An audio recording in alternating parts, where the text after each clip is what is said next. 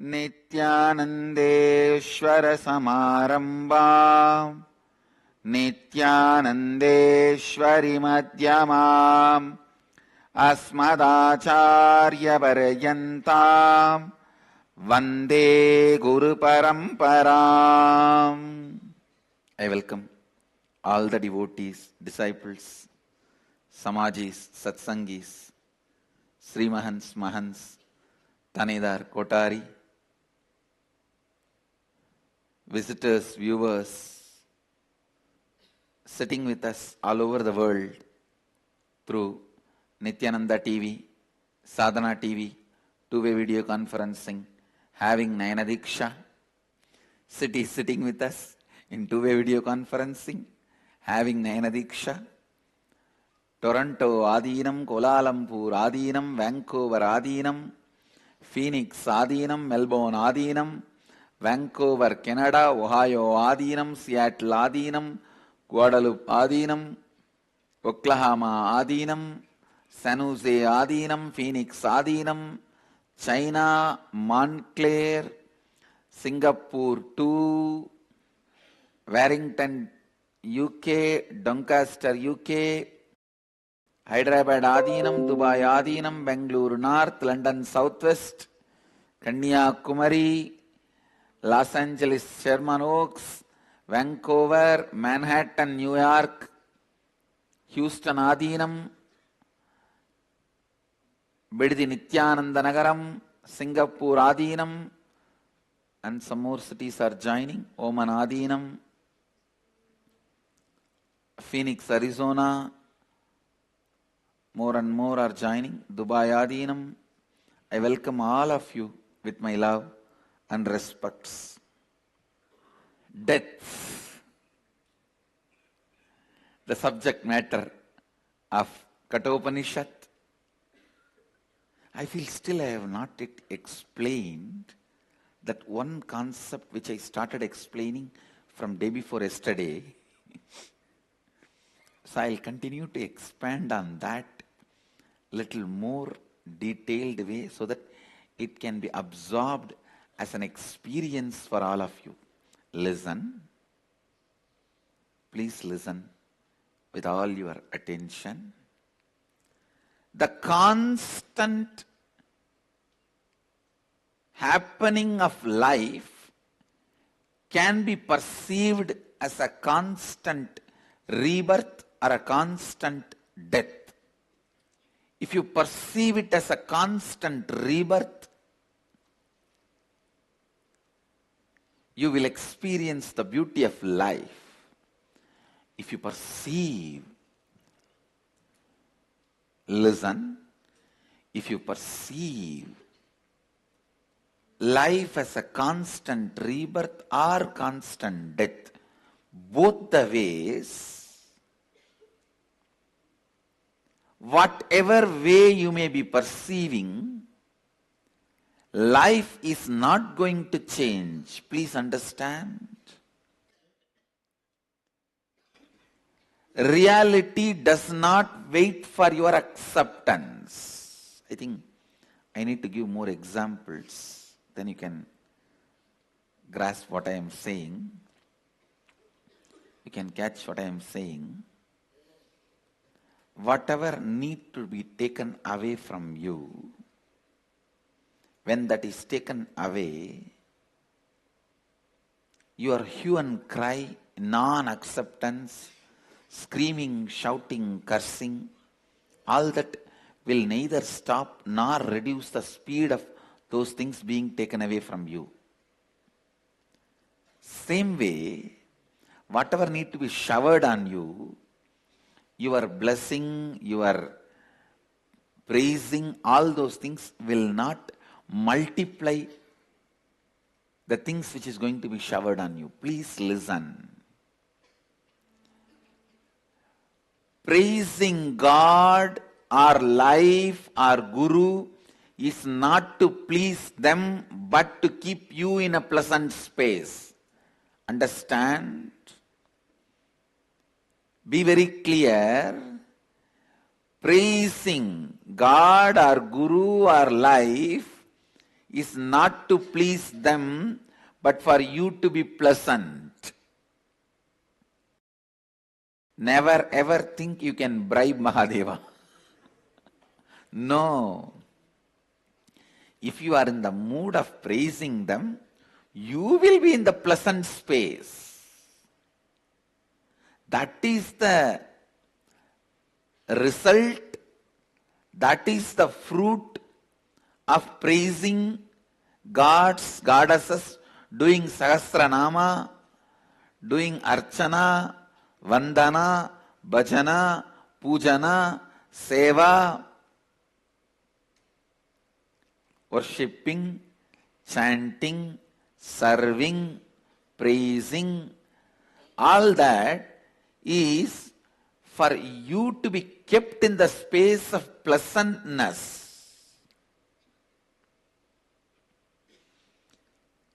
Bribing Mahadeva is not possible.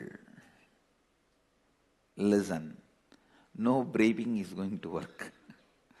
You can't bribe him. You can't bribe him. I want every one of you to do this homework today. Sitting with yourself and seeing what all the aspects of your life you feel you are having rebirths. What all the aspects of your life you are feeling you are dying.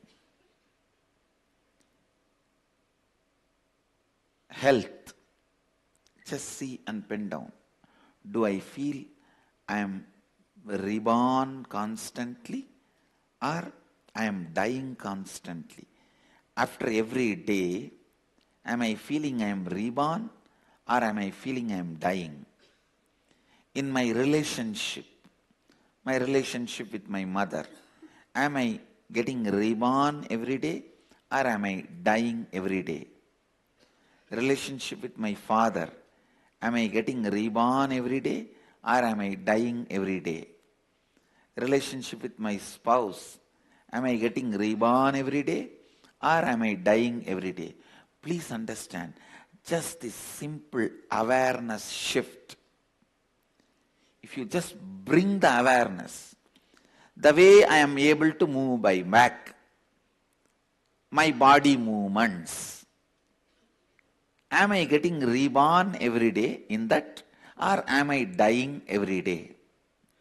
The way I am able to handle the shocks of life, even if it is a small tremor, am I making that as an earthquake? Or even if it is an earthquake, am I just standing like Pashupatinath?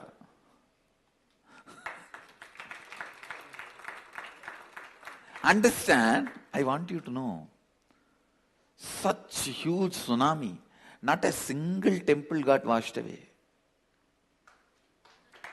In India, that big tsunami, it is shocking because Tiruchendur, Kanyakumari, in all those places, every day wave touches the temple compound. Suddenly, in those areas, ocean is withdrawn. Not a single temple got destroyed. And such a huge Himalayan tsunami, Kedarnath is standing. He is just standing. Much stronger, modern, recent day RCC buildings disappeared. Kedarnath is standing.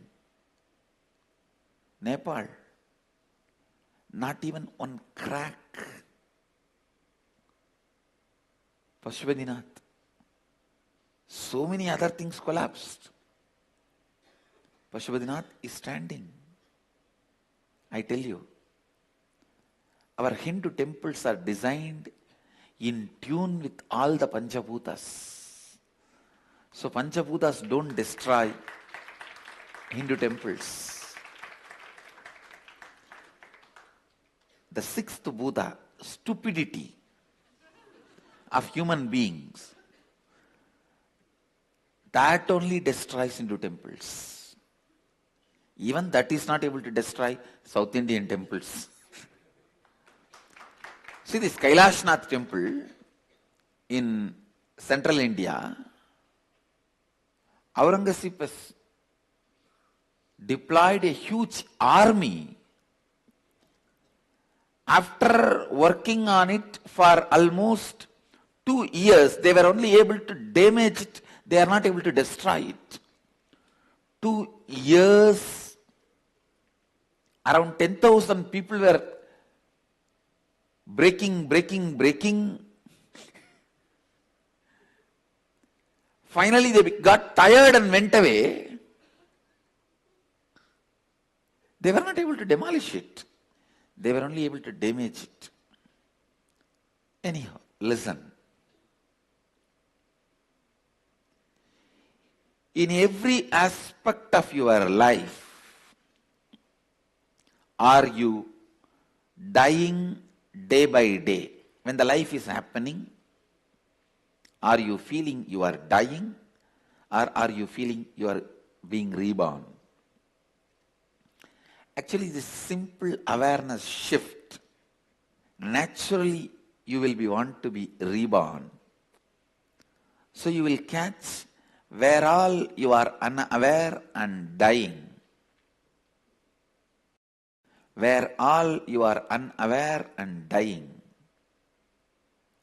And you will see automatically you plan for constantly being reborn. Please understand.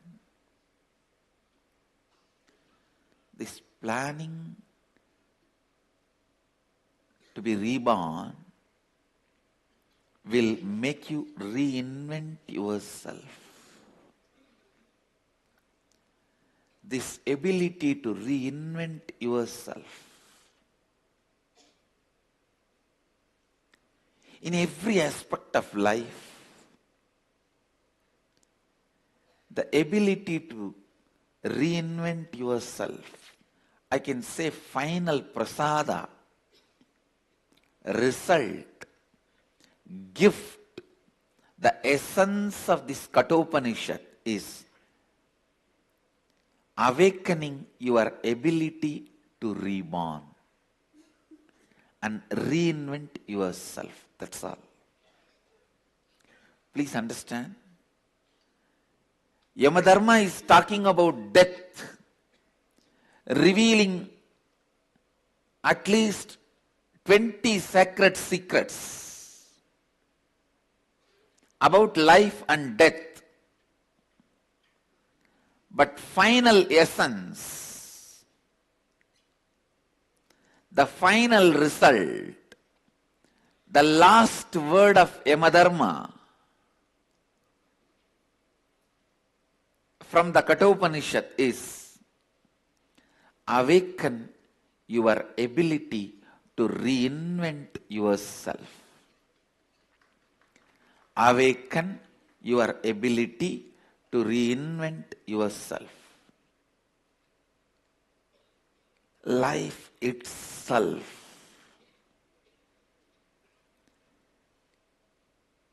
whether you want your health, you want wealth, you want joy, you want bliss, you want contentment, you want completion, you want relationships, you want enlightenment.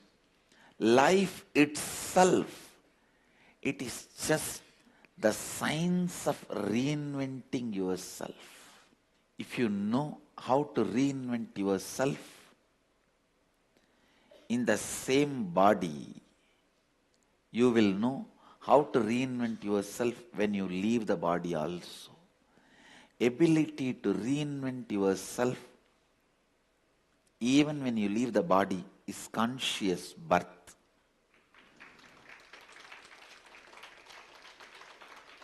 Ability to reinvent yourself while you are in the body is enlightenment. Listen. Constantly reinvent yourself. For the reinvention, the first thing you need to do, you should be capable of dropping the past as past. Past has no meaning to you other than making you understand it has no meaning to you. Understand? Past has no meaning to you other than making you understand it has no meaning to you. I tell you, the only lesson you need to learn from past is don't be affected by it. And with all my responsibility, I am telling you, there is nothing good you need to learn from past. You go on justifying yourself, making you believe, no, from the past mistakes I will learn. No one learned. Relax. No one learned. Relax. It's a stupid illusion, delusion. In the name of, I will learn from past mistake, you want to go on be brooding about it?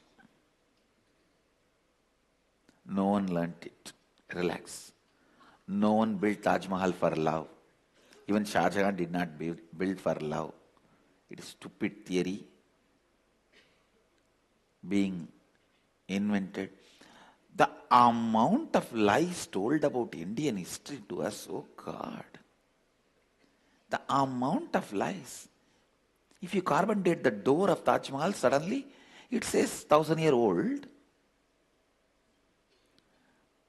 And these fellows go on pushing us to believe that Taj Mahal is built by Shah Jahan. Is there no limit for stupidity? And there are tons and tons of evidences. It was Shiva temple. When some researcher, scientist, archaeologist try to reveal this, he is silenced brutally.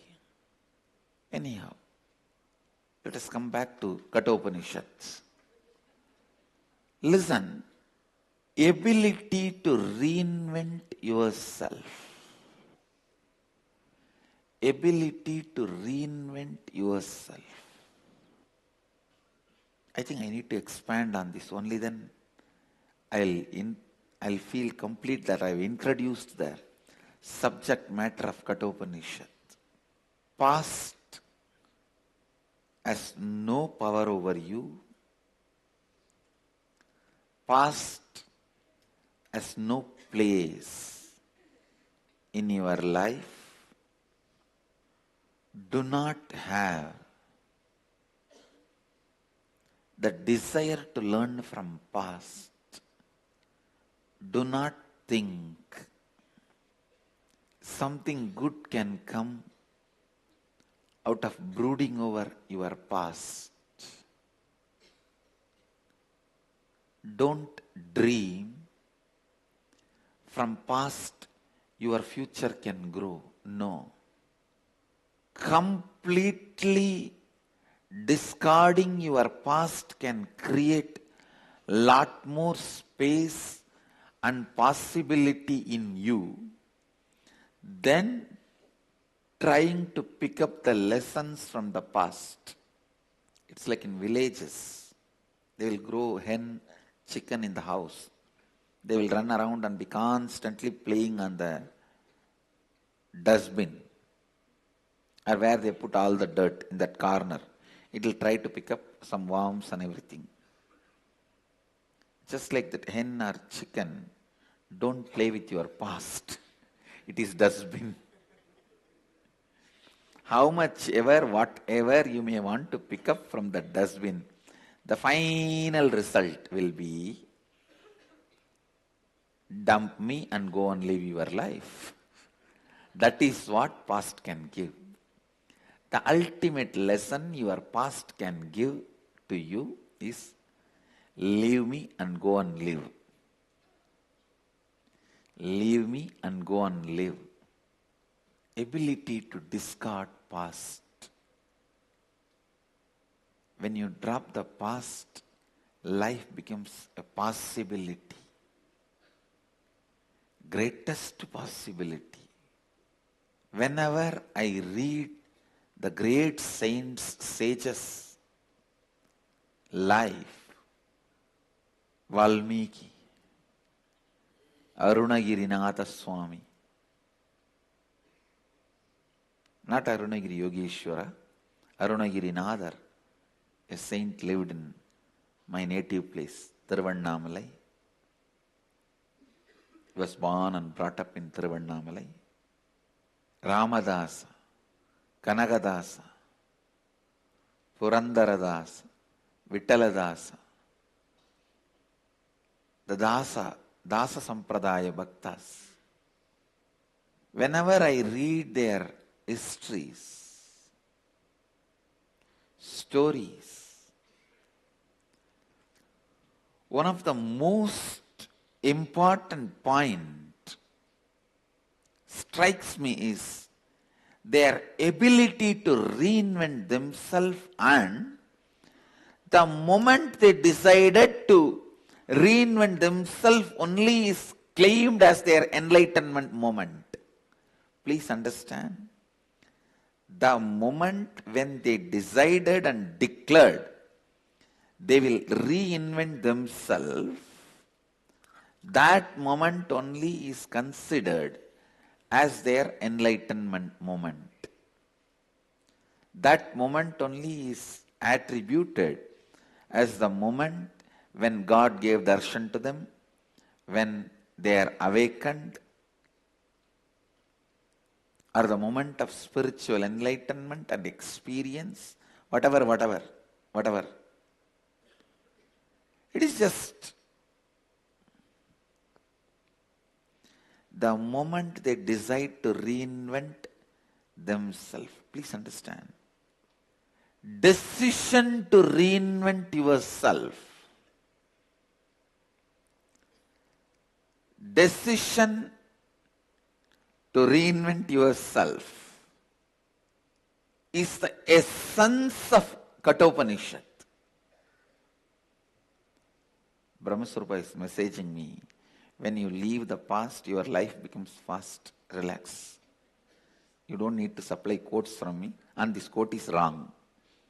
When you leave the past, your life becomes feast.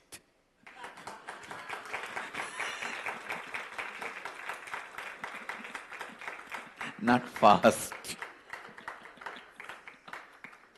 Life becoming fast means restless. When you leave your past, life becomes feast.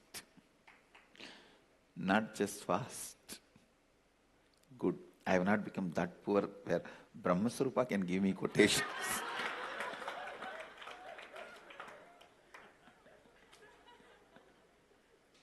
I already wrote the poem as I committed with you all yesterday.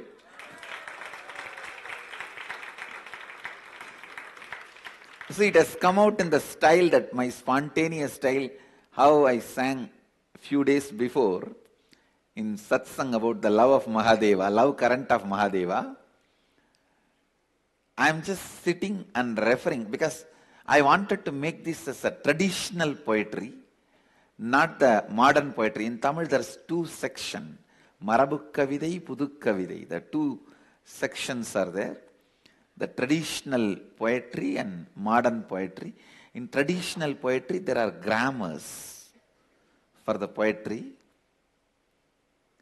My spontaneous expression, I do not know how much it has aligned to the grammar, so I'll take few days to align them to the grammar, because I used to, in 1995, 96, in those period, I used to write this traditional poetry without missing the grammar, without missing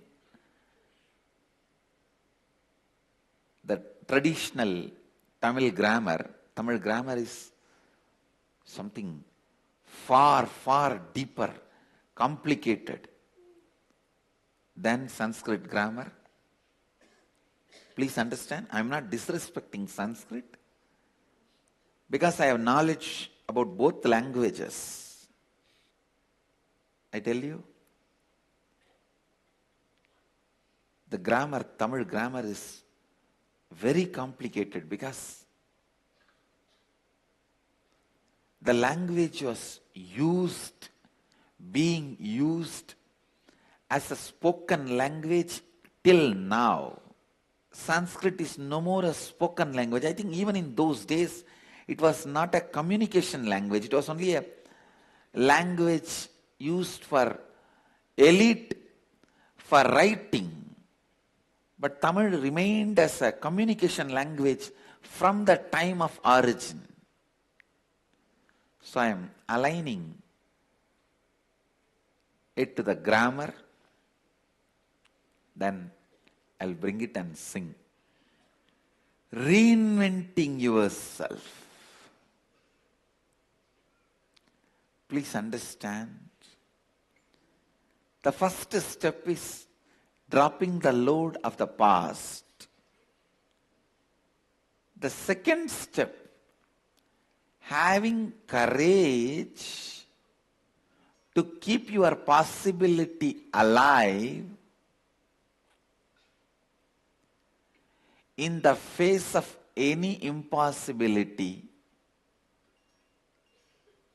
perceived by you because of your SDHD.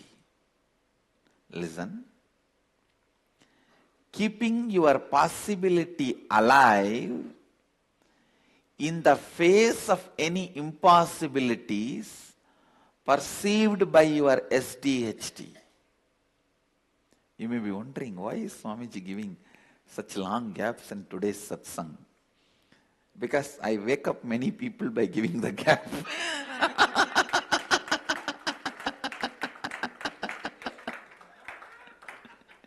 It almost becomes lullaby for people if I am talking in my own tone and tune regularly.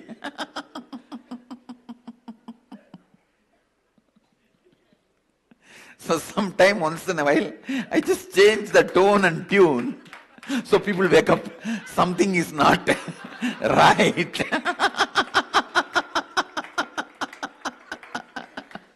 No, what happened? What happened? What happened? Is satsang over and everybody... As people left Kalpadar Darshan over. Kalpadar Darshan over. Hey, you are on the train back to Bangalore.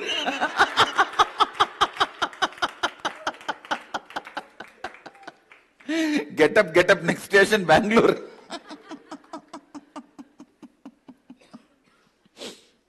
So, just to give a wake-up call. It is my subtle way of giving wake-up call, because directly giving wake-up call not only disrespects them, it disrespects me also, because I am talking in such a way that they are able to sleep.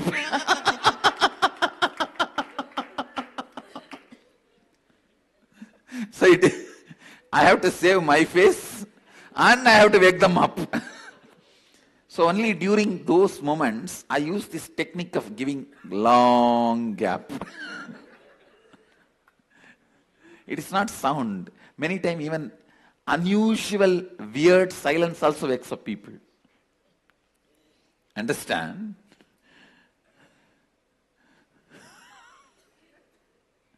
Most of the time you can see while you are sleeping in the night, if the AC machine gets switched off by the electricity disconnection or power goes and AC stops, it is not that immediately room became hot, you wake up. The moment the sound disappears, you wake up. How many of you experienced this? The unusual silence also wakes up people. That is what I was trying to do. It's not just Niramaya, it's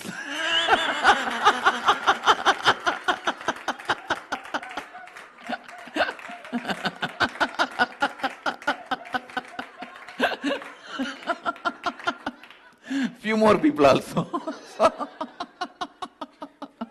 No, I didn't want to tell just one name. See, I think the space of Anandavana, people are in Ananda. Ability to reinvent yourself. It is not necessary you need to live with the same current of thoughts or patterns. Please understand.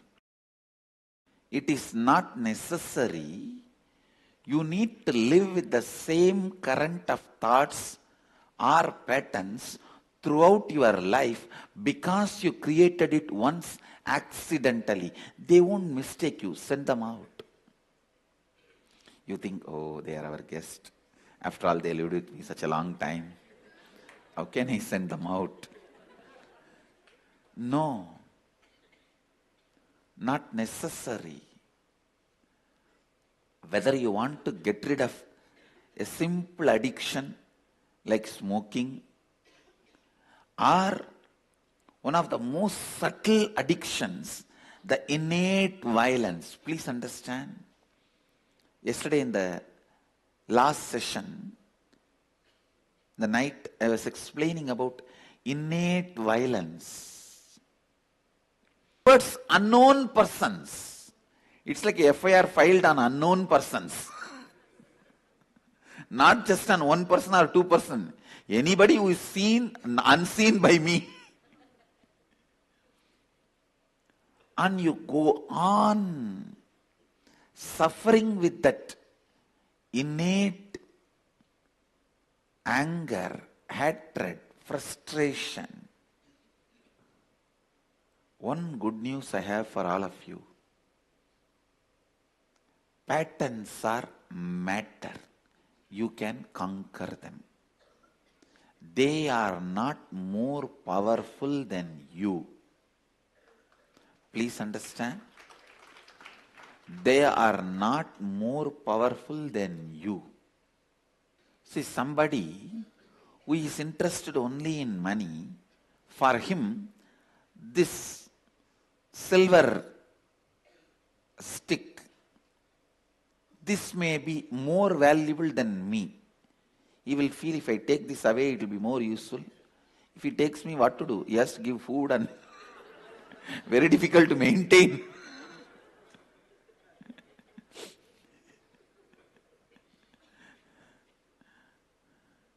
If he takes me, what can he do? Nothing can be done. No use. If he takes this, it will be useful for him at least.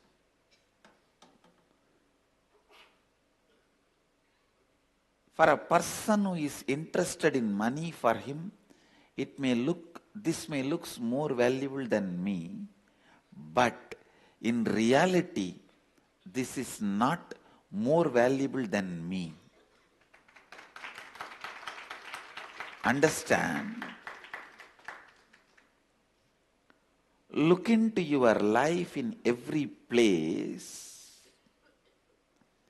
Look into your life in every place where stupidity, the matter, is being given so much of importance over the consciousness.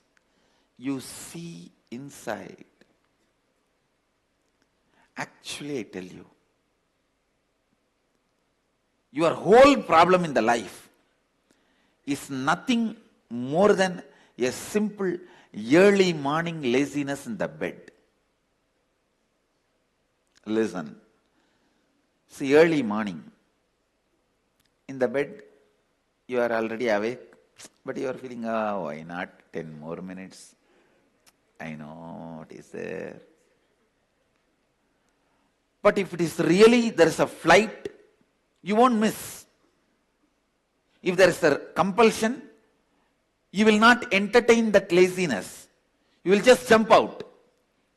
The laziness is just, there is no compulsion, it's okay. All your suffering and ignorance and SDHD, self-doubt, hatred, denial, all that is only because you think you have a freedom. Please listen. You have a free space to play. Something in your life makes you feel the urge is urgent. No, you can't play this game anymore. A disease or an accident or a breaking up of a relationship or something. Very strong, rude shock. You just wake up and decide to reinvent yourself.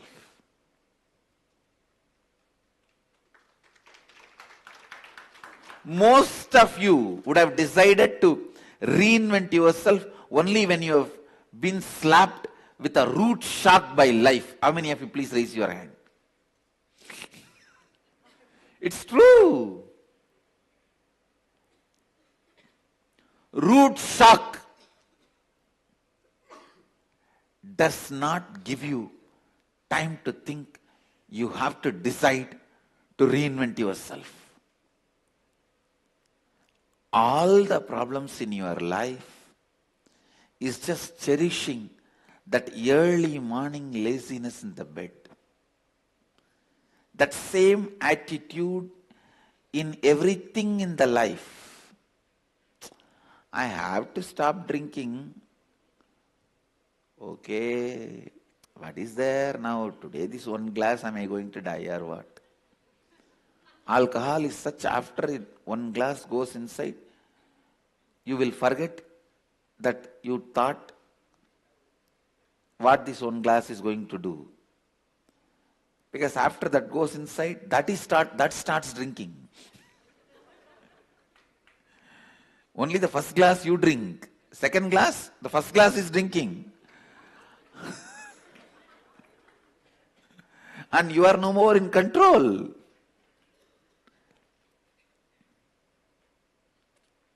You are no more in control.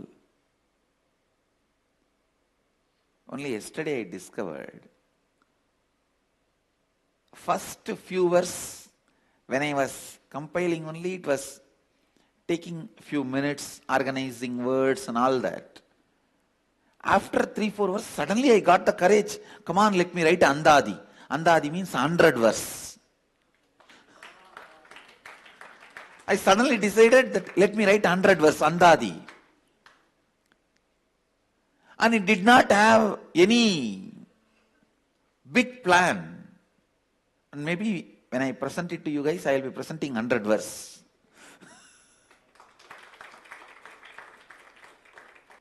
Listen.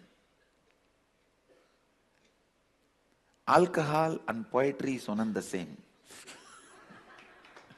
See, alcohol does damage to you, poetry does healing to you. That's all. Both the result is different, but the way it flows. If you take the first glass, second glass you will not be drinking, the first glass will be drinking. If you write the first poetry, second poetry, you don't have to sing. The first poetry will sing the second poetry. That is Andadi. The first poetry will sing the second poetry. First poem will write the second poem. That is Andadi. Listen. The simple laziness which you cherish, thinking things are not that urgent, that needs to be broken for reinventing yourself. It is urgent. The moment you are born, looking into death is urgent. Because any moment it can happen. Good news is, your consciousness is more powerful than any patterns or the matter. The great news I have is, You just need to feel the urge into urgent. That's all.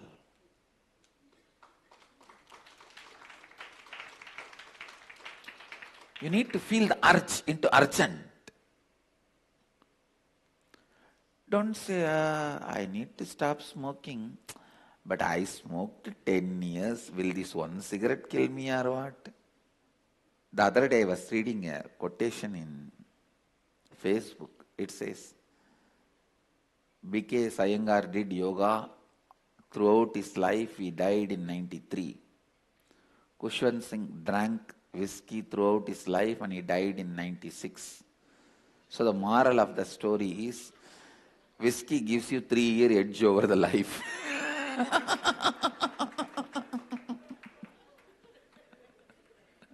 What a stupid theory people develop. No, the stupidity is when you are drunk, all this looks real.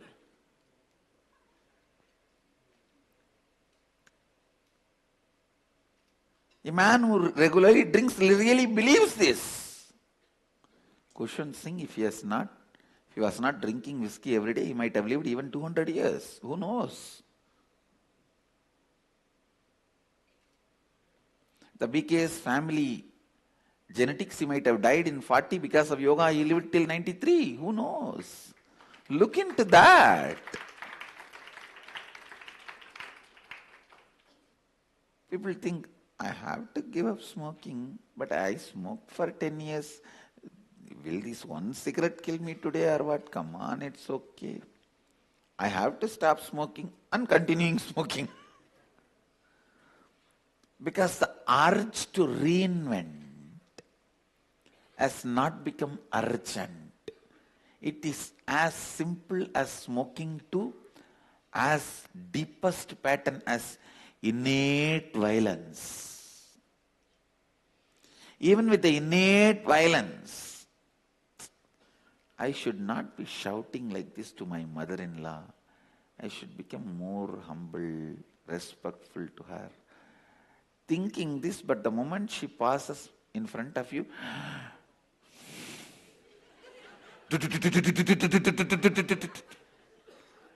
and after finishing, suddenly again you will remember, I thought I should speak little patiently with her. Please understand, all conscious human beings has urge to reinvent themselves.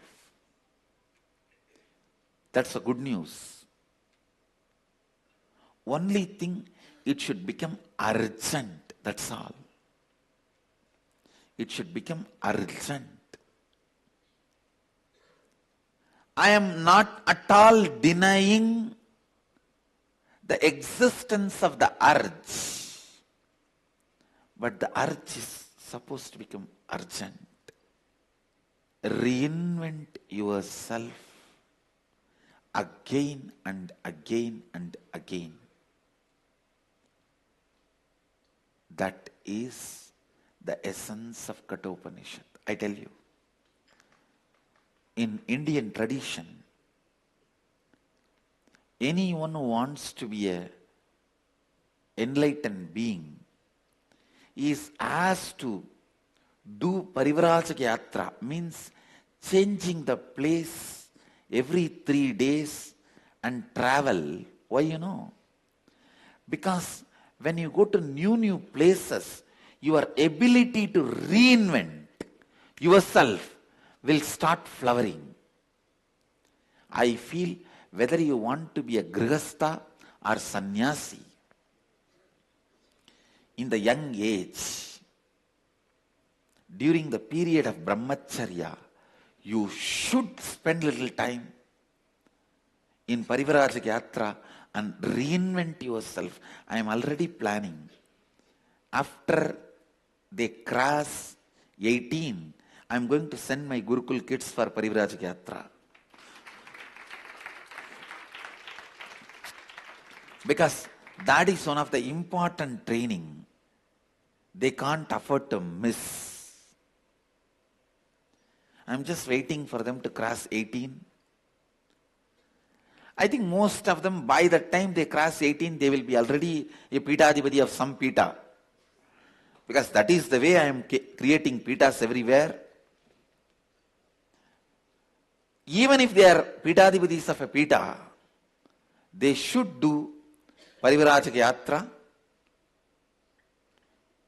after they cross 18.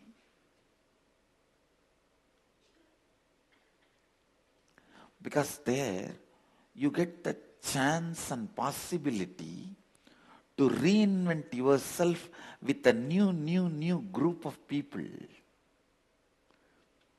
Jnanatma has got a historic reference. B.K. Iyengar's father died when he was only 9 years old. His childhood was further marked with a variety of serious illnesses, including malaria, tuberculosis, together with malnutrition.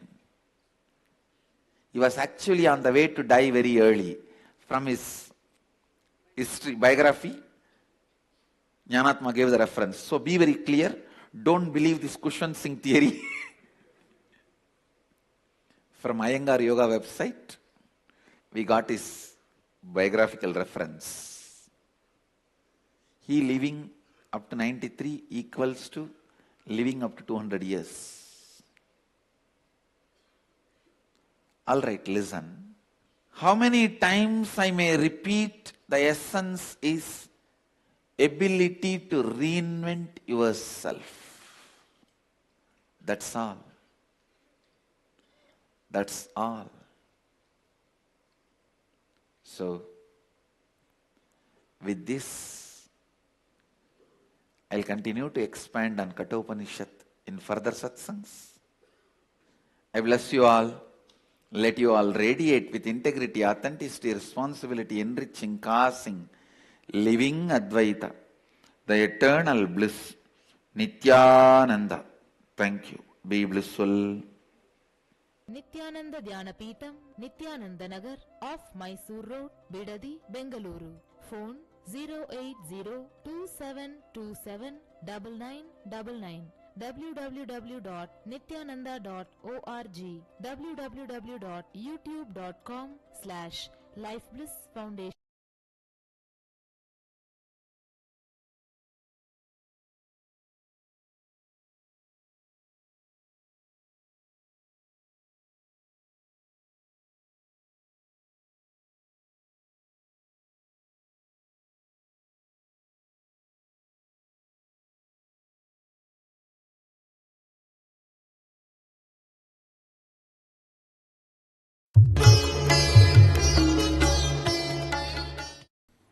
Nithyanandeshwara Sadashiva Samarambam Nithyanandeshwari Adishakti Madhyamam Asmadacharya Paryantam Vande Guru Parampara.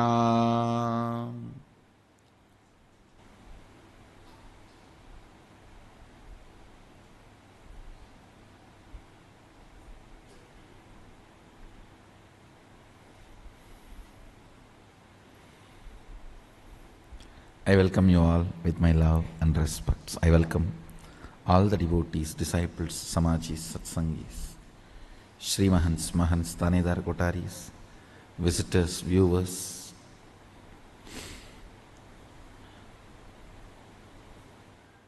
Everyone sitting with us all over the world, Nitya Satsangis, Sarvajnapeetha Yajamans. Everyone sitting with us all over the world through Nithyananda TV and two-way video conferencing.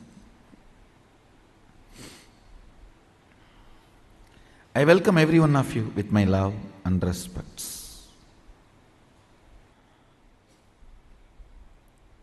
I'll give the essence of what I am conveying in last few satsangs. First thing, anything you fill in your logic becomes your imagination. whether oneness or any decision you take, anything you fill your logic, it becomes your imagination. Anything you fill your breath, your heart, it becomes your visualization. Anything you fill your depth, that becomes your declaration. Then comes time, length, breadth, depth, time.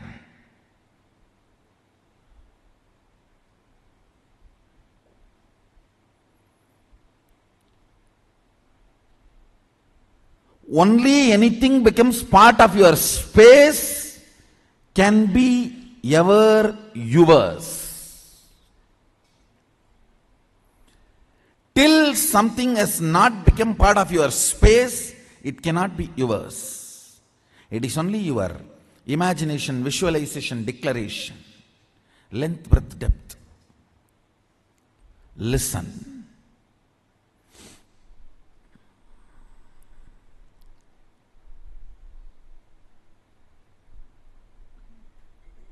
I made a statement, ferociousness breaks the time layer, removes tiredness, depression, boredom associated to length, breadth, depth, and makes anything as your space. The example story I gave, Bhishma. Understand? Two incidents I gave. In my life, one day I missed the morning Mangalarati in Ramakrishna Mutt. Mutt has a beautiful routine. Early morning, during the summer it is 4 o'clock and during the winter it is 4:30. The morning Mangalarati, everyone has to come and sit and do the spiritual routine. One day I missed the morning Mangalarati because I overslept. I did not do the cute analysis. Oh, what is the pattern? What must be the reason I overslept? I did not do all that cute diagnosis analysis. It was a ferocious decision. I think we should stop sleeping, that's all.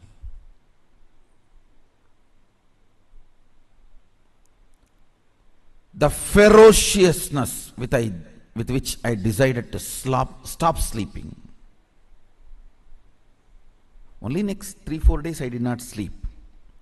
But the ferociousness was powerful enough to open my time layer. My decision to be in Mangalarati moved from length, imagination, breadth, visualization, depth, declaration to the space. Time opened up. And after that, not only I never missed Mangalarati, never sleep was a voting component of my life.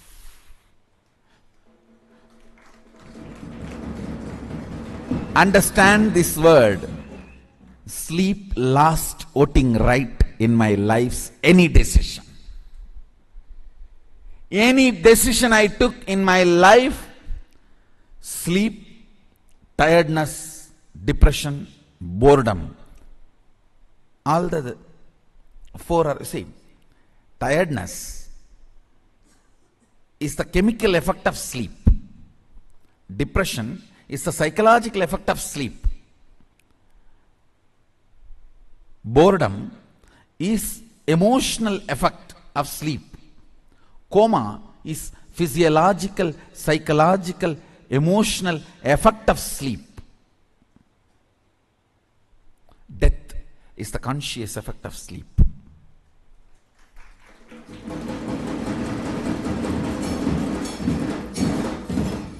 After that day, no decision could be influenced. Understand? After that, no decision in my life was influenced by sleep.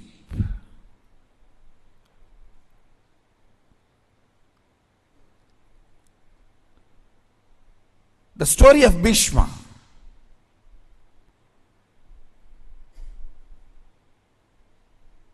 He goes to the woman. Santanu has fallen in love.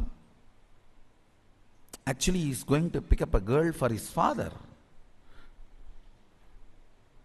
That itself was not usual in Vedic tradition. And she expresses the fear that my son will not be a king. So I don't want to marry your father because you will be the king. Even if you don't become, your son will fight for the throne. See the ferociousness with which he handles the problem. He is not saying, don't worry, I will not fight, I will make sure my son does not fight. No!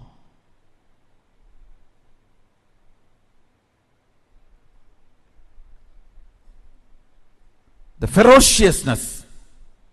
I declare myself Akanda Brahmachari. Understand, the scene is described by Vyasa. It was such fantastic scene. Son sacrificing his life for father's lust,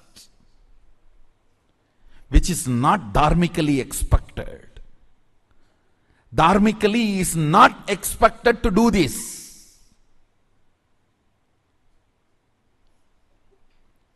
He just deals the whole problem with ferociousness and says, not only I will be a servant forever to the Hastinapur throne, he declares himself as a servant of the Hastinapur throne forever, and he died for Hastinapur throne till the end.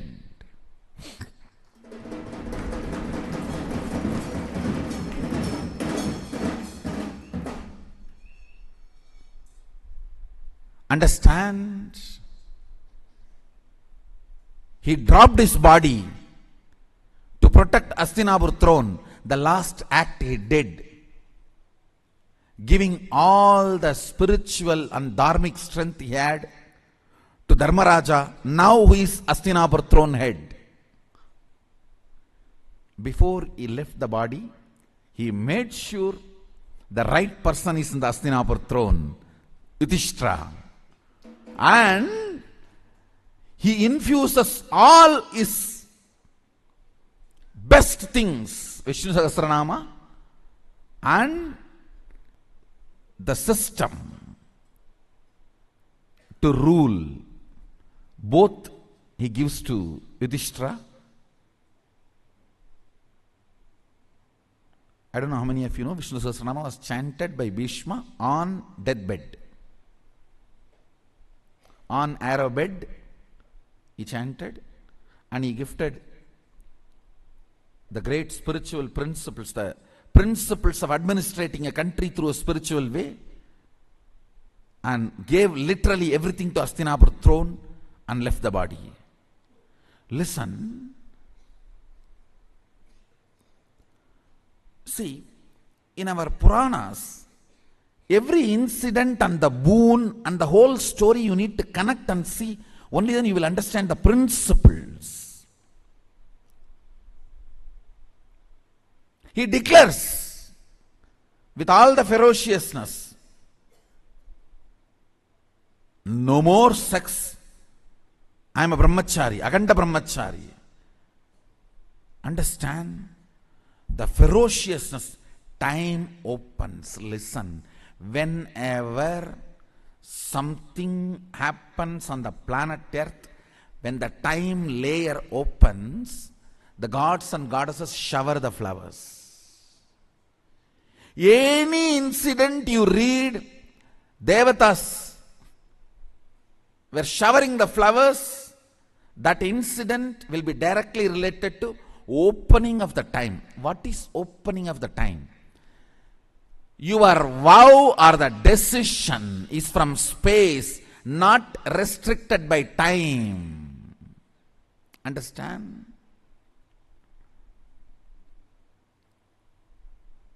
Something is imagination, visualization, declaration, if it is bound by time.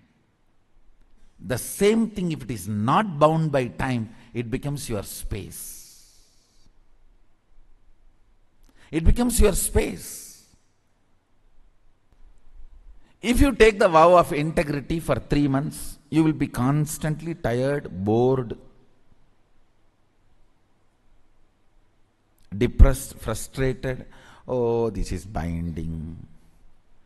Anything which you think you will break will tire you, bore you, depress you, and force you to break it immediately. Why delay?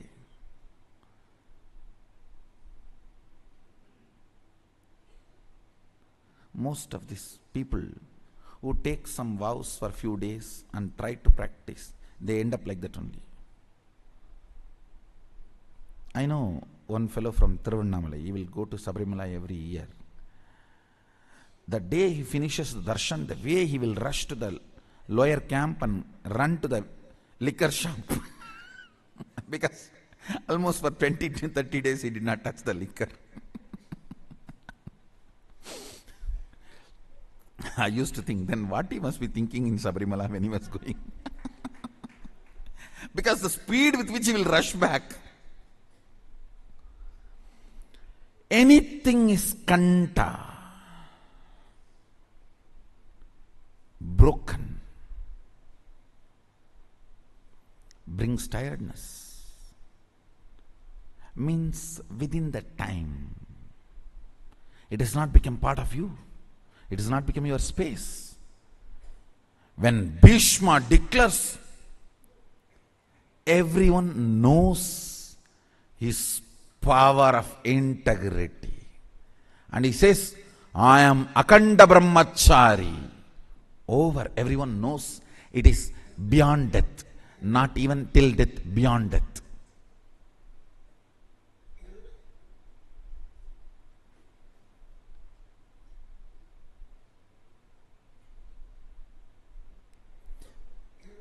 In Bengali there is a proverb. They always remind in Ramakrishna Math. A sannyasi can be declared pure only the direction, the way his ashes flow after his dead body is burnt. After you are dead and your body is put to the fire, the way it flows means even that ash should not flow in any wrong direction. It's a very symbolic proverb. Only the ash, the direction of the ash of the sannyasi's fire can prove his purity. Means that ability of akanda, that proves whether something has become your space or not. Understand? Now, you put all these statements, the zigzag puzzle. Ferociousness opens time. That makes your imagination, visualization, declaration into your space. When Bhishma declared, I am Akanda Brahmachari, the power.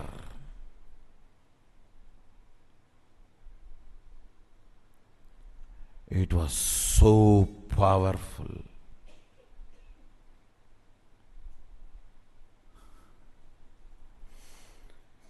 It was so powerful. Heaven showered. Heaven showered. Understand?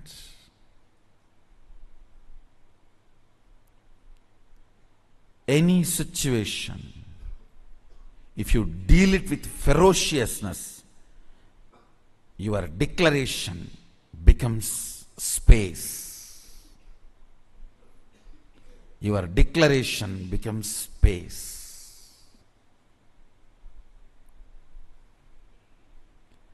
Where the whole nature just supports you. What makes you powerlessness? Your own fear or incompletion or distrust on you. You may not stand with something which you are declaring forever, whether it is a sannyas or marriage or oneness or Shakti manifestation, whatever. Your own feeling, you may not stand with it, or you may not be capable of standing with it.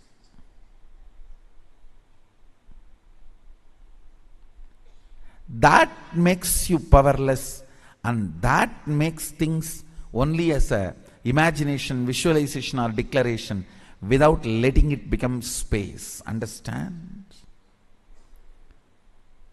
If you declare from your space the oneness, now you will manifest all the powers of Sadashiva. Because the initiation is same. It's not that initiation is going to change.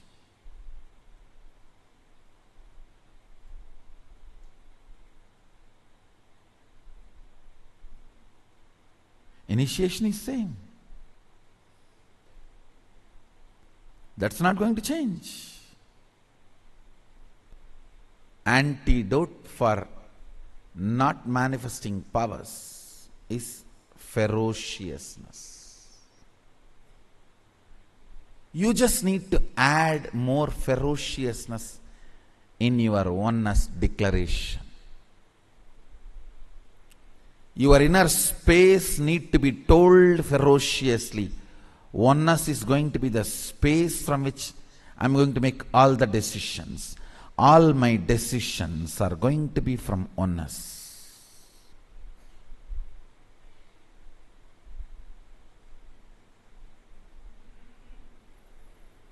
All my decisions are going to be from the logic of oneness, visualization of oneness, depth of oneness.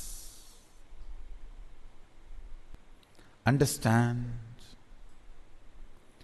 if you want to have a big breakthrough in power manifestation, I am giving you the knack technique. Ferociously deal with your powerlessness. Let ferociousness become the attitude with which you deal your powerlessness. As I told you, the moment I saw the hypocrisy of the society, my ferocious response to the society is my satya.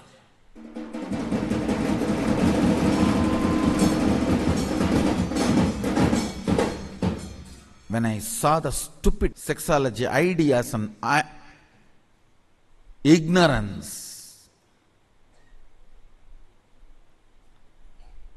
stupidity, hypocrisy related to sex, my ferocious response to the society is my brahmacharya.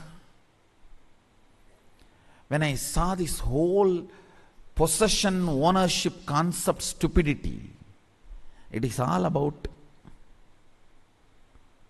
might is right. Understand?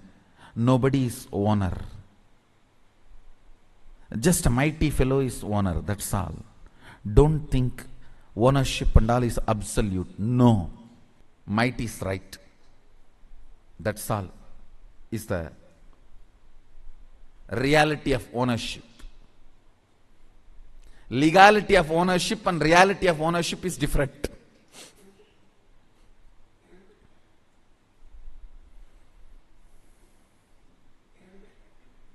Understand? The whole hypocrisy of the ownership and possessiveness of the society, my ferocious response to it is aparigraha.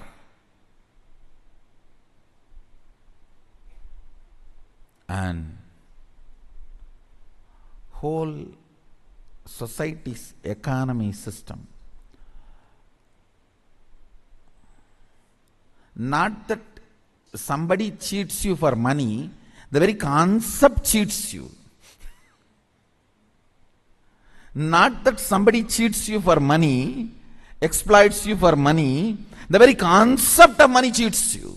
My response to that, ferocious response to that, is asteya.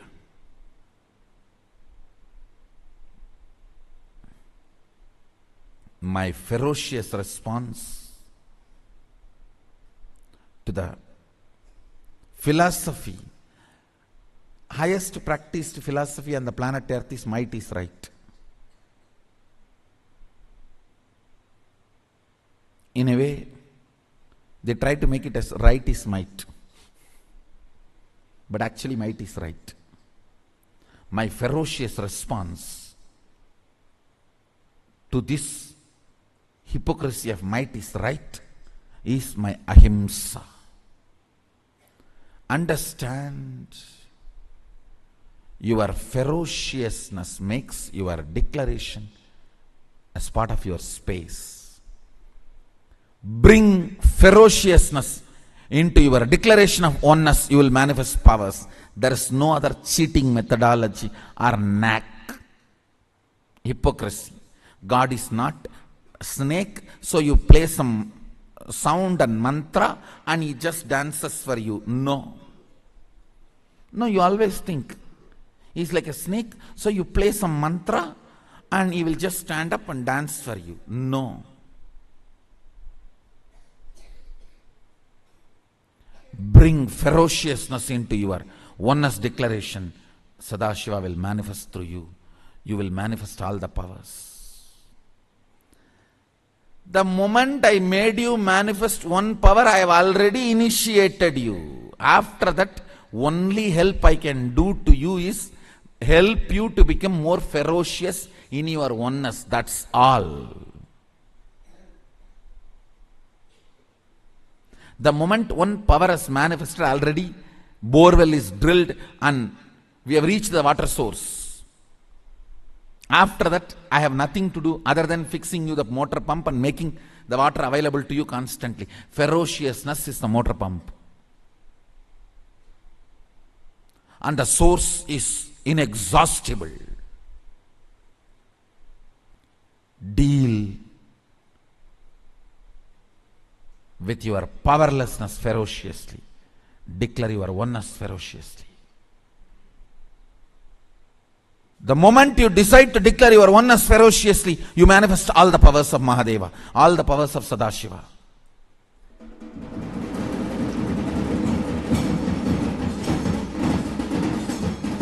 All the powers of Sadashiva.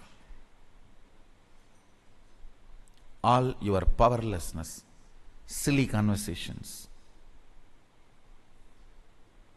silly pleasures. That's the right word I'll use. Silly pleasures.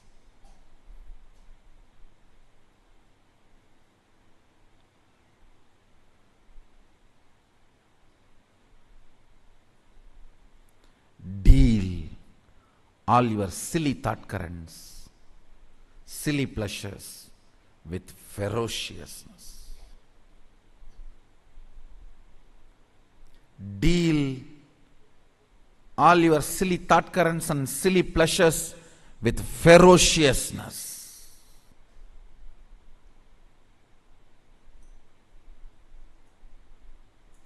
I tell you, especially the Adinavasis and Sangha members who are getting trained directly through Jira, understand,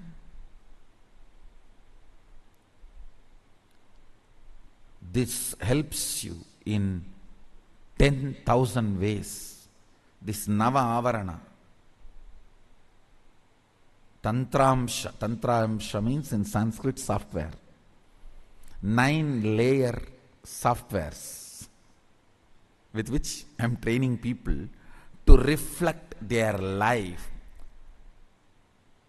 If you see, first of all, with all your integrity, record whatever you are doing and what is happening in the Jira. Within a week, you can see very clearly how shallow, silly your life is wasted and destroyed in unconsciousness. How stupid, how you are destroying your life.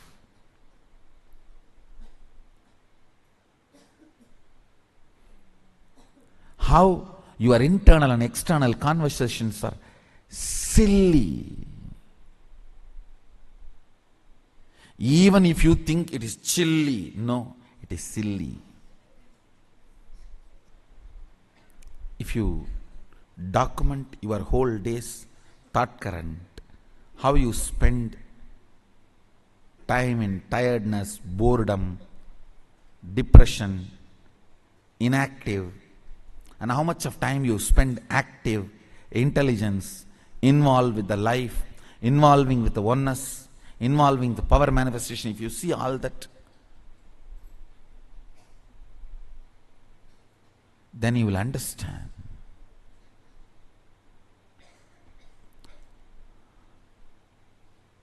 how unconscious your life is. It is like mirror, and how you can evolve you.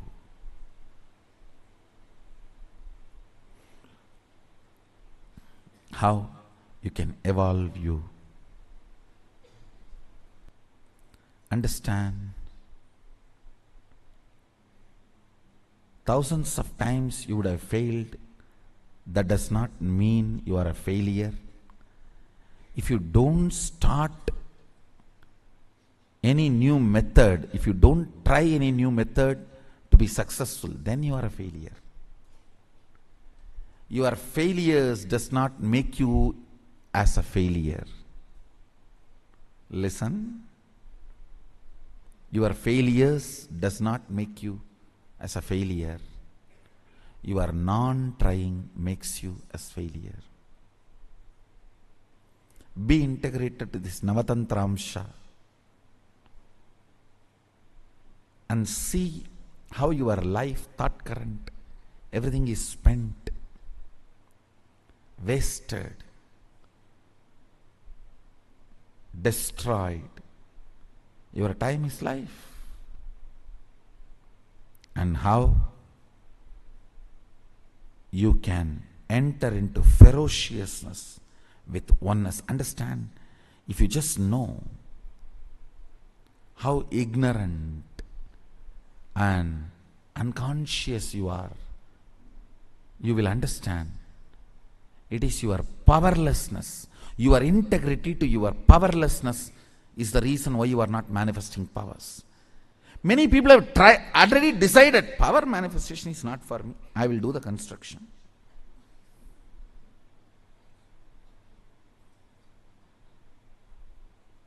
I will do this work. I will do that work. No. I tell you, only with power manifestation, only by ferociously manifesting oneness, the purpose of your life will be fulfilled. Purpose of your existence will be fulfilled. Everything else is stupidity, waste of time, waste of energy, waste of life itself.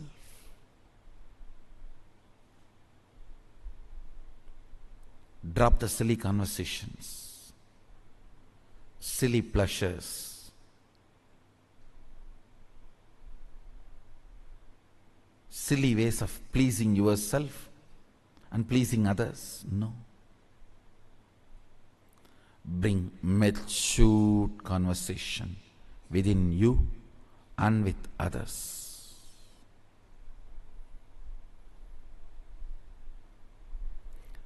bring ferociousness to your oneness declaration. Oneness should be imagined, visualized, declared, ferociously digested in your space. Oneness should be imagined, visualized, declared, digested into your inner space ferociously. The way you declare oneness, even your atmosphere, the air which comes out of your body and mixes, that area is called your atmosphere, Vatavarana. Even your Vatavarana should know, yes, he means it. Kannagi declaring her chastity, even the Vatavarana was shivering, shaking.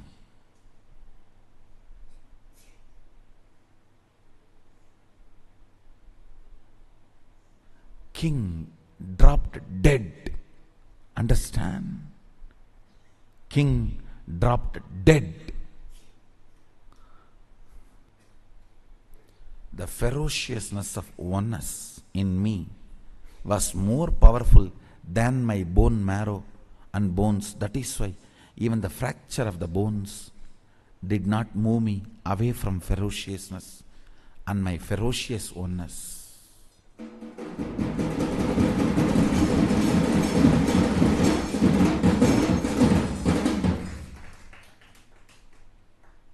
Still we have video. I just got up and said, I think there is a fracture. Shall we give a medical attention to it?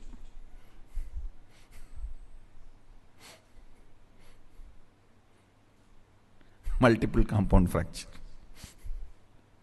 I am telling, I think there is a fracture.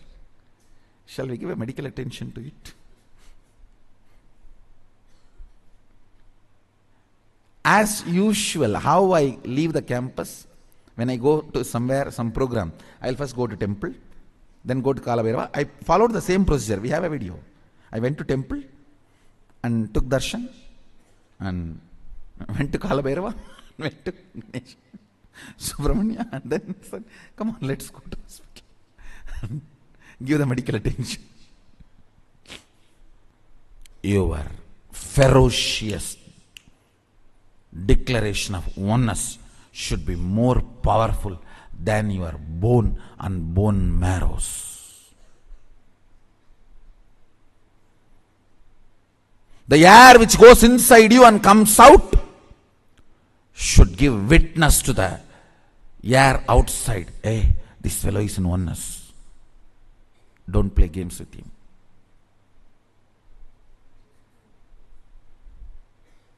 The breath which goes inside you and comes out should give witness statement to the air outside. Hey, he is in oneness. I went and checked every corner. Don't play games with him. The prana which goes inside and comes out should give a witness statement to your Vatavarana about the ferociousness with which you are in oneness. Nothing else. It's all simple, ferocious declaration of oneness. The ferociousness added to your oneness makes you manifest powers. That's it. That's it. All you need is ferociousness.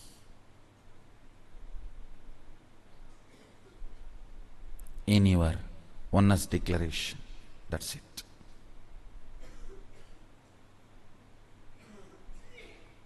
Infuse more and more ferociousness into your oneness declaration.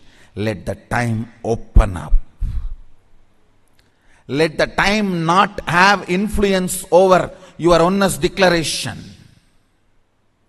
Let the time not bore you, tire you, depress you from the declaration or the existence of oneness.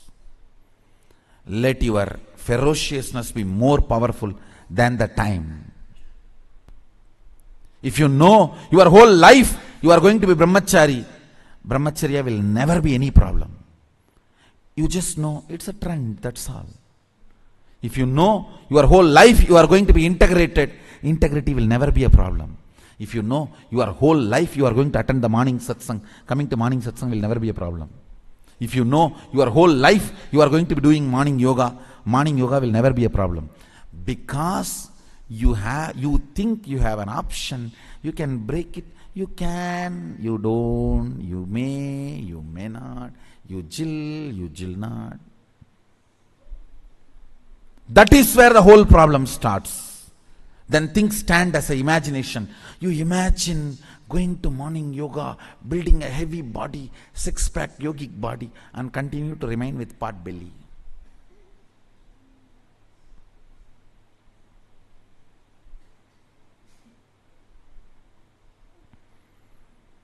Then all your ideas remain as imagination, visualization, or declaration, never becomes your space, power manifestation.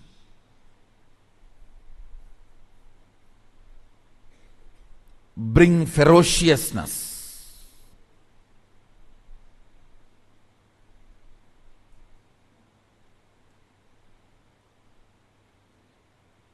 Let your inner space know time will not be able to change your principles.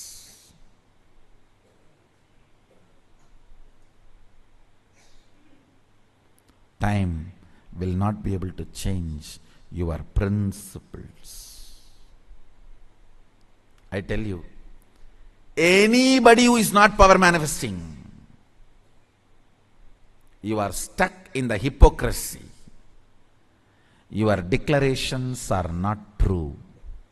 They are only in the level of imagination and visualization, not even to the level of declaration.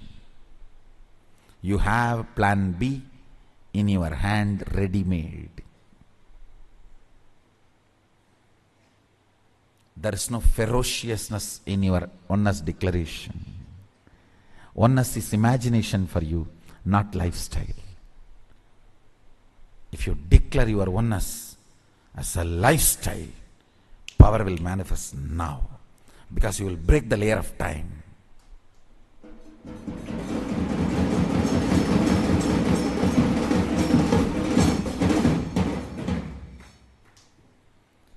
Bring ferociousness in your declaration of oneness like Bhishma.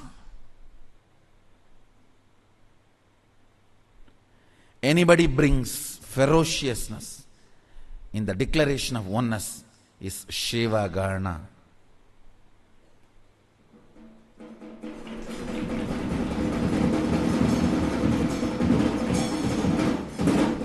Is Seva Gana.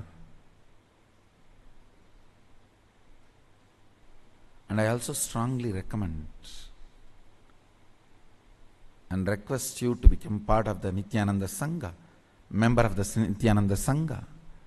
Last few days I am sitting in courtyard and trying to work out how I can use softwares and modern day gadgets to constantly raise you to the oneness and make you manifest powers. The Charya Pada for modern day is getting ready with Navatantramsha.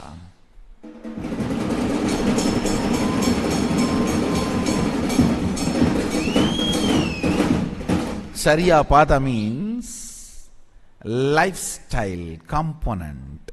Through lifestyle power manifestation.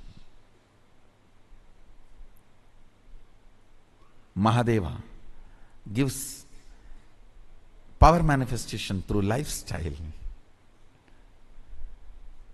I am trying to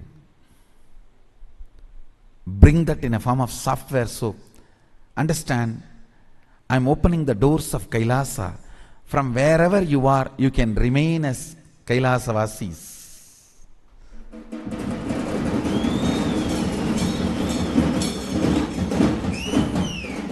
By connecting through this Adi Kailasa Tantramsha. I am evolving a new software called Adi Kailasa Tantramsha. Through connecting, through this software, constantly you will be made to manifest the power of oneness. So from wherever you are, you can become part of the Adi Kailasa and start experiencing superconscious breakthrough and manifest powers. So today again, tonight I am continuing to sit in the courtyard to evolve the Adi Kailasa Tantramsha.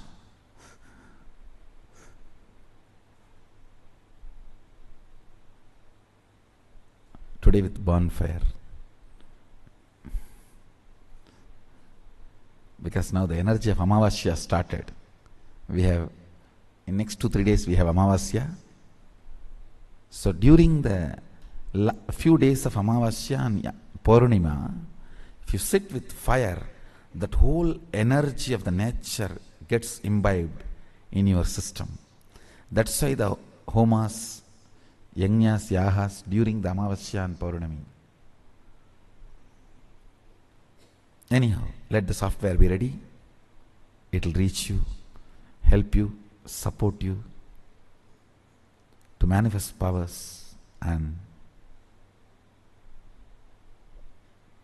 experience Adi Kailasa. So with this, I sincerely request all of you to become part of the sign up to be a member of Nithyananda Sangha. I bless you all. Let's all radiate with integrity, authenticity, responsibility, enriching, causing, living, Shuddhadvaita Saivam, Maha Sadashivoham, the eternal bliss, Nithyananda. Thank you. Be blissful.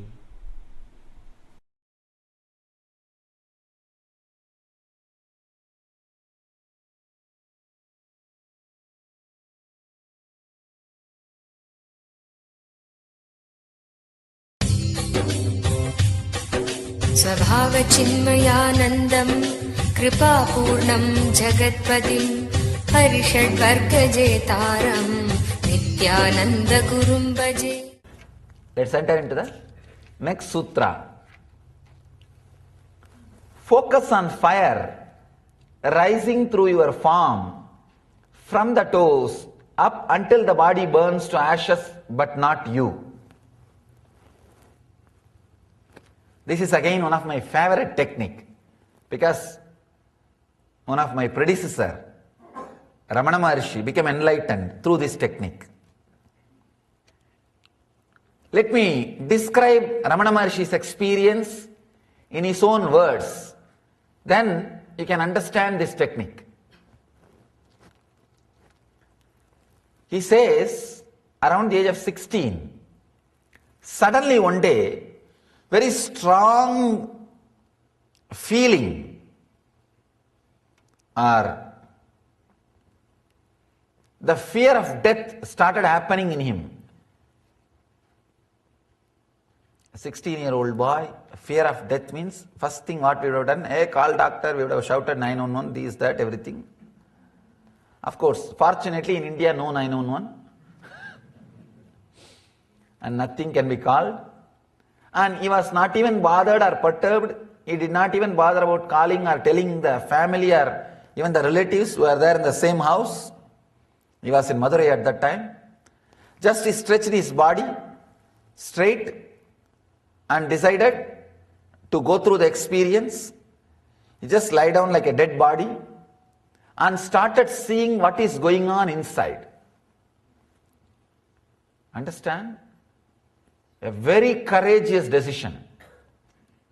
Very courageous decision. He says beautifully, I saw very clearly I was dying. Step by step, slowly the body died. Suddenly I remembered, Yes, only body is dead. I am alive. I exist still. I am there. And he says in the experience he saw very clearly, as if his body being carried, burnt, reduced to ashes, everything happened. In few chana, few seconds, everything happened. But suddenly he says, something opened, clicked. Yes, body has disappeared. I died. It is burnt. Everything is over. But I exist. I exist. I am not dead. This was such a strong experience. Bhagavan says, once for all, the death fear left me. The fear of death has left me. And that experience, I exist, stayed forever. Once for all. Understand? In half an hour you can become enlightened. That is what Bhagavan is saying by expressing this. All it takes is half an hour.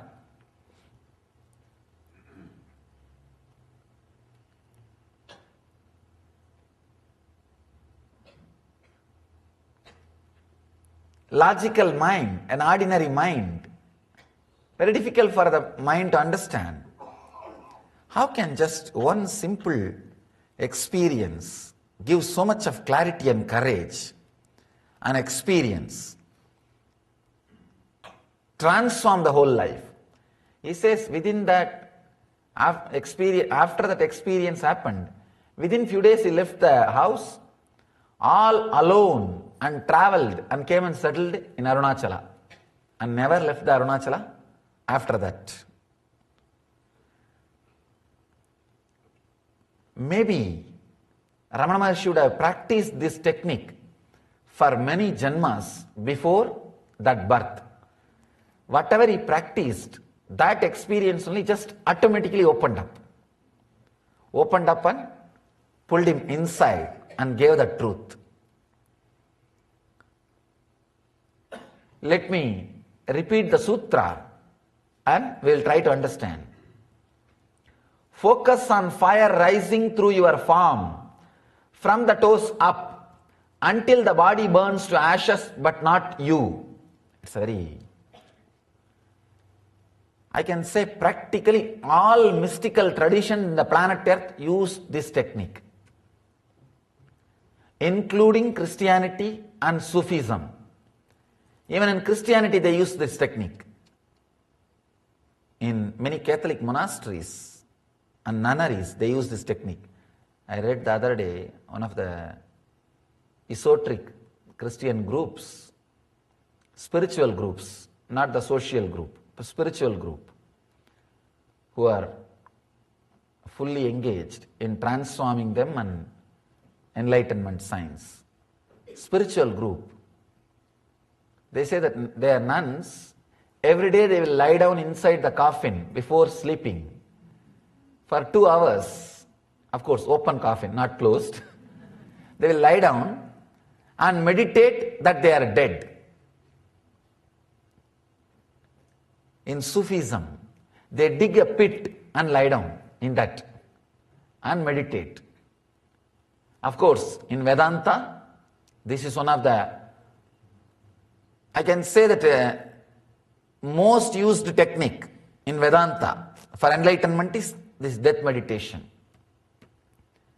Kathopanishad describes this technique wonderfully. Most used technique in Vedanta. Everybody before taking sannyas has to go through this technique.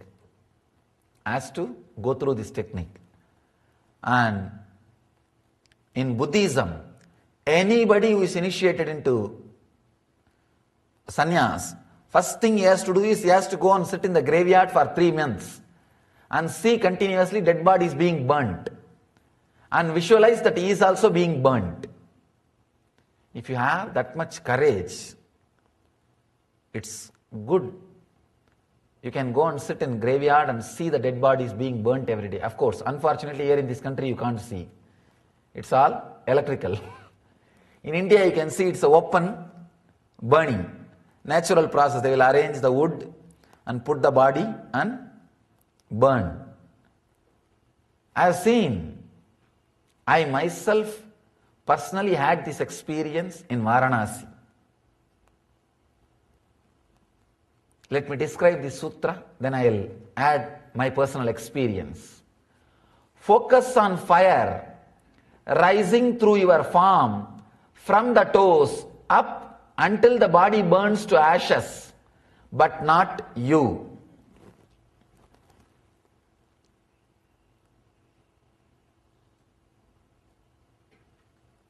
Mahadeva says, visualize the fire rising out of your body slowly, step by step, step by step.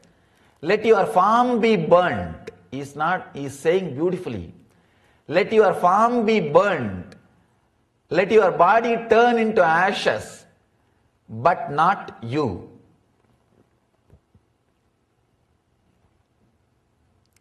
Let me describe exactly what happened with me when I had experience with this technique.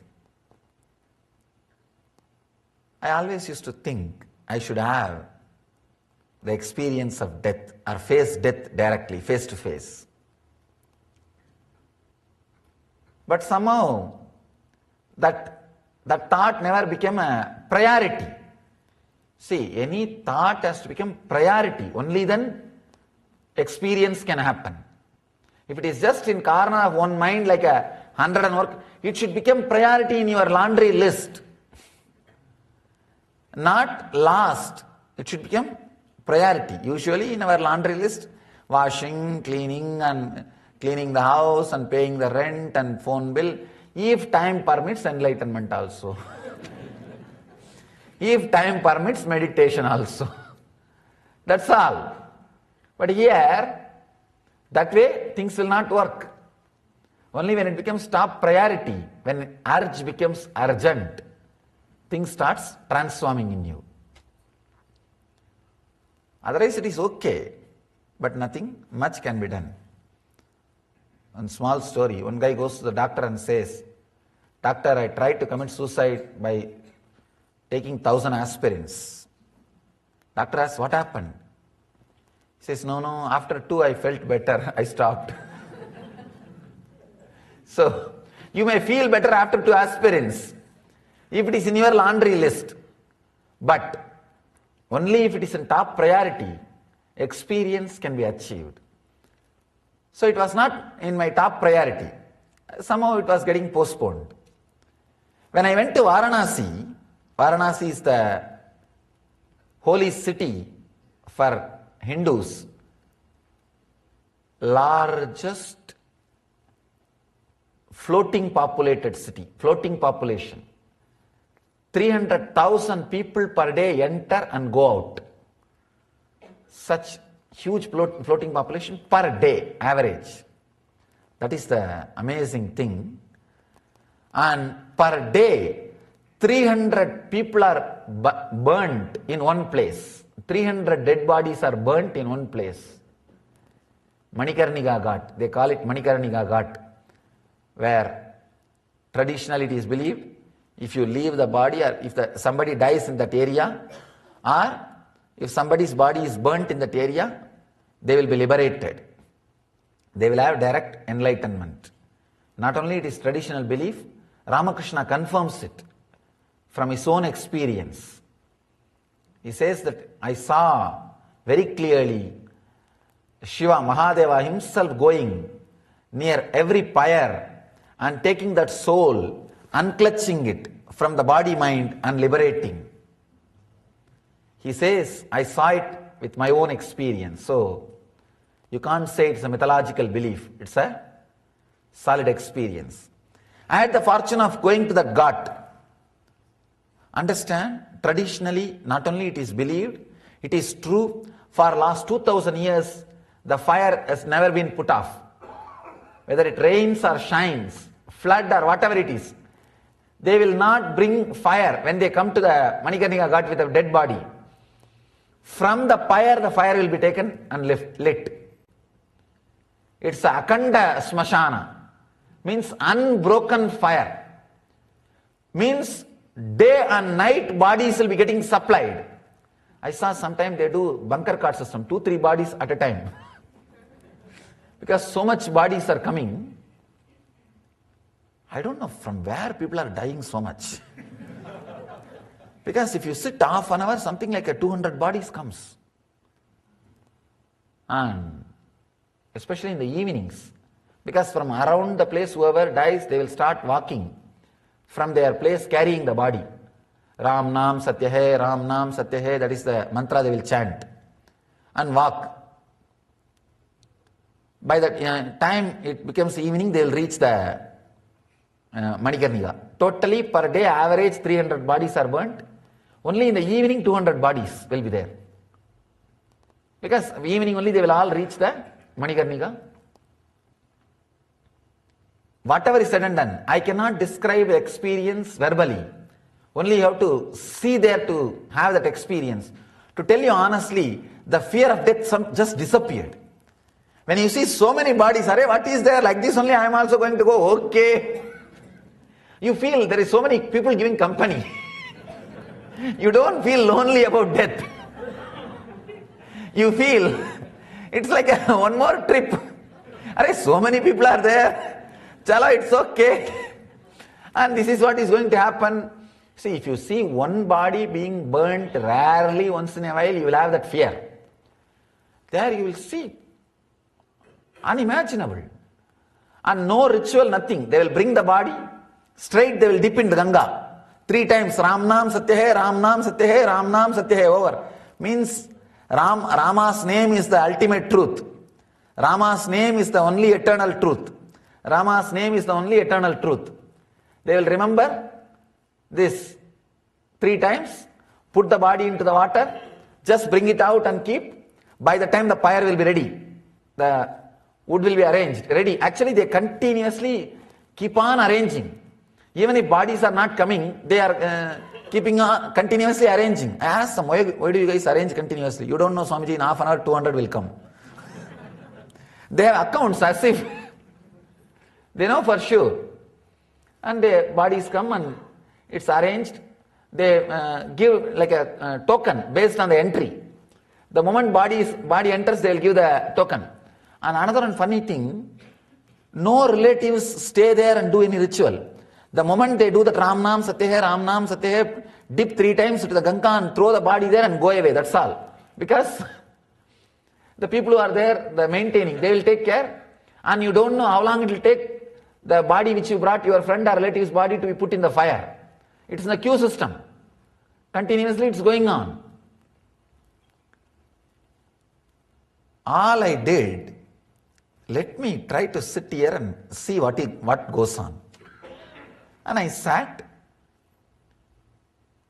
Just in half an hour, 1 hour, the death is no more a strange incident which happens once in a while for some relative or friend. It became like okay, next, that's all. Next, that's all. All size, all gender, all age, all kinds, all color, all community, all religion also.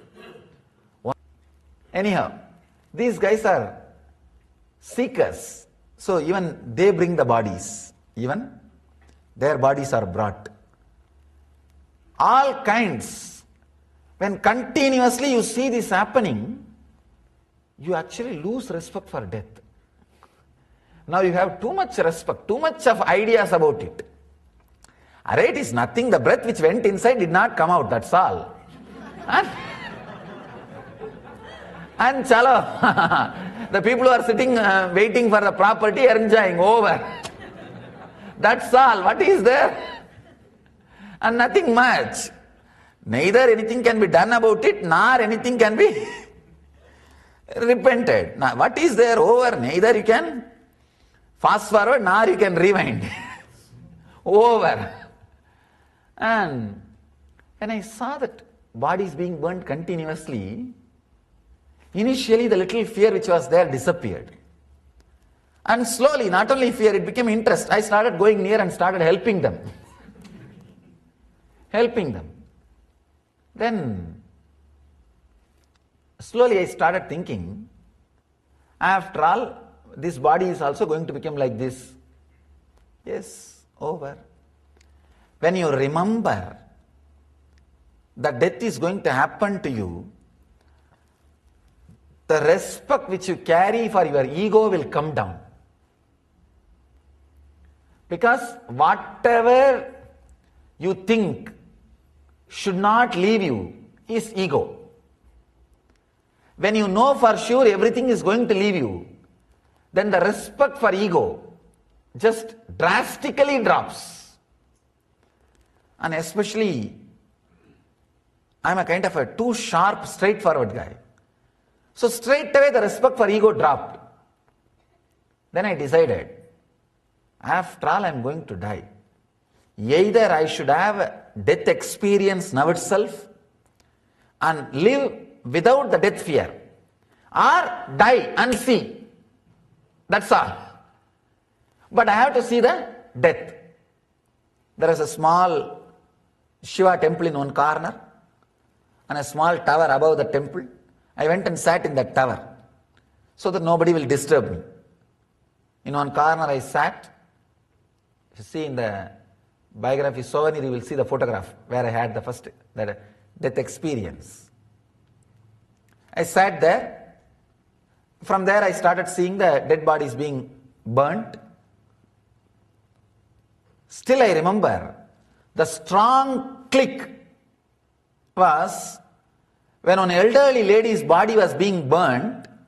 I saw her, she had a big belly, the cloth burnt and the fat which was there in the belly started burning and melting and flowing.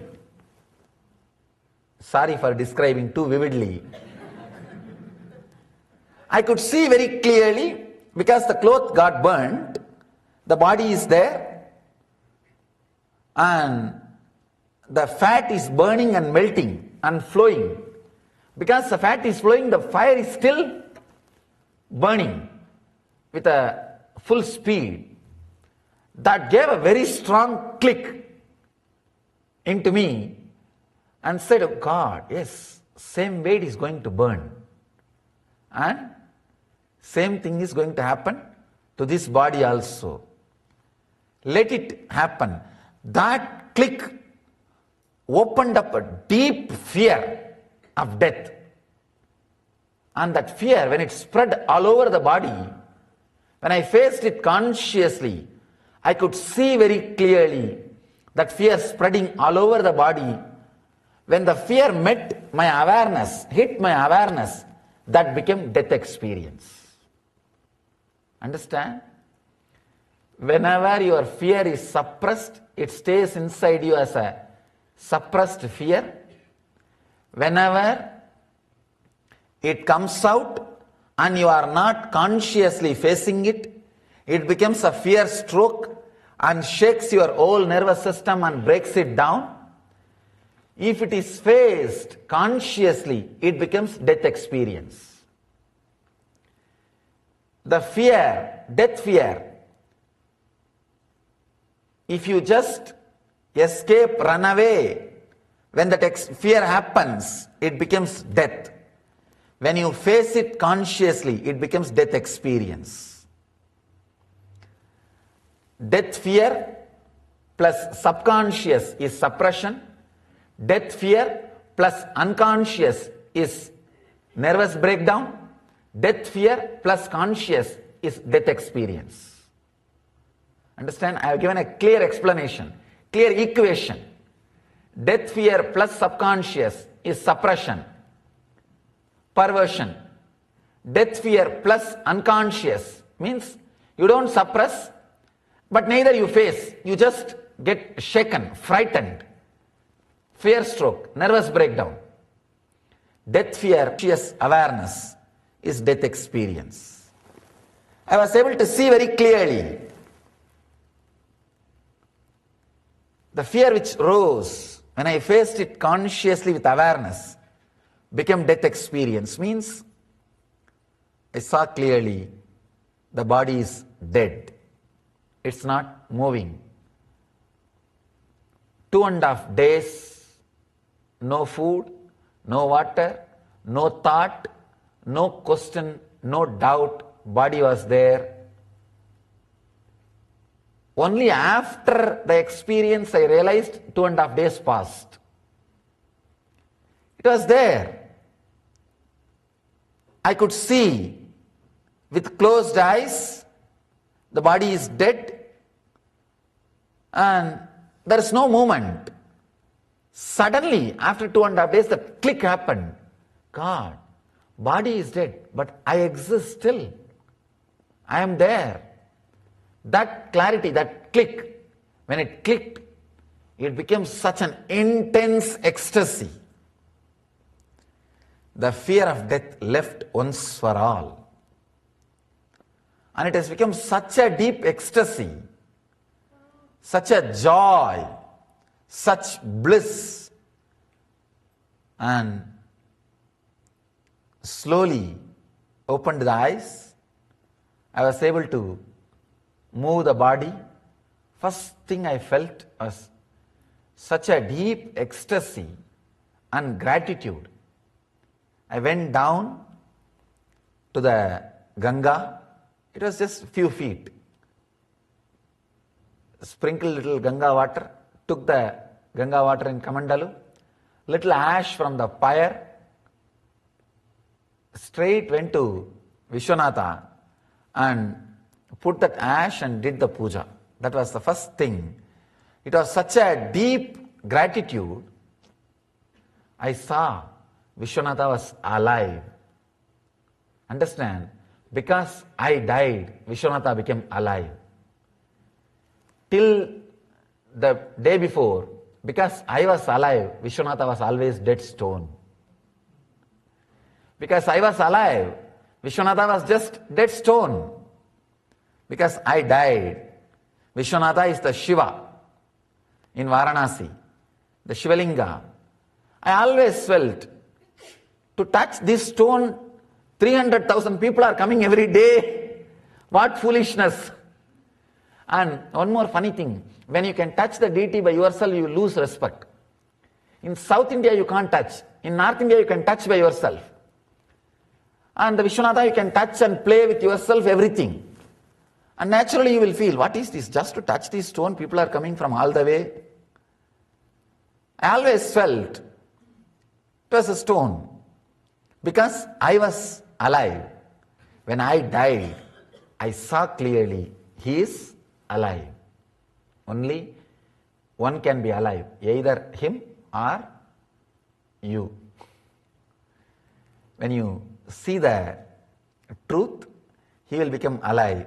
We will not be anymore alive as we think. And the fear of death left once for all. I can say, this is one of the very strong experience transformed me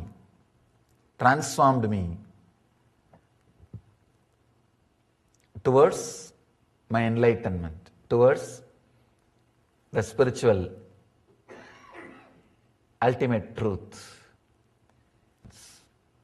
That click is what I call Satori, the enlightenment experience. Let you achieve and radiate the eternal bliss, Nithyananda. Thank you.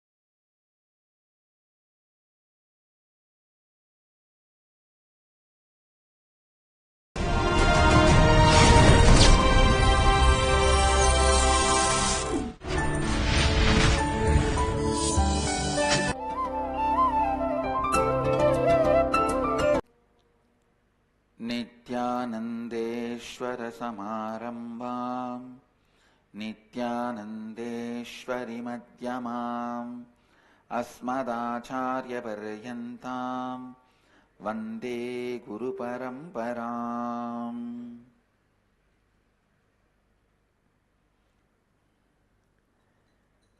I welcome all the devotees, disciples, samajis, satsangis, Srimahans, Mahants, Kotaris, Tanedars, sitting with us all over the world through Nitya Satsang, Nayana Diksha. Cities sitting with us in two-way video conferencing, having Nayana Diksha.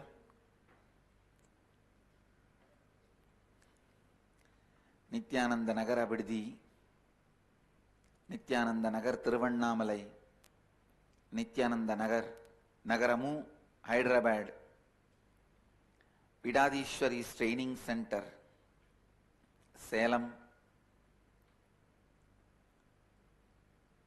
Nithyananda University, Los Angeles, Nithyananda University, Paris, Hyderabad, Gupta Kashi, Singapore, Singapuram, Charlotte, Srisailam, Oklahoma, Somanatham, Houston, Kalahasti, Ohio, Prayag, San Jose, Madurai, Penang, Tirupparangundram, Toronto, Kailasam, next to Toronto,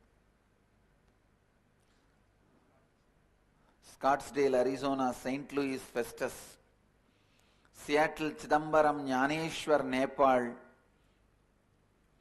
Guadalupe, Rameshwaram, Jorpati, Nepal, Hong Kong, Sirgali, Dubai, Vaidyanatham, Indrani, New Jersey, Tune Moon, Hong Kong, Johns Creek, Georgia, High Point, North Carolina, Austin, Grasse, France, London, Kashi, Rajapalayam, Dhyanapitham,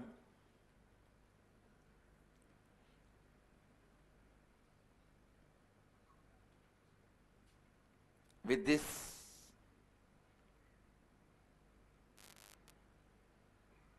I welcome all of you with my love and blessings. Some more cities are joining. Halifax, Canada. I welcome you all with my love and blessings.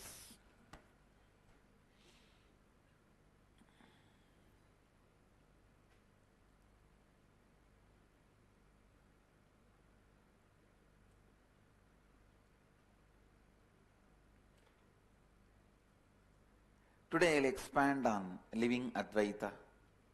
Before entering into living Advaita, let's have darshan of Meenakshi.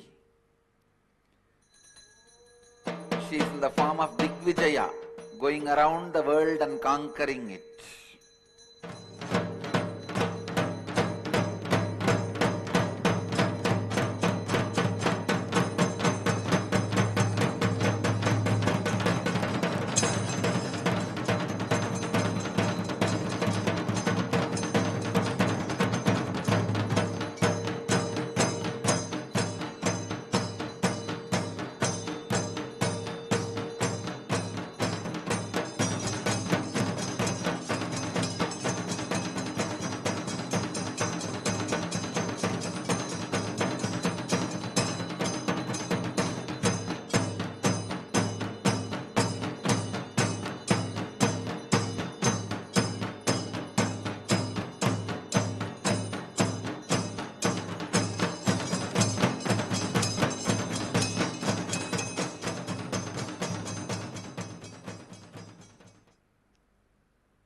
I'll take few minutes just to explain this story.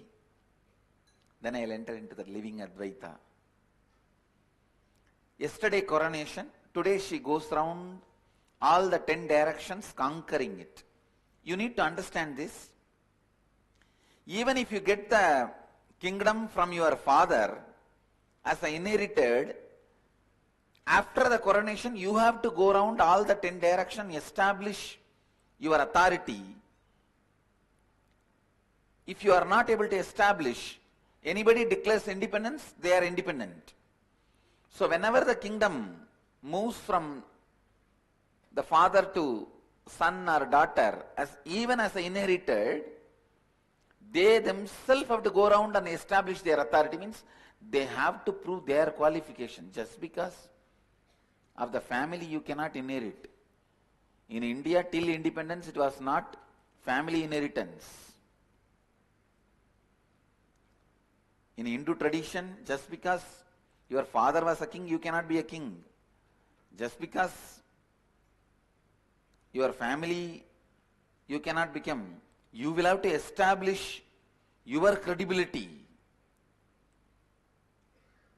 So, yesterday was the coronation, and today Devi goes round all the 10 direction and establishes her authority.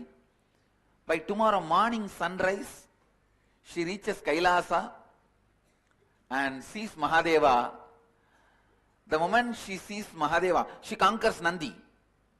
Mahadeva has to come to fight with her directly. The moment she sees Mahadeva, she understands she is Ardhangini.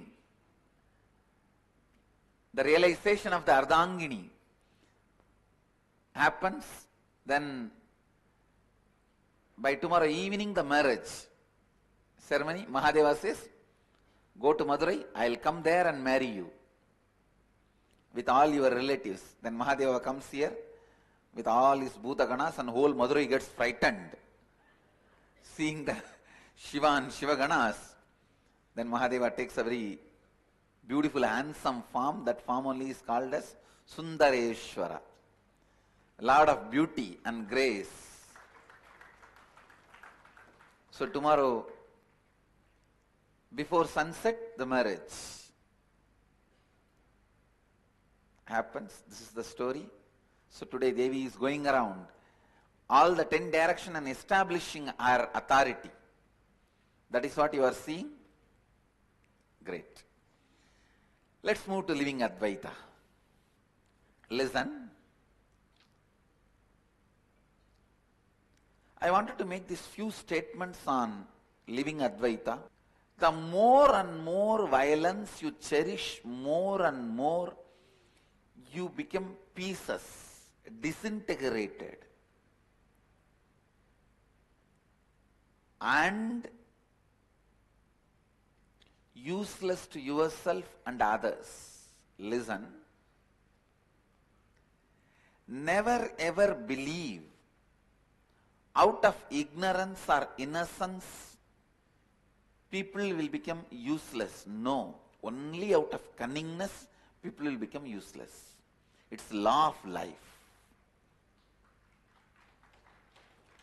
If somebody is not useful to themselves and others, be very clear. It is intense violence they are cherishing. See, when the land, when there is no water, it becomes too hot.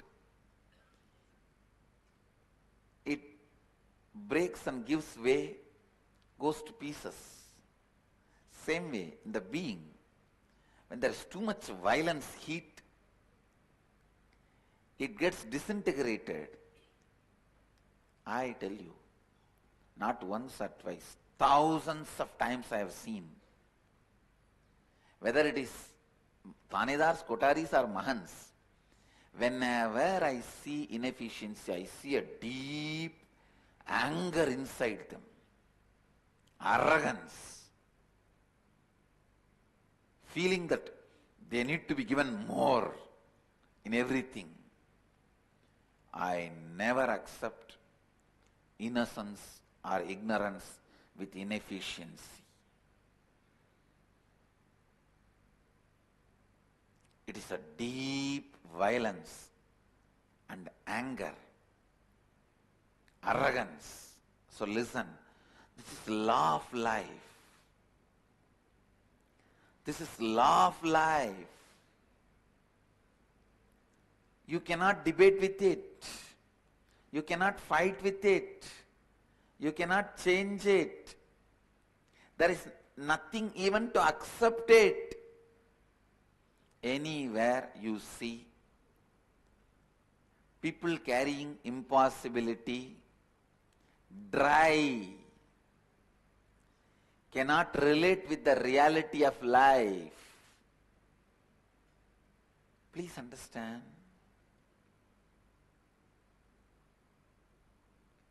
Whenever you relate with the reality of life,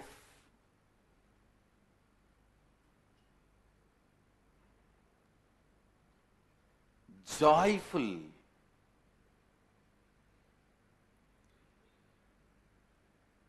auspicious things simply happen around you.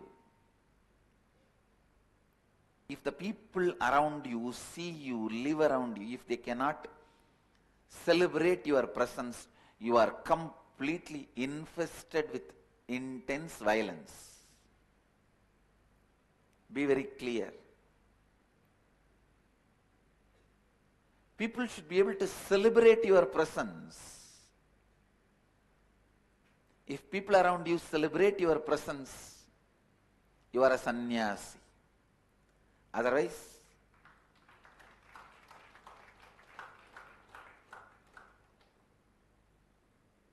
you just live in your arrogant shell. You need to do a lot of completion. I tell you. Please understand.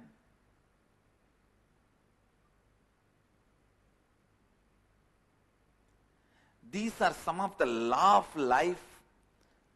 May look paradoxical,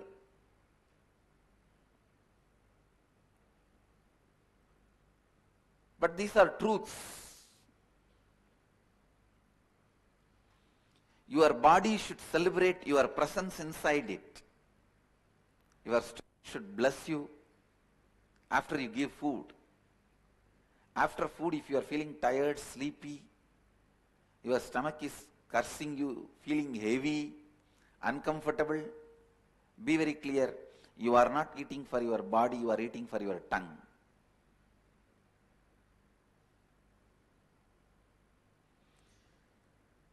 Few inch muscle can destroy your whole life.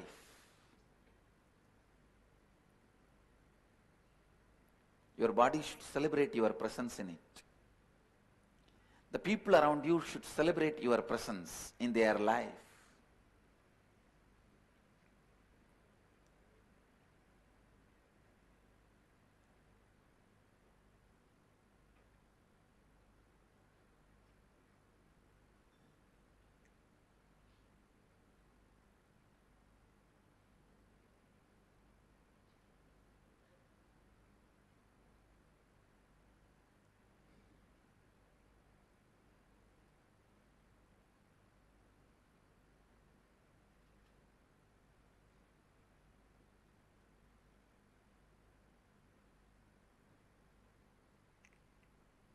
Somehow this not being in tune with life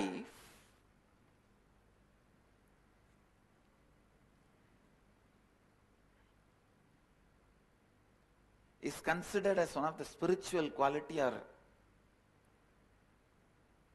it is being tolerated. Please understand, you should not accumulate wealth immorally, adharmically, but if you are not able to generate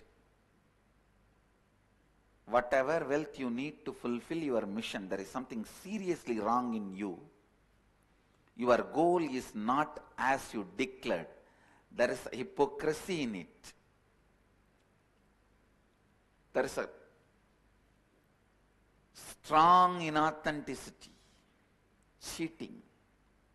I tell you, just if one body and one mind is integrated to one goal, cosmos can never say no, even if the goal is so-called wrong. If a body and mind is integrated to that goal, authentic to that goal, cosmos has to simply say Tathastu.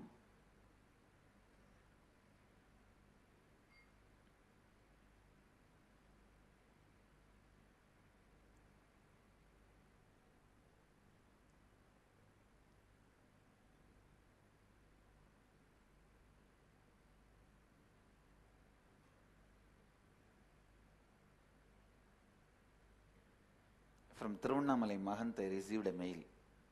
I am not able to run too many staff. no income, I'll drop 2 staff. I just told him, drop this pattern of how much I can do and look around. You will see what you need, immediately will be there. By evening I received the mail, yes, I dropped that pattern, how much I can do, and looked around.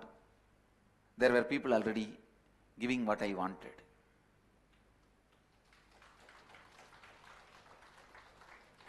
Understand the practical, what you call as practical problems are nothing but your arrogance, abusal behavior to life. Constantly imagining by retaining your arrogance and cunningness, incompletions, you can be successful. Understand, law of life does not work that way. It is only with completion, establishing yourself in the space of completion, anything great can express through you. Immediately we start thinking, no, there are millionaires, billionaires, are they all in completion or what? When they can all accumulate what they want, why not me? First thing, how do you know they are not in completion? Maybe they built the completion in the past births. That is why they are able to handle that huge responsibilities in this birth. They built enough inner space in the space of completion. Or if they don't have completion, wealth may be around them, but they may not be living it. The zeros growing in bank is not wealth. The heroism you feel inside you is wealth. The possibility you feel inside you is wealth. Even if there is billions and billions in the bank, trillions in the bank, and if you are not carrying possibility in your being, I don't call it as a wealth. If you are carrying possibility and just making what you want to happen go on, I'll call that as wealth.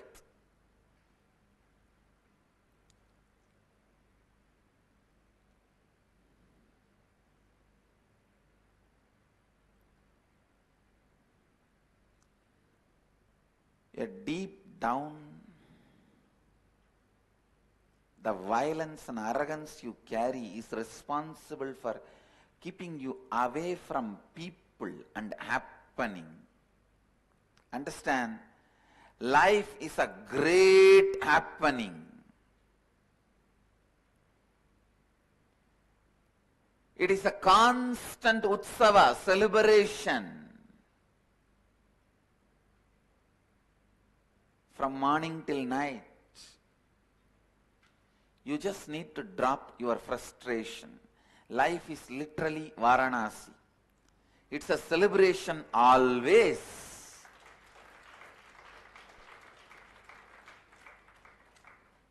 If you see the people coming in, it is fascinating. If you see the dust, they leave it and go, it is frustrating. Now it is your responsibility to remove all the frustrating things and make the place more and more fascinating. Same way in your life. If you are constantly stuck with some of the failures which you created and doesn't want to complete, life is frustrating. And if you decide to stand up,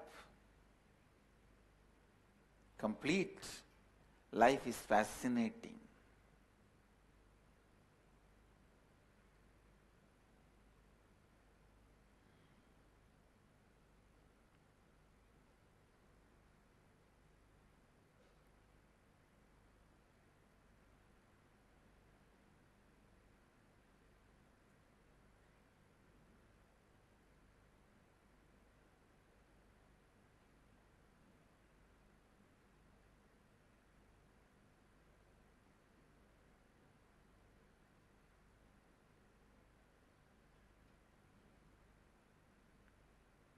understand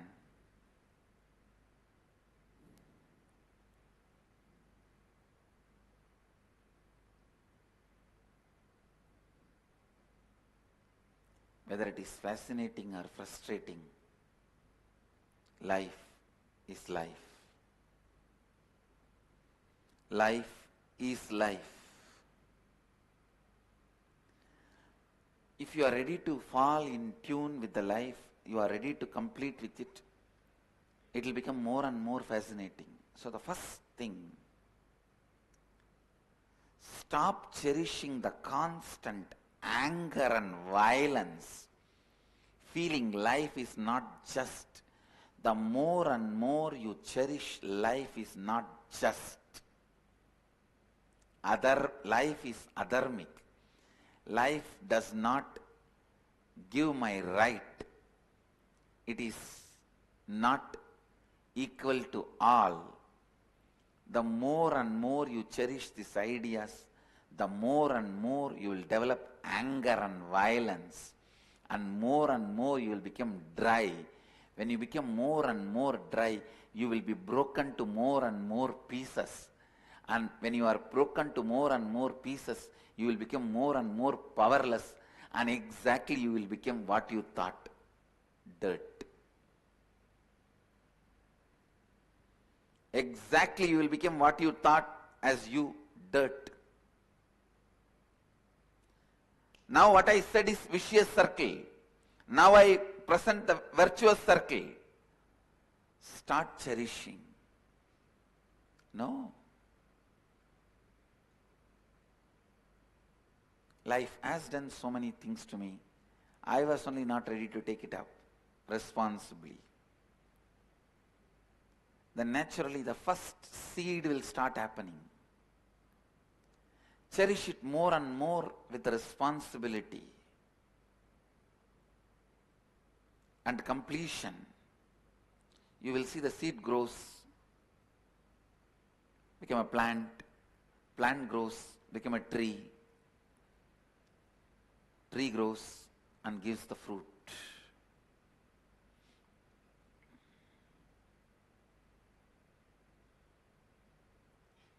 The fruit tree delivers is living Advaita.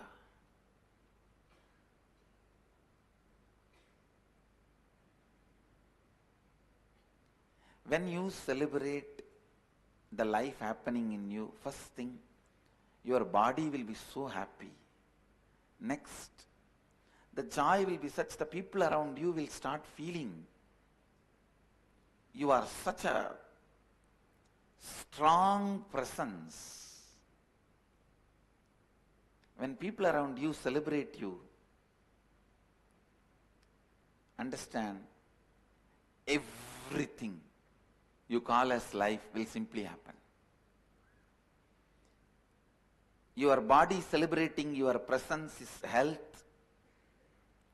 People around you celebrating your presence is wealth, relationship, fulfillment, life, everything. In this stimuli process, both will happen. Your body will also celebrate your presence. Your body celebrating your presence is health. Your mind celebrating your presence is bliss. People around you celebrating your presence is life.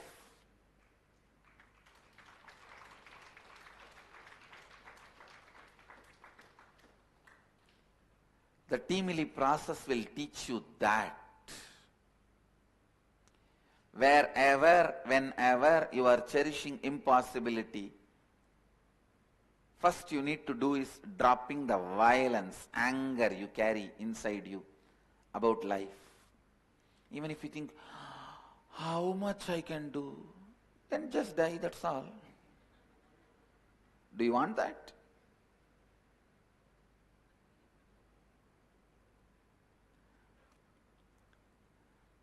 Then why are you living the Indian diverse? This Indian diverse is a unique lifestyle. Neither you are married actually, nor you are separated legally. You live your life, she lives her life. Kids live their life, and when she goes for her dinner, she leaves a note. I am going for dinner with my friends. Your dinner is in the cookbook, page number 42.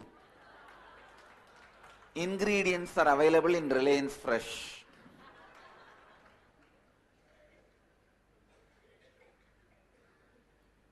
The Indian divers.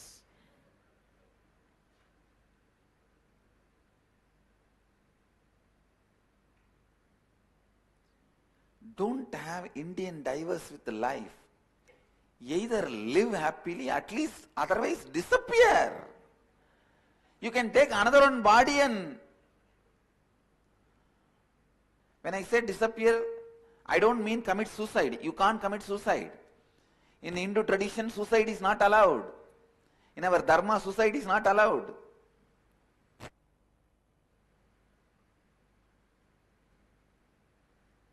Then the only way is, as long as you have the body, you have to live. You yourself don't have a right to destroy your body.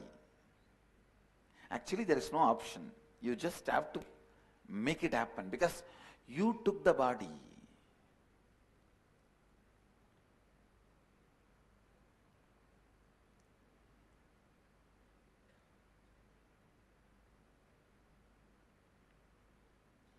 Don't live Indian divers with life.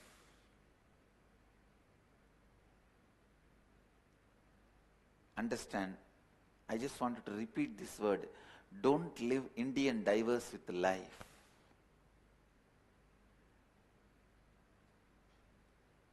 Now, if you are constantly nagging baby, who wants? Behave with life like a friend.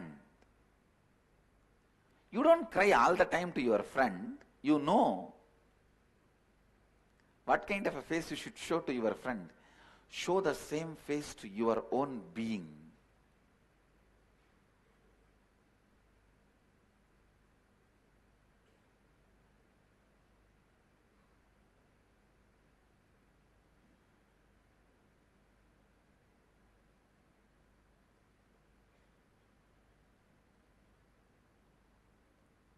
Even to yourself.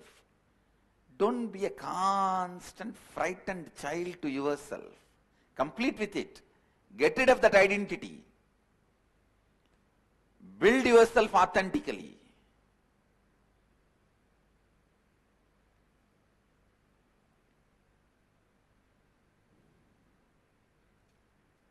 Don't constantly be a frightened baby.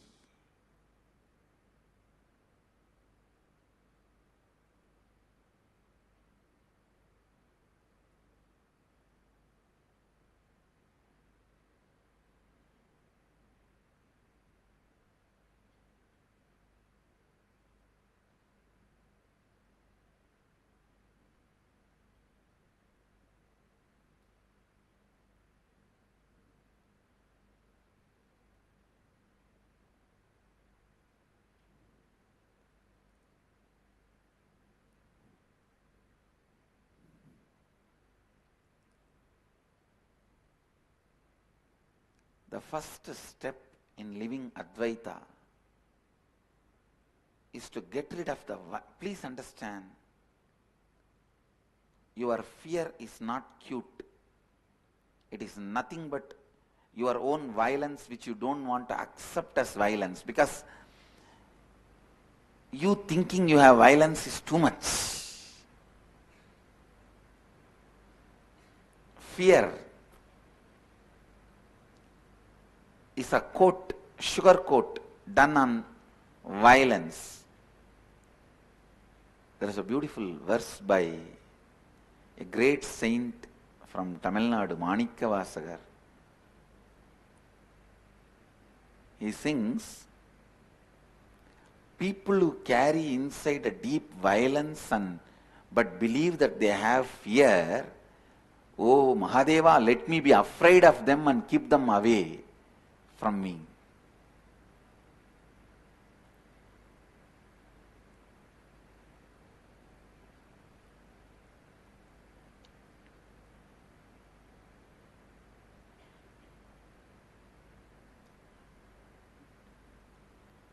first complete with that frightened child inside.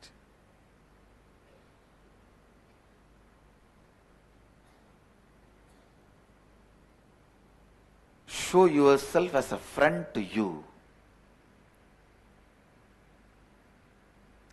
Let you seeing you bring tremendous confidence to you.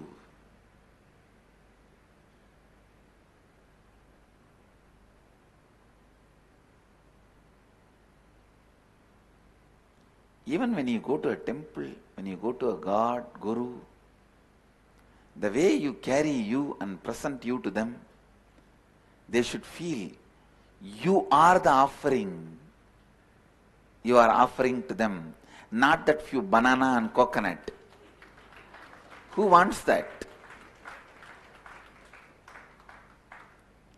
I see the person who brings, not what is brought. Nothing can be brought to me. Understand? Nothing can be brought to me. Neither I enjoy nor I lack. Neither I enjoy what is brought to me, nor I lack if I want anything. Please understand, I am making this statement with all my integrity and authenticity. Neither I enjoy what is brought, nor I lack if I want something. It is the person who brings, the being you bring, not even the body and the mind which brings. No. The being which brings.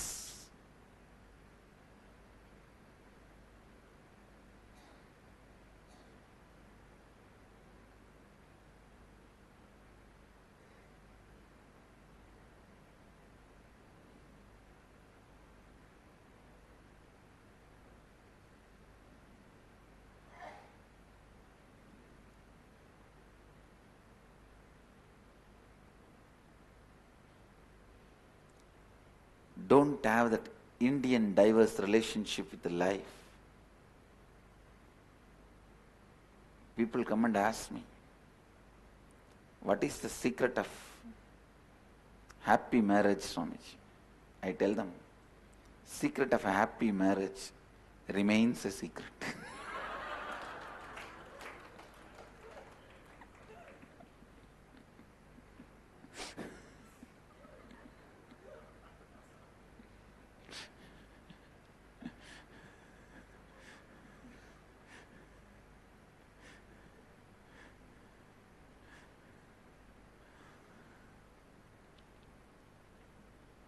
Listen.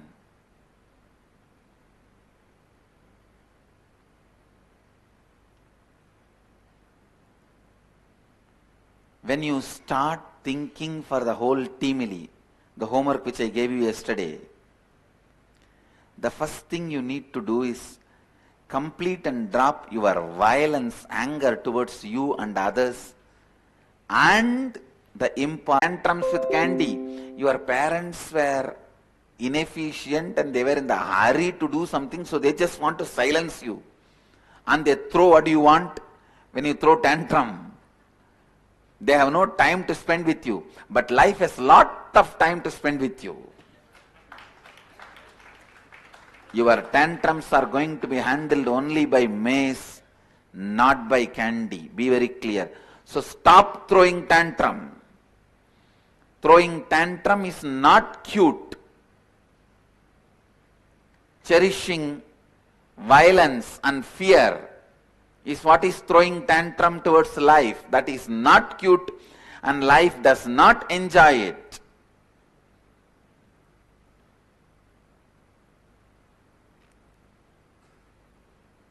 Complete with it and decide to cause the reality of your teamily. So you will continue to do this homework till tomorrow. Yesterday I gave you this homework. I gave you 48 hours time. So till tomorrow's satsang, you will continue to do this homework. This homework is not for the IA participants. IA participants, I am guiding you through the inner awakening session. You don't get confused. This is for the satsangis. Satsangis are a group of people, devotees who are attending the satsang every day. Actually, without even attending IA, I am leading them also into the same living Advaita process by small processes, step by step. So with this, the punchline of today's satsang.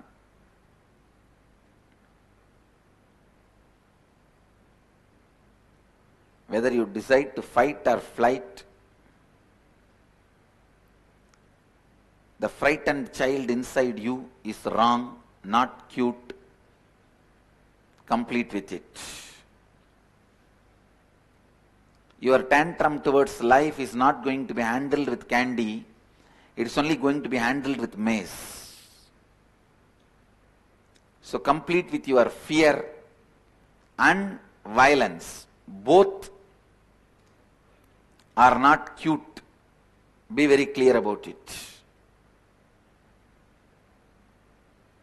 Powerlessness is punished.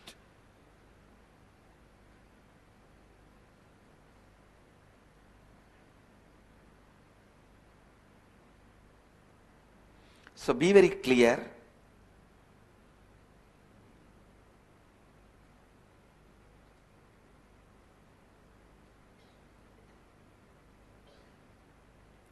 Powerlessness is punished.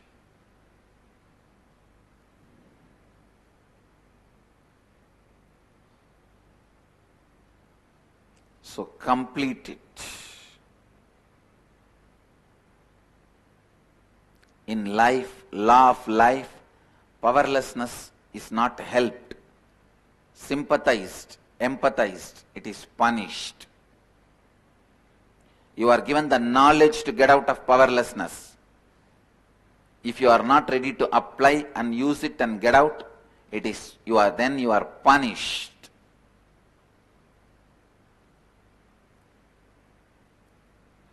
Don't get into that vicious circle. Please understand, whatever I am saying is law of life. Whether you give the title, it is bad, it is good, nobody is there to receive the title, because life is you. Any title you give, you can paste it on your forehead, because the title belongs to you. Any title you want to give for life, good or bad, right or wrong, just or unjust, please stick it on your forehead.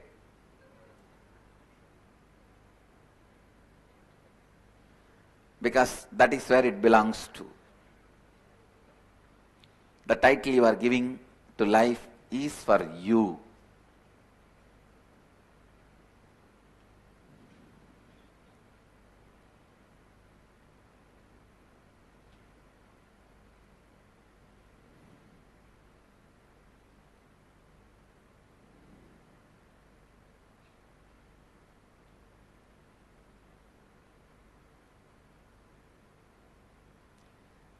Just understand the simple truths of life and tune yourself to it. That's all. Nithyananda Dhyanapitham, Nithyananda Nagar, off Mysore Road, Bidadi, Bengaluru. Phone 08027279999. www.nithyananda.org, www.youtube.com/Life Bliss Foundation.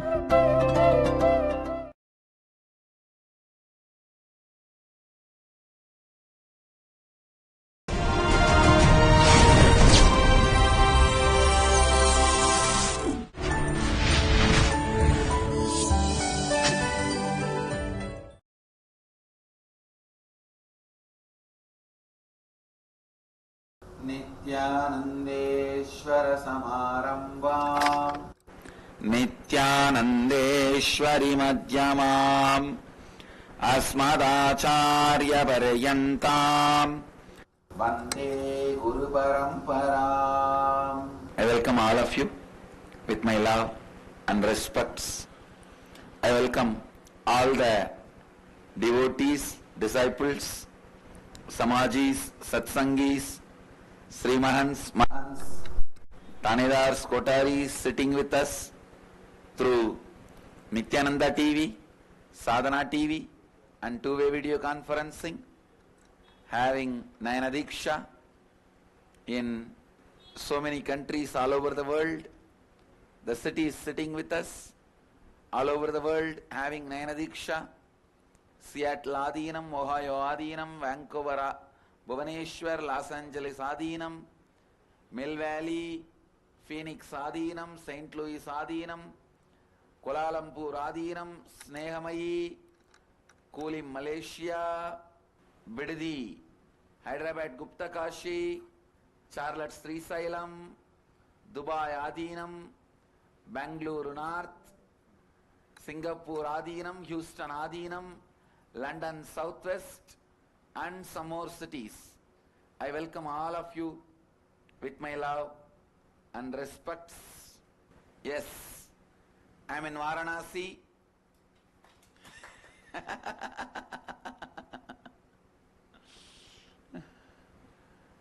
The one statement I can make, Varanasi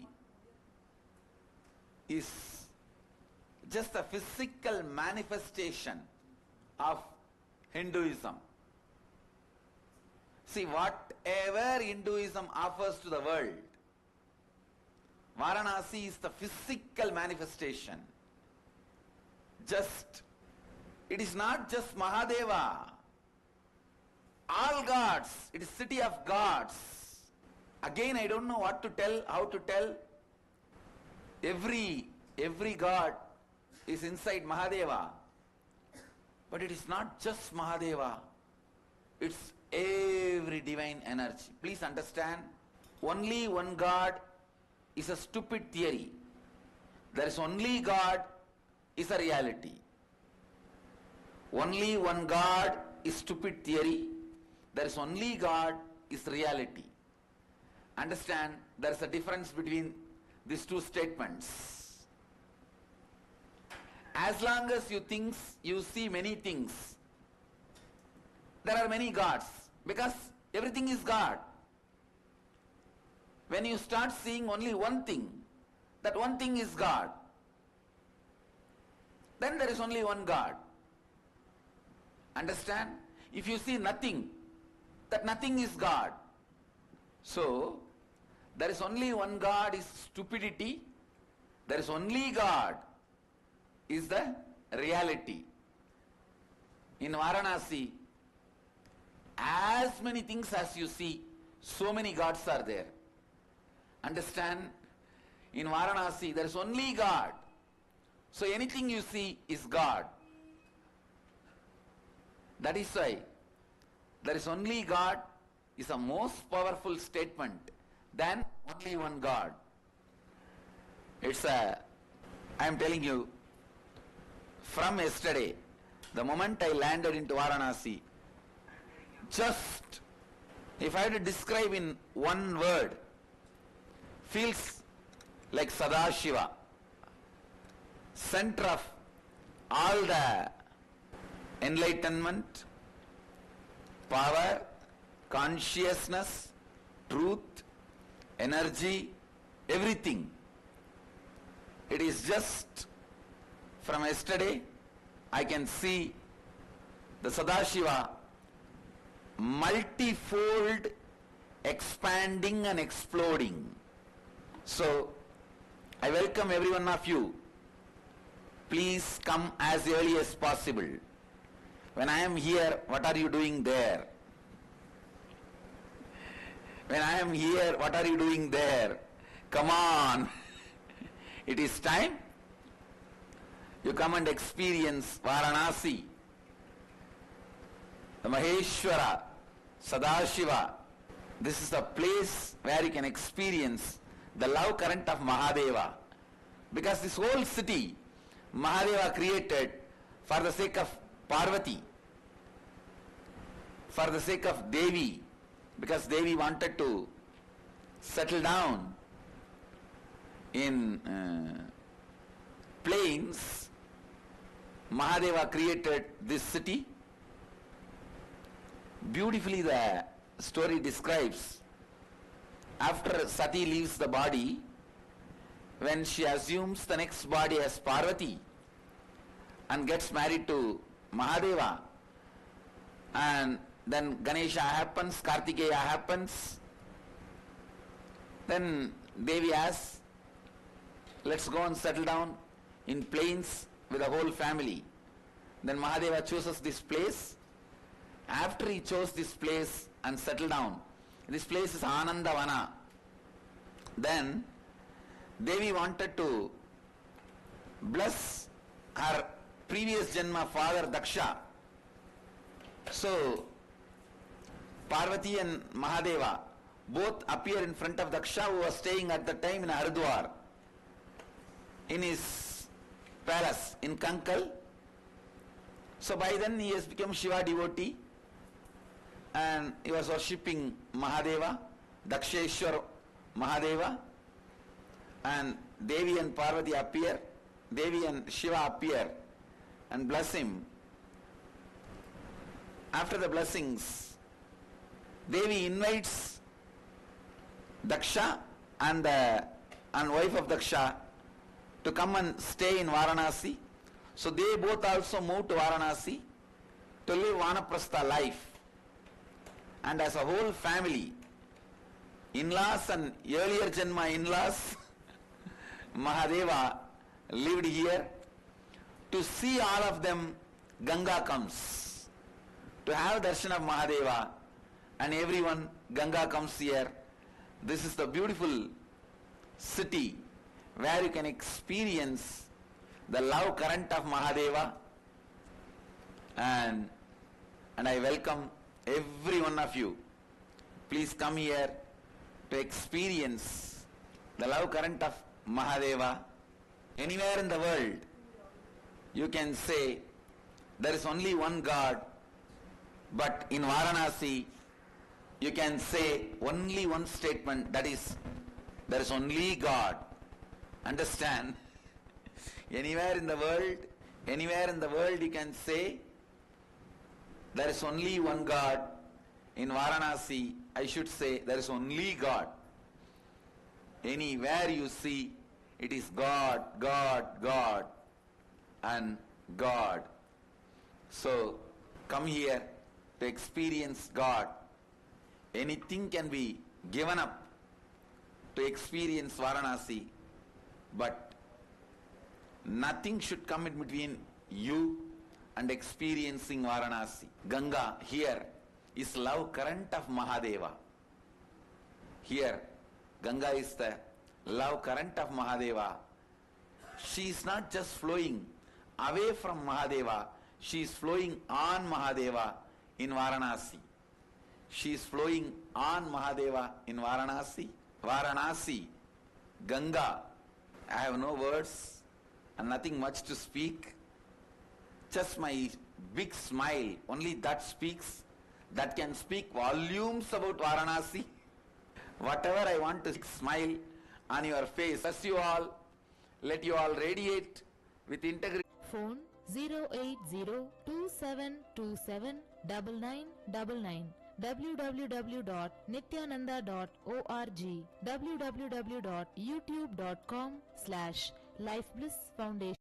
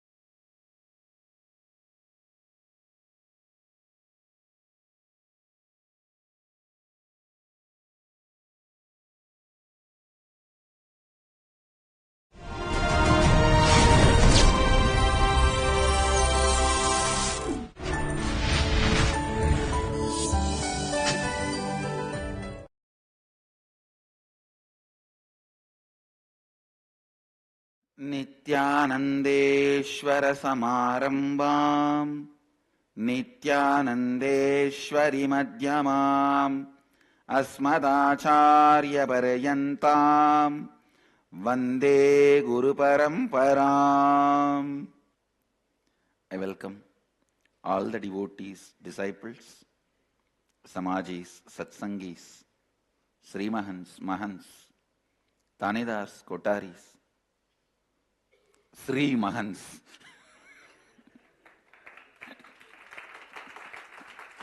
and all the devotees, disciples, visitors, viewers, sitting with us in Anandavana, Varanasi, and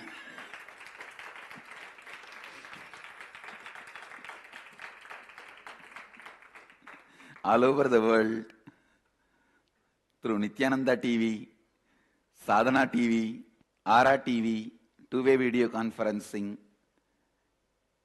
in many centers having Nayana Diksha, cities sitting with us, in two-way video conferencing, having Nayana Diksha, Tiruvanmiyur Adinam, Canada, Toronto, Canada Adinam, Seattle Adinam, Singapore Adinam, Guadalupe Adinam, Redmond Adinam, Torrance Adinam, Kuala Lumpur Adinam, St. Louis Adinam, Bogota, Colombia, Melbourne Adinam, Oman Adinam, Ohio Adinam, Guadalupe Adinam, San Jose Adinam, Houston Adinam, Singapore Adinam, Sun Prairie, Wisconsin, Rajabalayam Adinam, London Southwest, Tirunelveli, Bangalore North, Hyderabad Adinam, and some more cities. I welcome all of you with my love and blessings. Listen.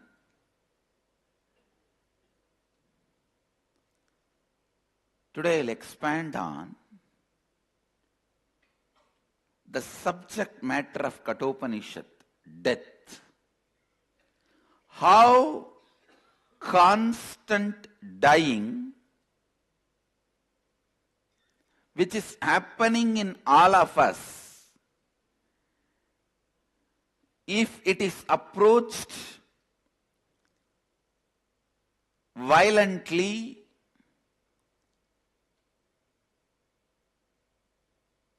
arrogantly, negatively, turns into pain and suffering.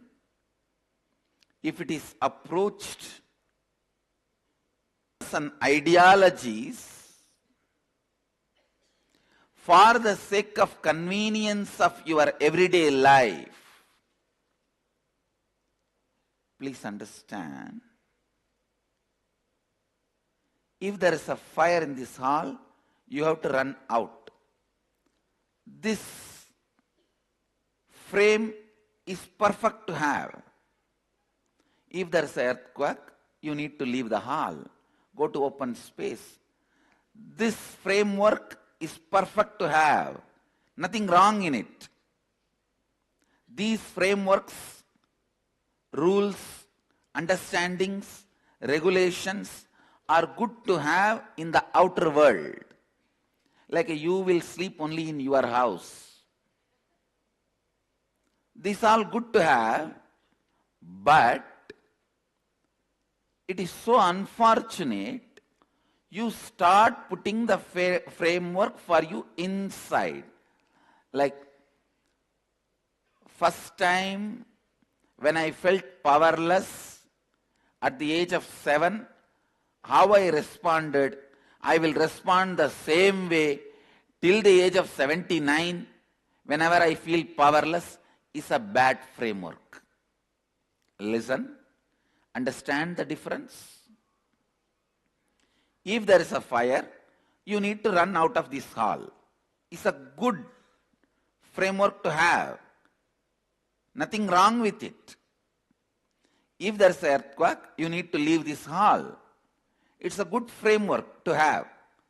As far as the outer world is concerned, the frameworks are okay because matter functions based on dead decisions and frameworks.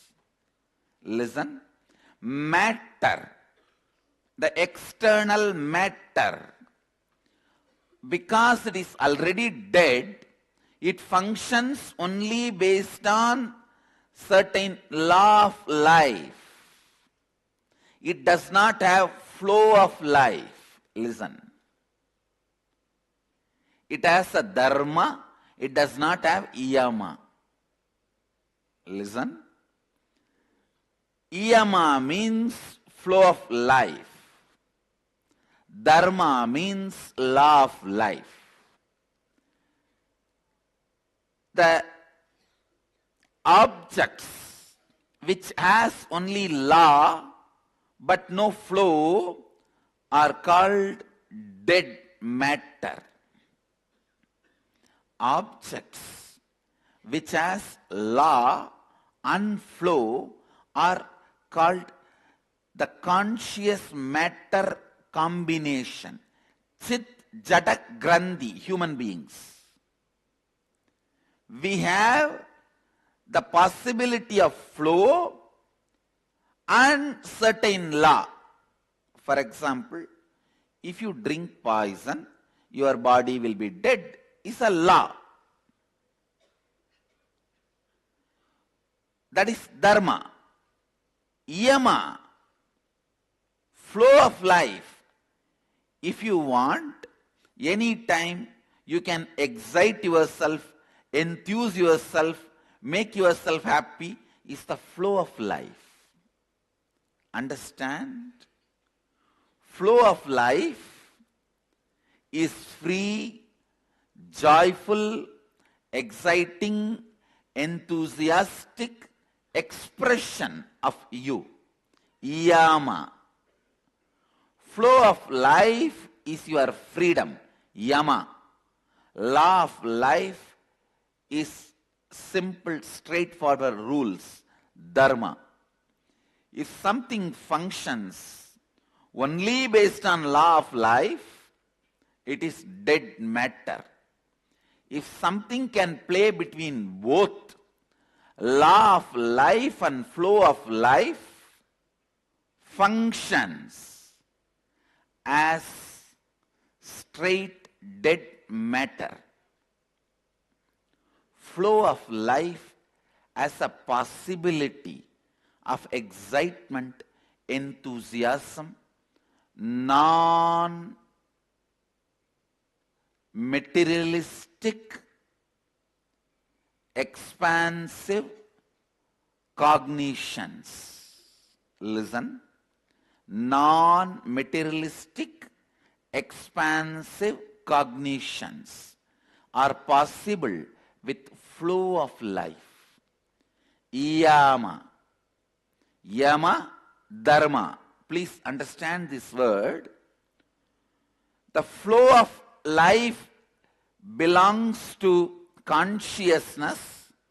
Law of life belongs to matter. Human being is a possibility. He functions with the flow of life and law of life both. But unfortunately, he overlaps the law of life and forgets, misses the flow of life. All your pain, all your suffering, all your pain, all your suffering is because you think flow of life has to be framed into law of life, and you always feel law of life is boring. Law of life is made for matter. in you, there is a part which is matter. Deal matter with law of life, not consciousness. Consciousness need to be cognized constantly with flow of life. I'll give you more examples. Listen. For example, everyday satsang. If you deal it as a law of life, it is boring. Oh God, every day I have to come and sit. Today I have a great attendance in satsang.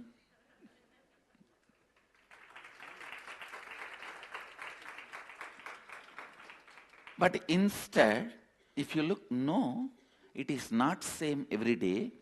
Every day, the new cognition, inspiration, understanding is happening in me, then the same satsang becomes flow of life, not law of life.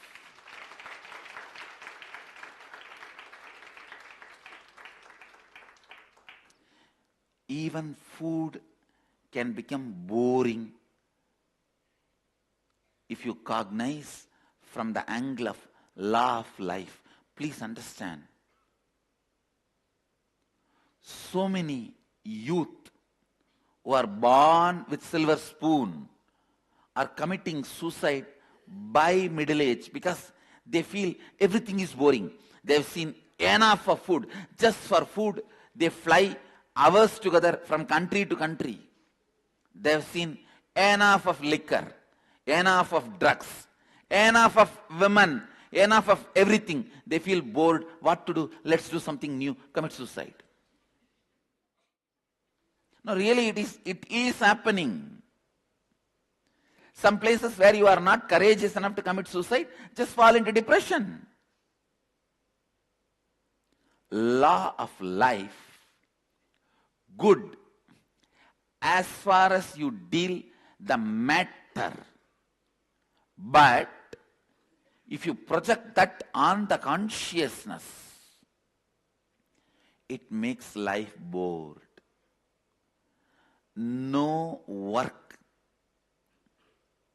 no working day is same. But you go on believing. You are constantly made to believe. Monday to Friday, it is all same. All the system which makes you a number. Listen.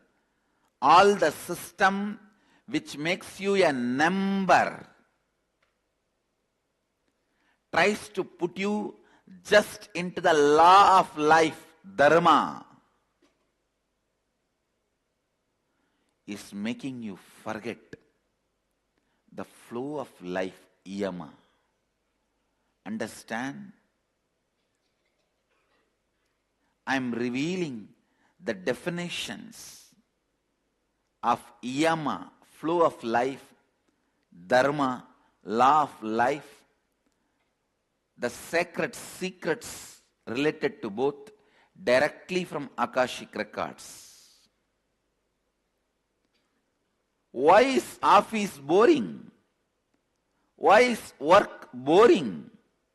Why is work tiring? Because you wrongly cognize and you are made to cognize it is all same. It is law of life. No, never this throne is same for me second day. Understand? Every day it is new for me. Every day it is new for me. Every day you are new for me. Every day I am new for me. Every day what I am uttering is new for me. Celebration comes from yama, understanding the flow of life. Not just by dharma. understanding law of life. Understanding law of life is great. It makes things easy. Like I gave the example, if there is a fire, you have to run out of this hall. If there is an earthquake, you need to move out of this hall. This is the dharma, law of life. It is good as far as things of matter is concerned. Dealing with the matter is concerned.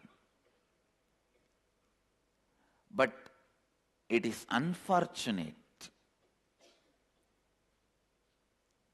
Unconsciousness of the people and society makes you think and feel even your life is law of life, dharma. No, it is flow of life, yama.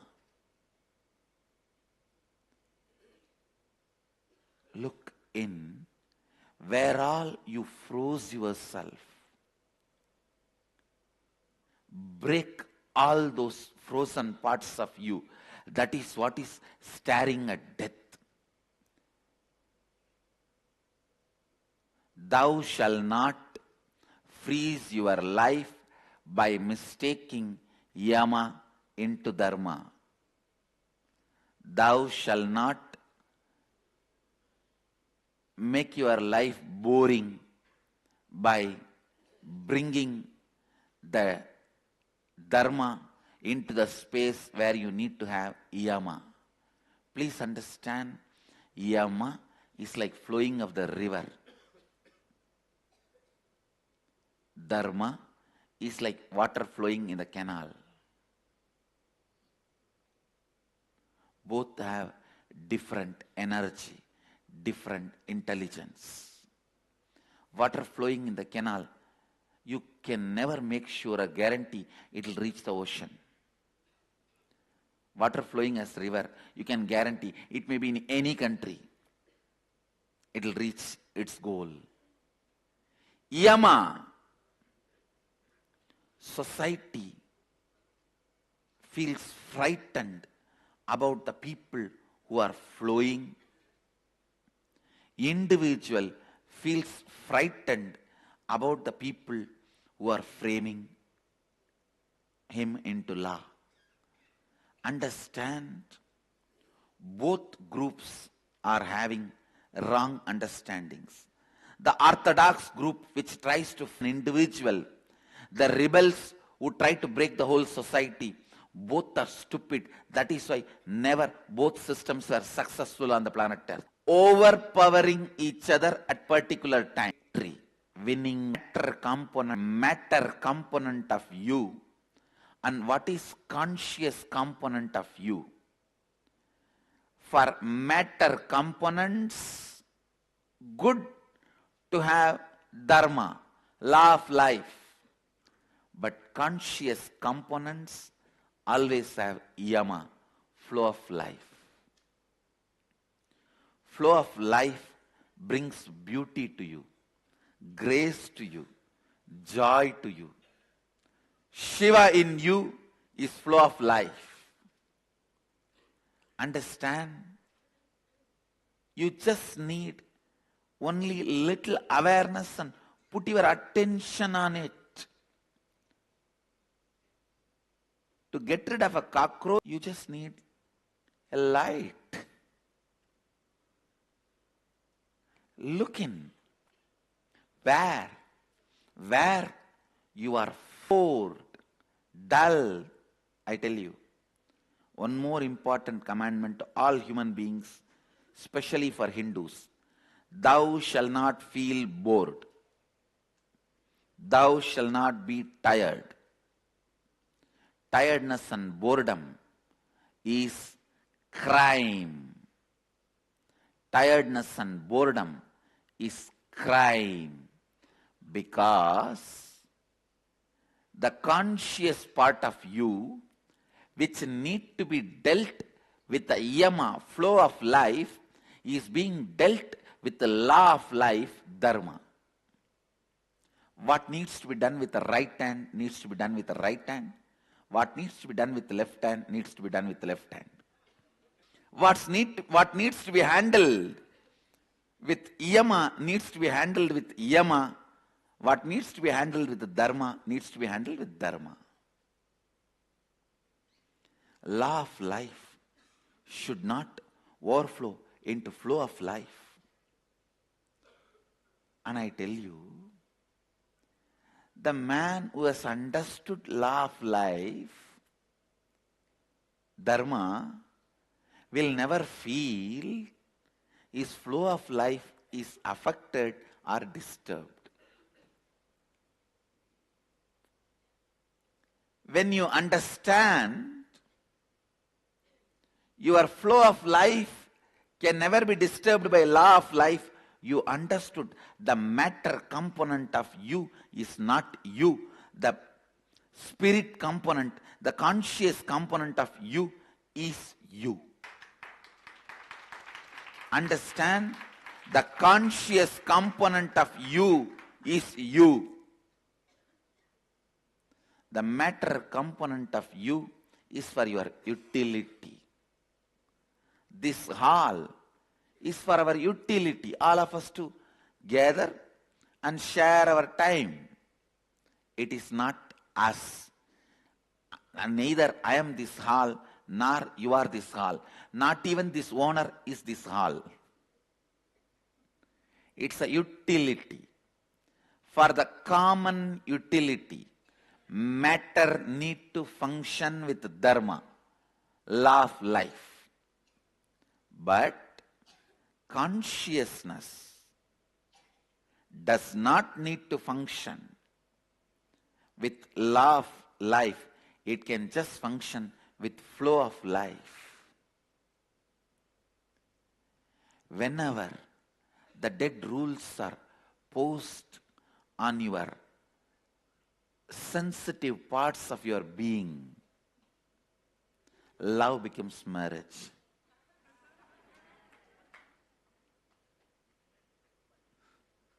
Life becomes boring. Spirit itself needs some spirit to get spirited. Spirit itself needs some spirit to get spirited. Understand, boredom is one of the biggest crime done to individual consciousness. Boredom is one of the biggest crime done to individuals by the collective society. And the worst crime is trying to give foolish solutions for the foolishly created boredom, the so-called entertainment industry. Understand? Instead of solving the problem in the root, for example, you are having a nightmare, the 10 tigers are chasing you, 11 lions are attacking you, your anaconda is running behind you. In the dream, you are running. In your bed itself, you are screaming, "Oh, save me, tiger is coming, anaconda is coming, lion is coming." AK-47, 59, and tell way, just tap him, "Hey, wake up." But instead, if you try to solve the issue by giving AK-47 and 59, wow, I am giving 59 in the right hand and 47 in the left hand, and giving even 2-3 bombs so that he can throw that and run away from all the animals chasing him. How stupid you are. That is exact entertainment industry. Don't live in a country where there is no temple. Don't live in a place where there is too much of entertainment. If there is too much of entertainment, be very clear, those places, people are too violent. To divert their attention, entertainment industries are flourishing. Entertainment industries are nothing but antidote for violence. I am telling you, the real antidote for violence is understanding. Because they have to divert human beings from violence, the external boredom. They think they are becoming creative, and finally push, and 200 people are dead with a bare hand. The people attacking him are all full of weapons. Is it not a violent fantasy or fantasy-based violence? And Tamil movie, God. A villain will be going in the flight. Hero will be going in the bullock cart. And he will catch it. He will catch one. And the villain will be the pilot. He will take control of the flight. Who was driving few minutes before? Bullock cart, who doesn't know anything about flight, who has never got into flight, was born and brought up in the village, never moved up when he was a pilot in the past life. How did he remember the past life memory of driving the flight? Suddenly, without remembering in all these days? No, when he was closing the door of the aircraft, one bolt hit his temple. And that brain has gone through a change. And his past life memory to fly is awakened. Who sees the possibility of new flow of life. See which needs to be dealt with the law of life, which needs to be dealt with the flow of life. The teeth works in a different way. Vision is different. The matter is your own. Law of life is different. Flow of life is different.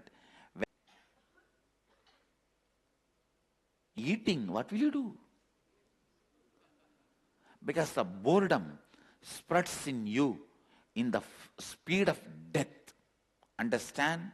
Boredom at the rate of death spreads in you. The speed with which poison spreads in you. Boredom spreads in you. Boredom spreads in you. When you are confused, what is law of life and what is flow of life? See, actually, if you approach you and life passively, come on, let me see. What is it that is dead matter in me and living consciousness in me? What is the Chit Jada Granthi? The knot of consciousness and matter. Then you will know you as flow of life, not as law of life. That's first thing. Second, listen. I was describing complete dead matter to be dealt with the law of life. When you are combination of matter and consciousness, you need to deal matter with the law, consciousness with flow. There is one more group who are fully awakened, conscious. In them, there is no matter exists. They don't cognize anything based on matter, based on the fact or the understanding there is some matter is part of them. They need to be dealt completely. Their life and everything is pure consciousness. It is only yama, no dharma. They are called Jivan Muktas. They are beyond dharma. Their life becomes dharma. What they do becomes dharma. Their embodiment of dharma. Understand? Whenever you overlap the game of the matter into game of consciousness, pain and suffering is given to you as a reminder alarm. Whenever you overlap the law of matter into law of consciousness, or law of consciousness into law of matter, the pain and suffering is given to you as a reminder alarm.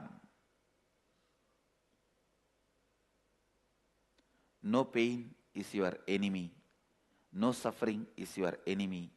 You are just reminded, you must go back home. It's time to go back to the home. You are full. It's a reminder.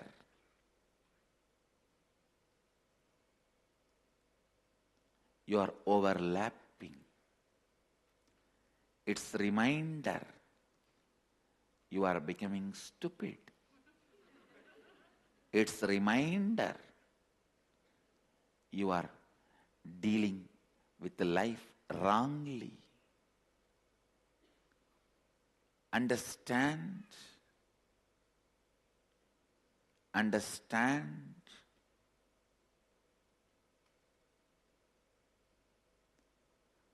Whatever I spoke now, if you feel it is going above your head, watch this satsang at least 3-4 times in the next few days. Understand the definition of law of life and flow of life. And spend little time on you, seeing where you apply the rules of the matter, games of the matter, into games of the spirit,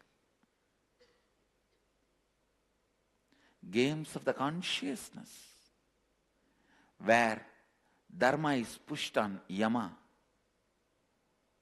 where yama is not given its original respect and space. Look in. The moment you look in, tons and tons of your problems will be reduced to ashes, and you will know how to die constantly and reborn. All the law of life suffocating the flow of life needs to be killed. In all those spaces, death needs to happen to you. Wherever the flow of life is disturbed by law of life, you need to be reborn. Keep the flow of life alive. Love, excitement, enthusiasm, laughter, living. Keep it alive. This is the science of completion and science of living.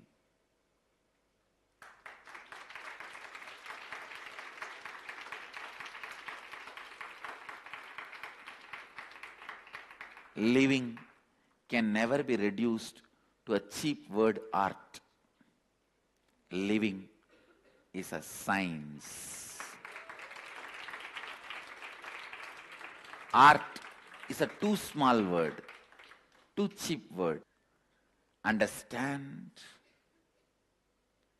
It is not little jumping, jinging and jingnicking.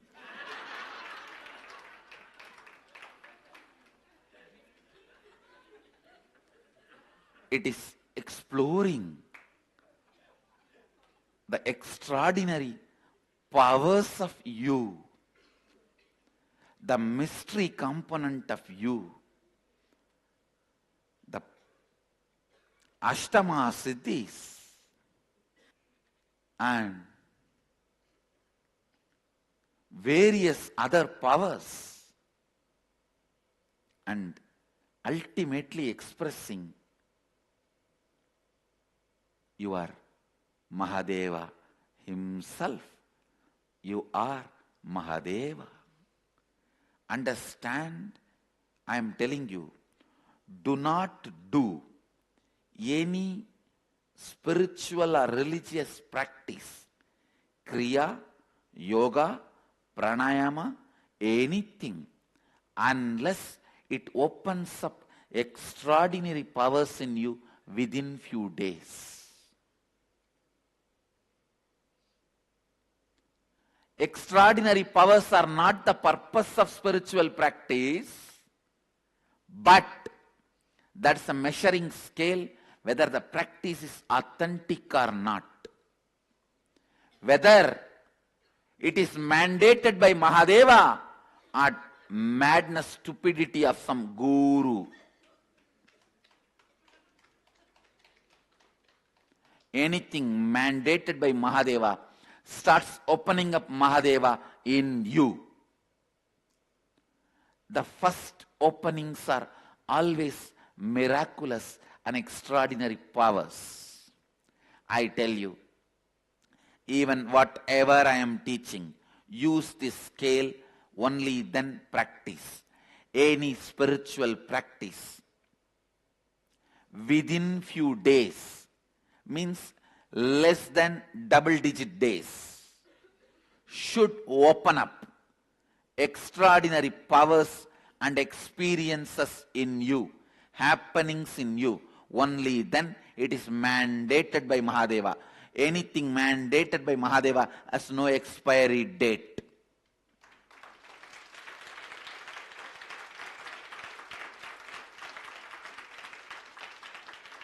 Otherwise, don't do some technique for the sake of pride. I am doing this for last 39 years.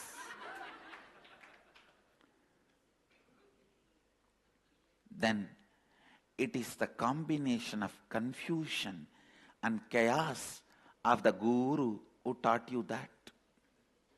Let the madness of men who try to brand themselves not waste your life. Let the mandate of Mahadeva be the path for you, the technique for you. Understand, living is a science. If I find a word which has far more depth than science, I'll attribute that word for living. Not anything less. Not anything small. Not anything because it is fashionable. I think I have said enough for today.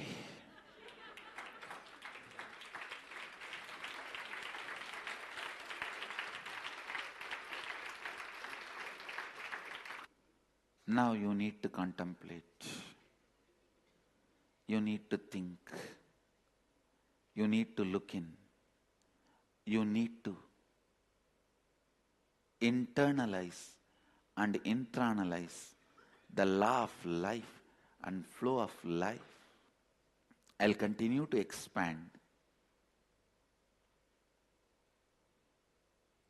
on death, the subject matter of Kathopanishad.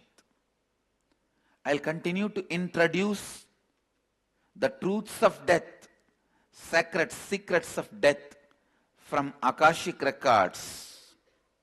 First, the introduction of the subject matter. Then I'll introduce the Upanishad itself. Then I'll introduce, I should not use the word author. I can say reader. Yamadharma is the rishi of this Upanishad, reader of this Upanishad. not author. Listener. The first listener, Nachiketa. I have to introduce Nachiketa. That is going to be like a hero entry, where I have to give a lot of build-up. And I have to first show only his hand, his feet, his back, the way he walks. Then his shika, only the forehead. Then just the eyes filled with shraddha, authenticity. Only then I can expose him directly to you. The context need to be set for the hero of this Upanishad. Please understand, I tell you really, even Yamadharma looks little pale in front of Nachiketa. He only becomes second hero. Till Nachiketa is introduced, Yama remains as hero. When Nachiketa is introduced, he becomes second hero. No, my apologies to Yamadharma. I am not disrespecting him. But the way the Upanishad goes, God, unquestionably, non-controversially, it is Nachiketa who is hero. Even though he is a disciple, he is a student, he is a listener who is receiving. Only the real calf knows how to get milk out of mother, the cow. How to make the cow release the milk, only the real calf knows. So how to get the truth out of Yamadharma, only Nachiketa knows. It is because of Nachiketa, just like how because of the calf, all of us get the milk. It is because of Nachiketa, we all got the Kathopanishad, greatest nectar.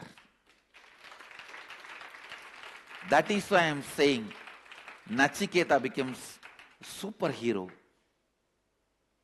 of the Upanishad. I bless you all.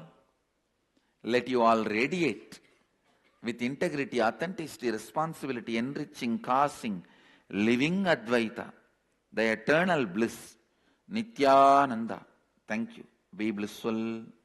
Nithyananda Dhyanapitham, Nithyananda Nagar, off Mysore Road, Bidadi, Bengaluru. Phone 08027279999. www.nithyananda.org, www.youtube.com/lifeblissfoundation.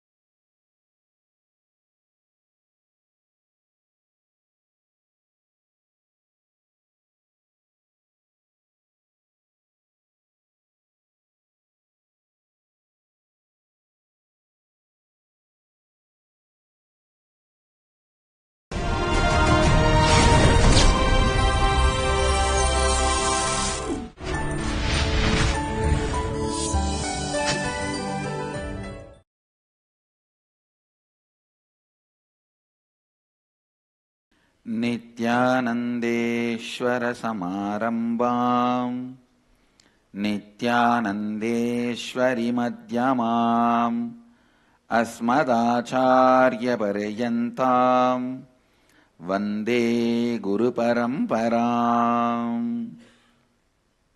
I welcome all the devotees, disciples, Samajis, Satsangis, Srimahans, Mahans, Tanedars, Kotaris, visitors, viewers, sitting with us through Sadhana TV, Nithyananda TV, two-way video conferencing, having Nayana Diksha, and who are sitting with us here physically from all over the world in Anandavana, Varanasi. I welcome every one of you with my love and respects. the city is sitting with us in two-way video conferencing, having Nayana Diksha, Warrington, UK, Singapore Adinam, Houston Adinam, Manhattan, New York, Ponca City, Oklahoma, Nithyananda Nagar Bidadi, Dubai, Diamond Bar, Sugarland, Texas, Vancouver, Hyderabad Adinam, Oklahoma Adinam, Los Angeles Adinam, Kuala Lumpur Adinam, Ohio Adinam, Vancouver, Canada, Scottsdale, Arizona, Toronto Adinam, Hyderabad Gupta Kashi, Seattle Adinam, Melbourne Adinam, China, Guadalupe Adinam, Chennai Adinam, Ohio Adinam, Kuala Lumpur Adinam, Redmond, and some more cities. I welcome all of you with my love and respects. Let's enter into Kathopanishad. I have to introduce the subject of Kathopanishad, then the author, then the listener, and the whole thing. But ultimately I have to say that book is authorless. Even Yama reads the Akashic records about death. So it is not his own words. He only reads the Akashic records. That is why it is authorless. Death, the subject of Kathopanishad. Understand, death as the end of the known frightens you. Whatever you know, the known people, known wealth, known good, known bad, whatever is known is coming to an end, stand still. That is why it frightens you. Listen with awareness. Whatever is known is coming to a standstill. Because whatever is known is coming to a standstill, you are afraid of death. Then, are you happy with whatever is known and to live with it? Where is the gap? Neither you are happy with whatever is known, ready to live with it, nor you are ready to give up whatever is known and ready to go beyond and rejuvenate yourself. See how we are stuck. Understanding about death will liberate you from this catch-20, where you are caught. Being caught cannot be considered as living. So understand, all of us know only two states in our life: death and dying. Death and dying. Where your perception of the known ends, it is called death. Where your perception continues to torture you, it is called dying.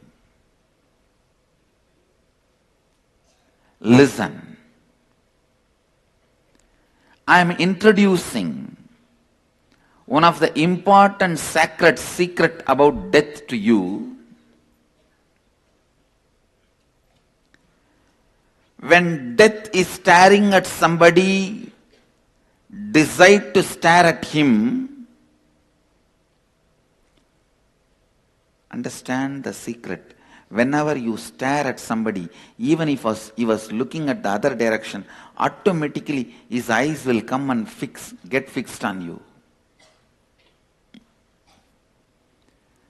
Death may be staring at some other direction. If you decide to stare at him, his eyes will move, come and get fixed on you. That will be a beautiful looking at each other. That will be the best way of looking at each other. Because when he is looking at somebody, if you are staring at him, then his attention falls on you. Slowly, slowly, slowly, both vision will merge. You will have enough time to breathe, enough time to align yourself, enough time to settle with whom you are staring, to whom you are staring, with whom you are going to share yourself. But when he is staring at you, it will be too much heavy. It will be literally like a me burning somebody. When Mahadeva stares, you can't look back. You won't be able to look back. You won't be able to stare back. Before death decides to look into your eyes, decide to look into his eyes.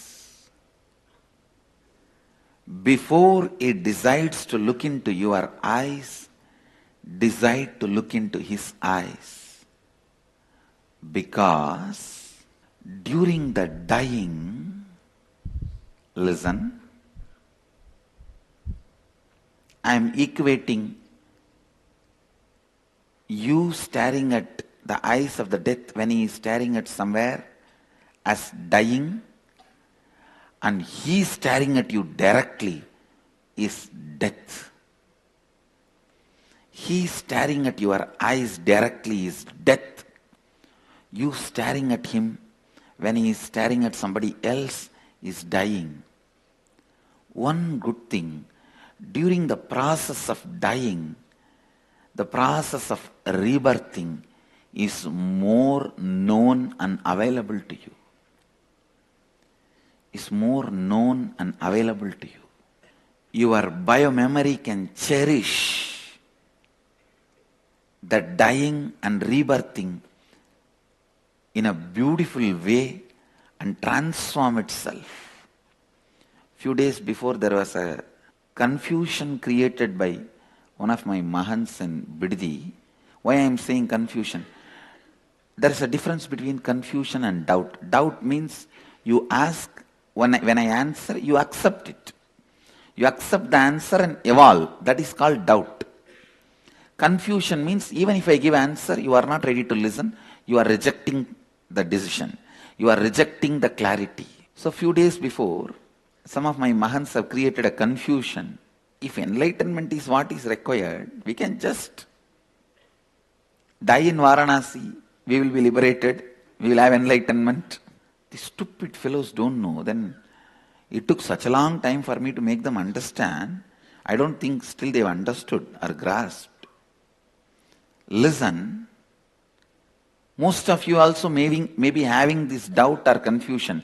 That is why I am talking about it. While you are living, you should go through the birth and death and reborn. Your biomemory should enjoy the transformation. Your muscle memory should enjoy the transformation. Only then you will taste enlightenment. You will taste Jivan Mukti. If you die in Varanasi, you will have liberation. But unfortunately, the person who is having liberation during the death in Varanasi is always liberated. Your consciousness. The person who is suffering with the bondage, the biomemory and your mind, your body, that is anyway going to only get destroyed. Please understand, goal of Hinduism is not Videha Mukti, means liberation after leaving the body. No. Liberation while you are in the body. Jivan Mukti. Understand? The goal of the Hinduism is Jivan Mukti, not Videha Mukti. Lakshya of Manushya Jivana is not Videha Mukti. That is too easy to get it. Just come and live in the Varanasi. When you die, you will get it. But one thing, even Kalabhairava doesn't allow that easily everyone to die here.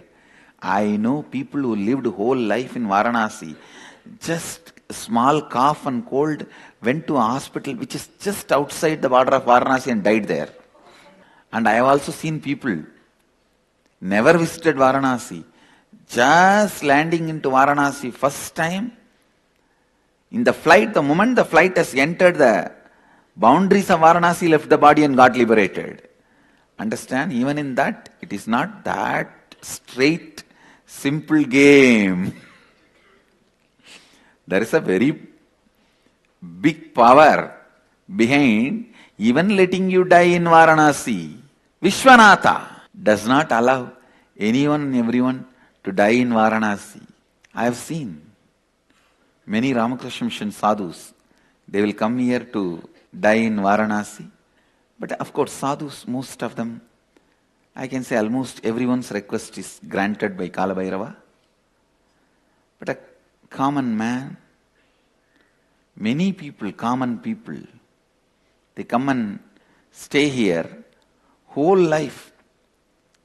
Just one sneezing, wheezing, breathing problem, they go to Birla Hospital, which is outside the boundary of Varanasi, die there, over.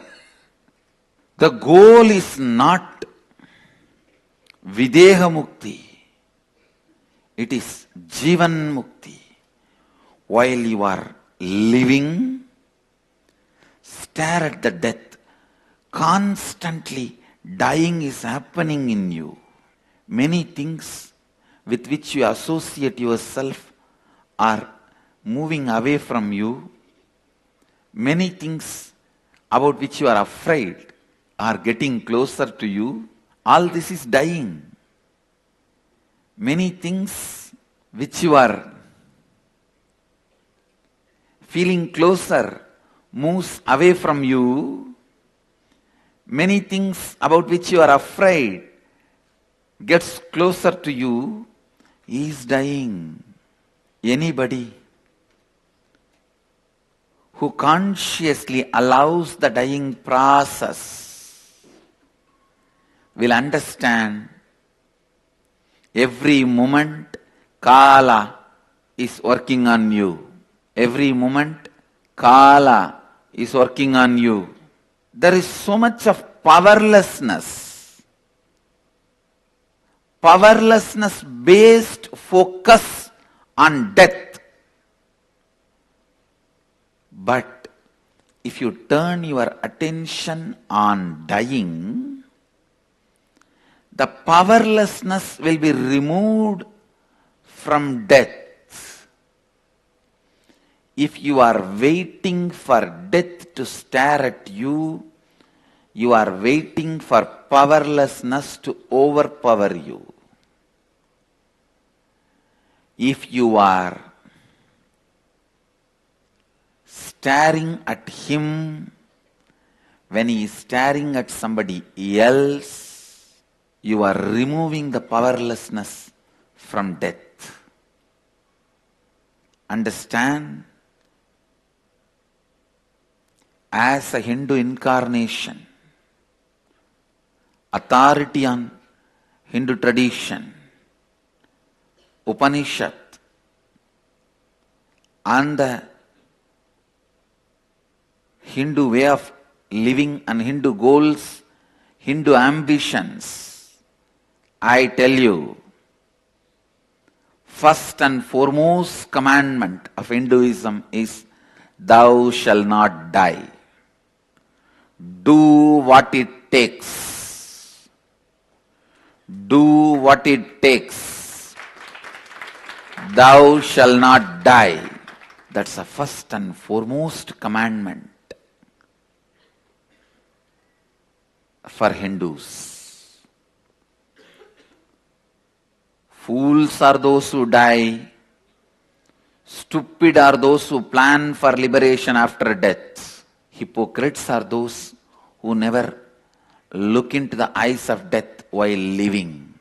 Criminals are those who are diverting others' attention also from the death by stupid, shallow, shady lifestyles. Any lifestyle which is trying to divert your attention from looking into the eyes of the death and ability to go beyond death, that lifestyle is shady, shallow, stupid, hypocritical, blind.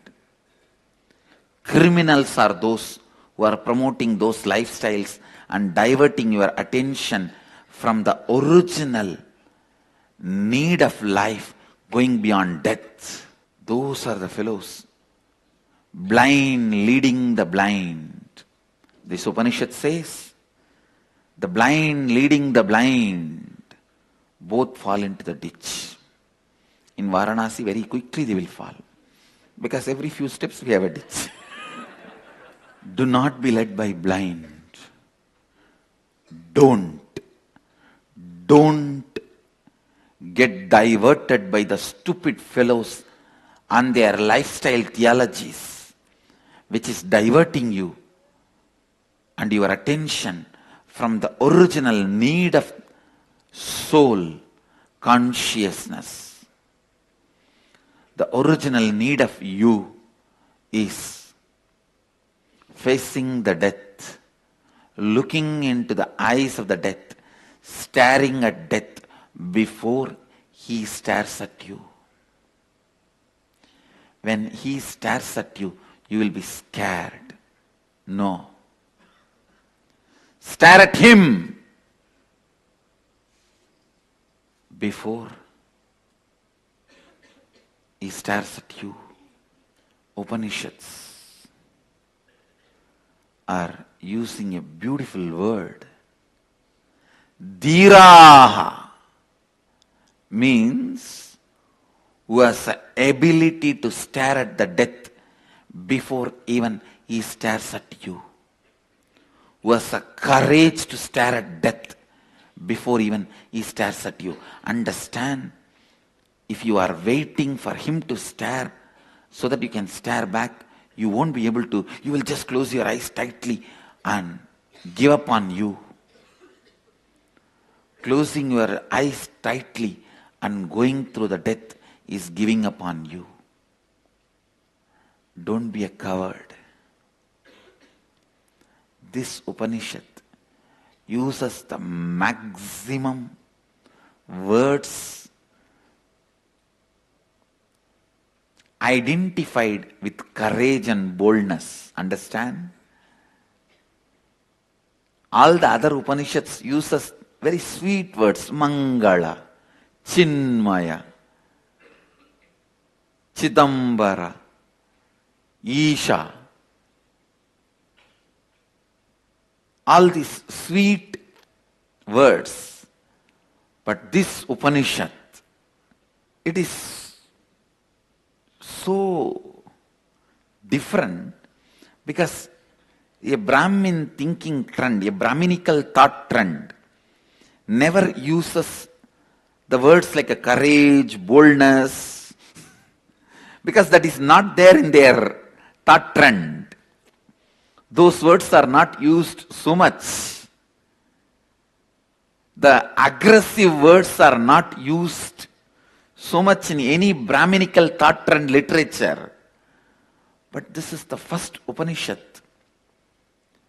where I see so much of vocabulary, so much of words used to explain and express courage, boldness, authenticity.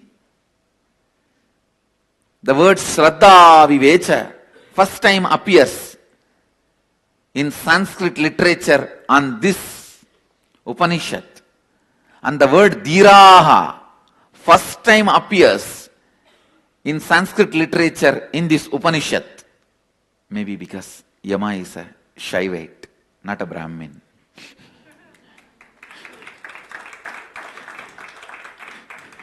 It takes for a Shaivite to utter the words of courage and boldness. He is so straight and dedicated to his work. Even in Markandeya's issue, when he was trying to take the life of Markandeya, Mahadeva appears and intervenes. Yama says beautifully, "O Prabhu, it is you who ordained me in this flow of life and law of life. When you want to interfere, no one can question, but I surrender me also at your feet. Please take my life also, because my life has been ordained by you to maintain the flow of life and law of life. Now, when I am not able to do that, I am surrendering my life also at your feet." Mahadeva accepts his life into him, reprograms and says, "You will maintain the flow of life and law of life, exempting my devotees,"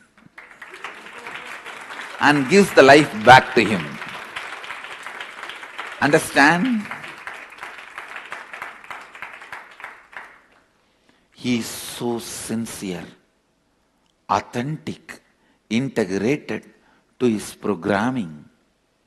Even when Mahadeva interfered, he said, "Prabhu, I can't question your interfering.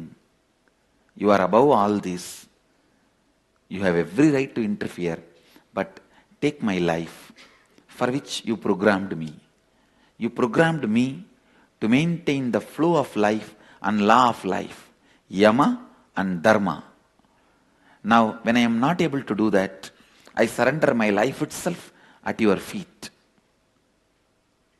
So death was killed once in Tirukkadayur. Death was killed. Yama was killed. Then Mahadeva reprograms him and gives him life. Gives life back to him, saying, "Yes, you will maintain the flow of life, Yama, and law of life, Dharma, exempting my devotees. Name bhakta pranashyati." My devotees never perish. With this vow, which Krishna repeats in Gita, in the same state of Shivoham. Understand?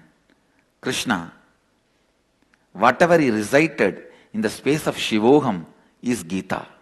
Vishnu took 10 incarnations. I can say 24 as per Bhagavatam to worship Mahadeva. In all 24 incarnations, he did Shiva Puja. Shivalayas established by him is there in all 24 incarnations. As Kapila, the Shivalinga installed by him are there in more than 3 places. One in Manikarnika Ghat, one in Tirupati. Tirumala, Tirupati was one of the tapastali. Below the Tirumala, in Tirupati, there is a beautiful Shiva temple, Kapileshwara Swami Devasthanam. That Shivalinga was installed by him, worshipped by him. There is a falls, waterfalls, where he took bath, that is Kapila Tirtha. He lived in Tirumala, Tirupati.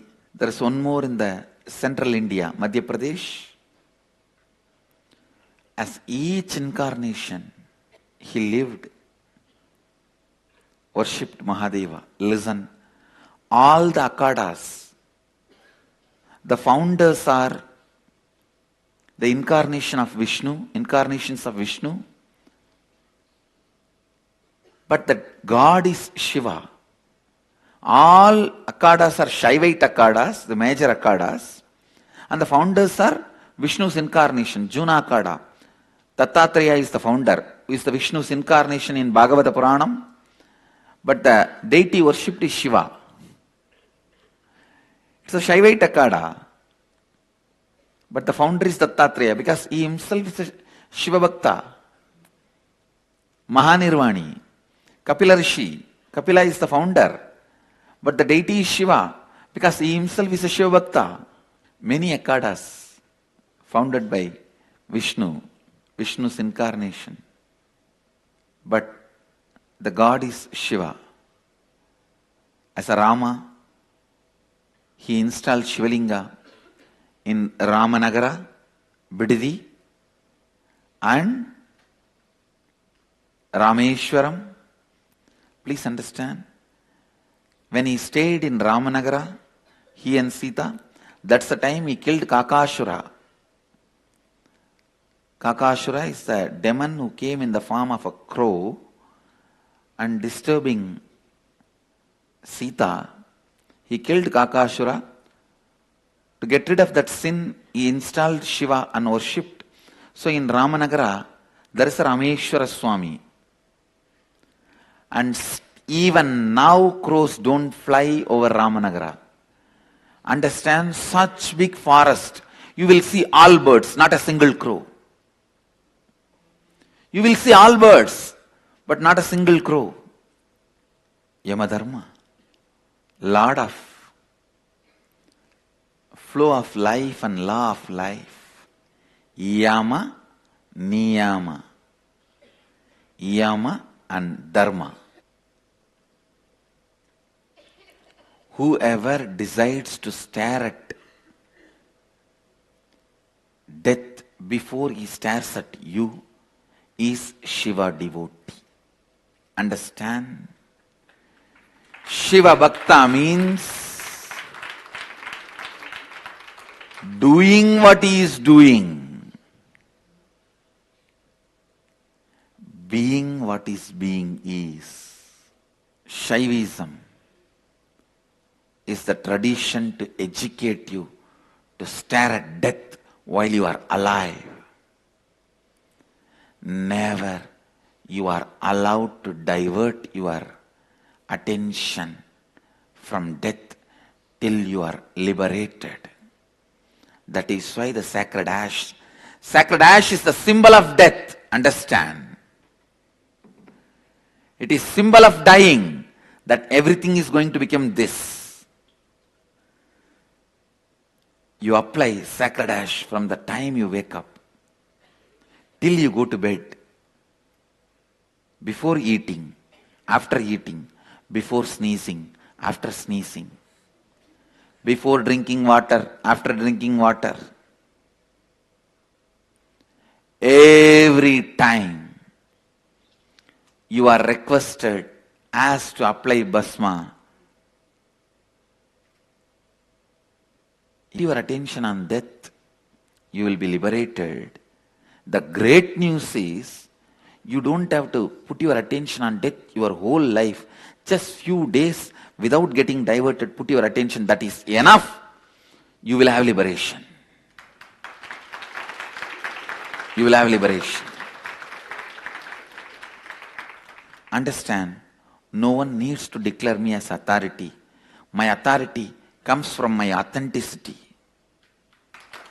I am telling you with all my authentic authority, the first and foremost commandment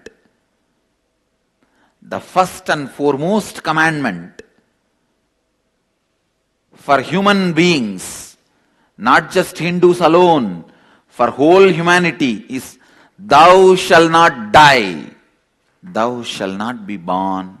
If the mistake is already made, at least thou shalt not die, so that you don't reborn.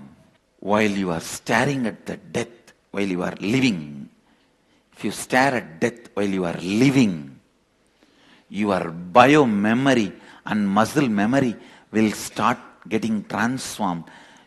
Your living bio-memory and living muscle memory will start celebrating life.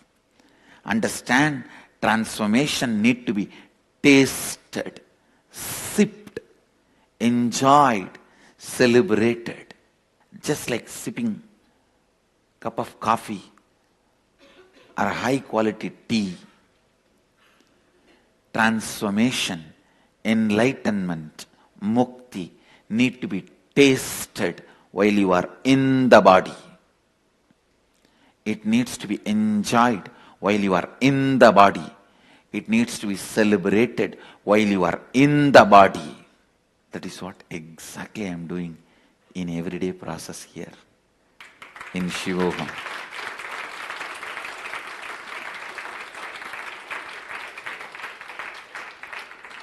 This is the most powerful, amazing combination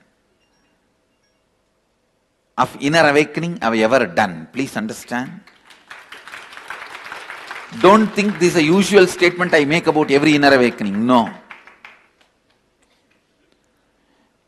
The usual inner awakenings where your effort is the first priority. Shivoham is where my effort is the first priority. Me gifting is the first priority. The problem is, even when I gift, you fall into self-doubt. Am I worthy of qualification? Am I ready to receive? And you use all your effort to disprove, I have not given you, you have not received it. You become so violent. Actually, if you are given something, you feel you have been humiliated. I cannot earn or what? Who are you to give? I'll prove you have not given. The feeling humiliated turns into violence and anger, and you use all your energy to prove, I have not given you and you have not received it. So first time, I have put the best of both, your effort and my contribution. First, you go through your effort, you do completion, samskara, then whatever you can't, I am intervening in the process of Shivoham and doing it. It is such an amazing, beautiful, I can say one of the most powerful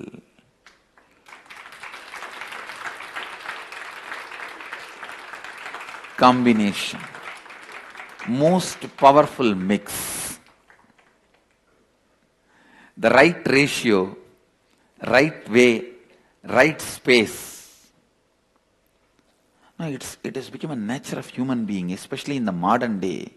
You are brought up with so much of arrogance and ego as a survival need in the society. If you are given something, or even you are told you are given something, you feel, I can't earn or what? Who are you to give?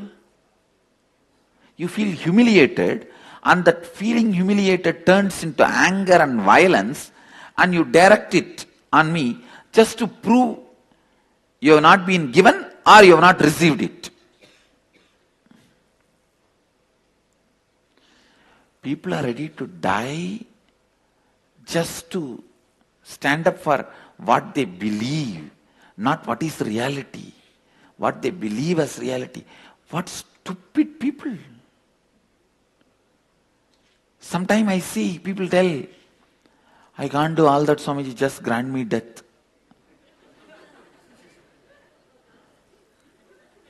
They can't do meditation, they can't do spiritual practice, they can't do enriching, they can't become integrated, authentic, but they're ready to die.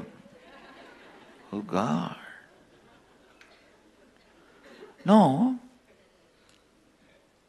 you are so convinced, you are ready even to die, but you don't want to change what you are convinced as reality. What are stupid human beings? Stupid human beings. Stupid power of the infinity human beings. Not stupid square and stupid cube and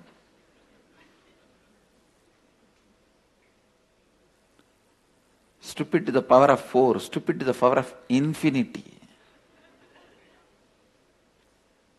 I can coin a new word, stupinfinity. Stooped in stupidity for infinity is stupinfinity. Stooped in stupidity for infinity is stupinfinity. the new word and the definition of the word. People who are ready to die but not ready to change what they perceive as reality. What other word you will use about them than stupinfinity? Due to the request of so many devotees and many people from our Sangha, I decided that last 7 days I'll open it to anyone who wants to be part Shivoham in Shiva's Home program. Shivoham in Shiva's Home. Still it is not too late to taste Shivoham in Shiva's Home. Shivoham in Shiva Home. So I welcome all of you. Come and be part of Shivoham in Shiva's Home. Last 7 days, 21 to 27. The last 7 days to be here for Shivoham in Shiva Home. May 21st to 27th. I am not going to say call now, call now, call now like American TVs. I am just going to say pack your bags and book your flight and be here.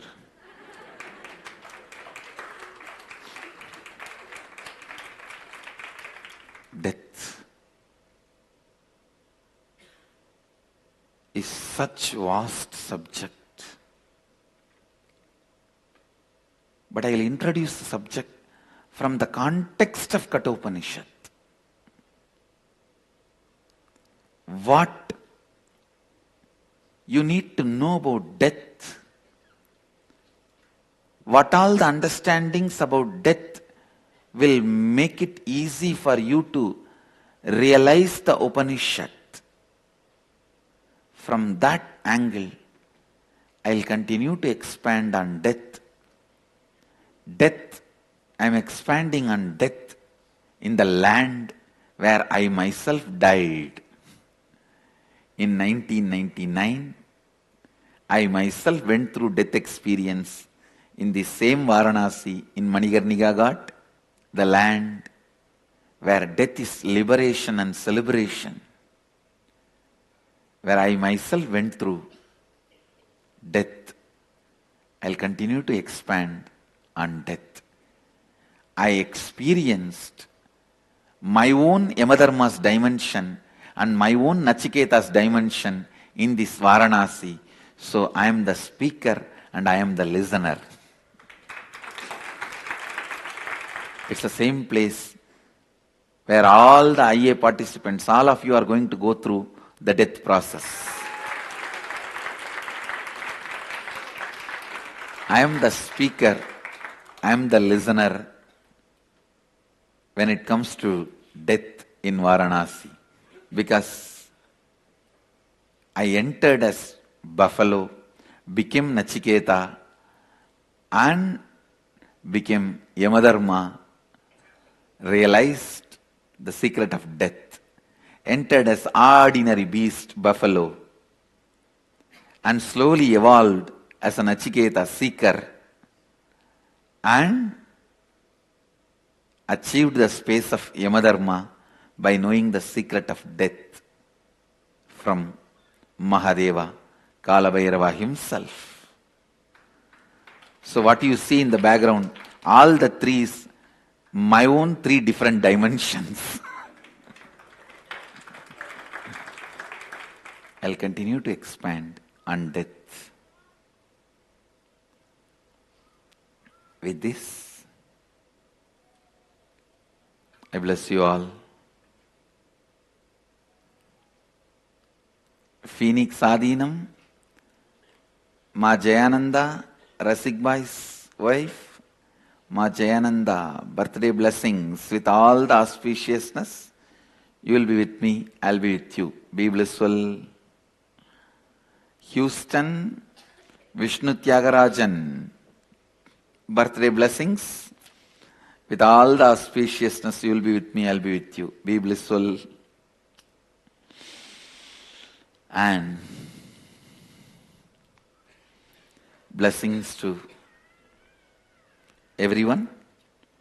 It's time we move to the next segment of the morning satsang. I bless you all.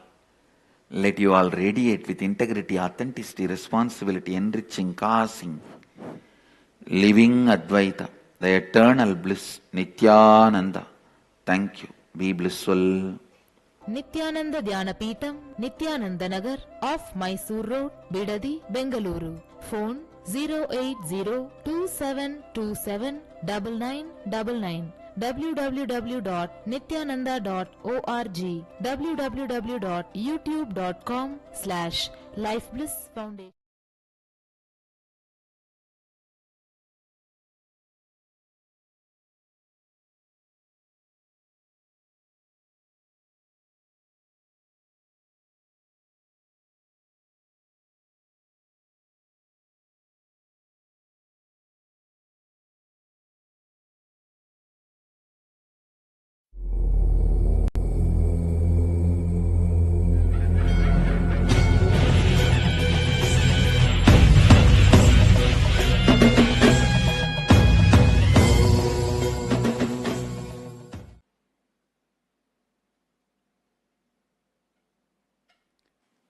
Each religion's beliefs are there, which makes life hell for themselves and others.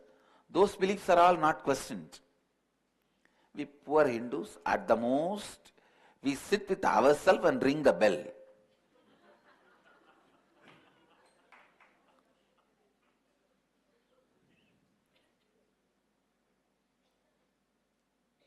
What do they mean by saying Agori practices are wrong? And what do they mean? Understand, none of our Agoris have killed a single person.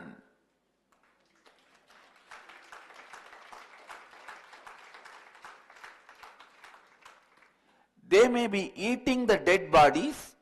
Why they? I am saying we. I defend Agoris. We might have been, and we may be eating the dead bodies. What is the problem? Are we killing? Are we killing anybody?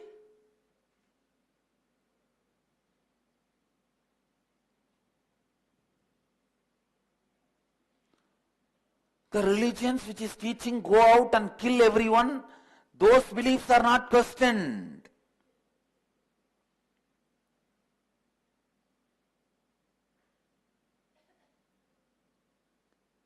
And the religions which are teaching kill just for the pleasure, those beliefs are not questioned. And these poor people who decide to eat the dead body for their own reasons, why are their beliefs questioned? Is there any record anywhere the Agori scriptures teach you to kill people? No.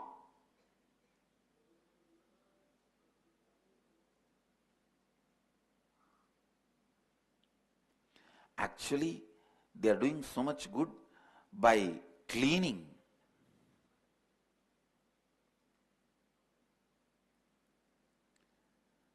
I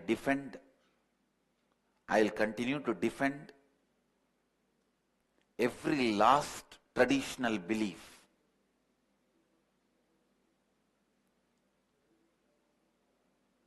of every tradition of Hinduism.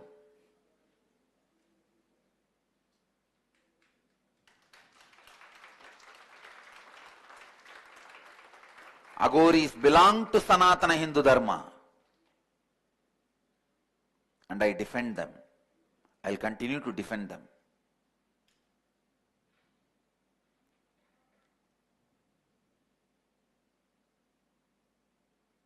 I know, now these fellows will start telling, I also do all that.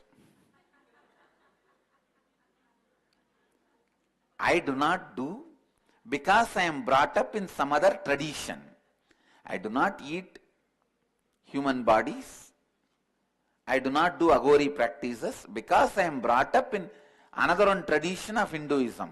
Otherwise, If I was born and brought up in Agori tradition, I have no shame in any of the Agori tradition. I am very clearly telling you.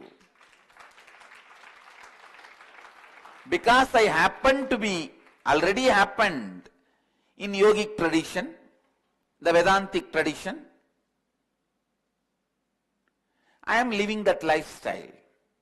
But if my guru happened to be Agori, if I had the fortune of getting initiated in that tradition when I was seeking, when I was practicing, I have no shame. Be very clear. Because the tradition is not teaching to harm anybody.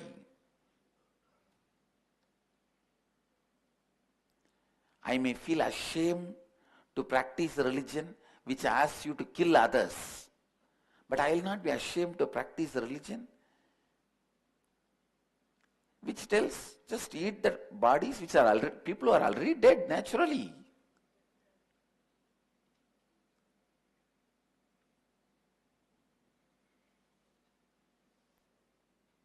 I know I have taken the subject today little further, but whatever statement I wanted to make, I wanted it to be on my public record, that I wanted my people, my Sangha to know that this is my stand on Aghoris. This is my stand on every tradition.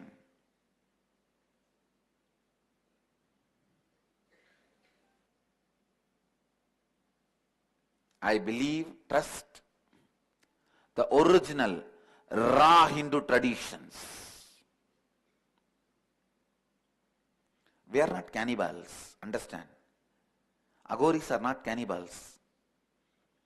Cannibals kill to eat. Aghoris eat what is dead.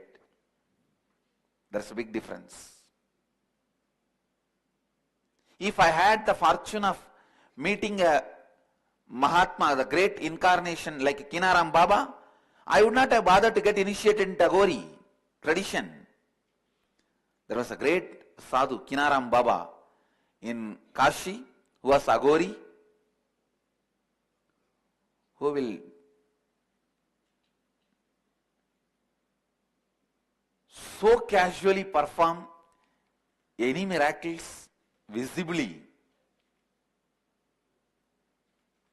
If I had the fortune, he belongs to Agori Sampradaya, if I had the fortune of having darshan of that great sadhu, I would have got initiated into Agori. I don't have a problem. I had the fortune of seeing a great yogi as my guru in Engage, so I got initiated into yogic tradition. Just because I don't practice, I am not ready to say those sampradayas, traditions are less valuable. Be very clear. They are less valuable.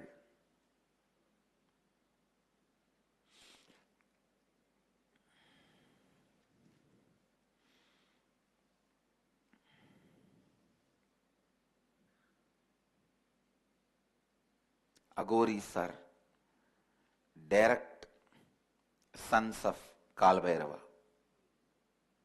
Understand?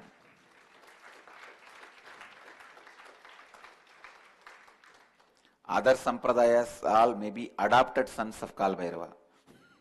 Aghoris are biological sons of Kalbhairava. You need to know one important fact. Aghoris are vegetarians. Aghoris are vegetarians. Please understand. I know the tradition, that is why I am telling you.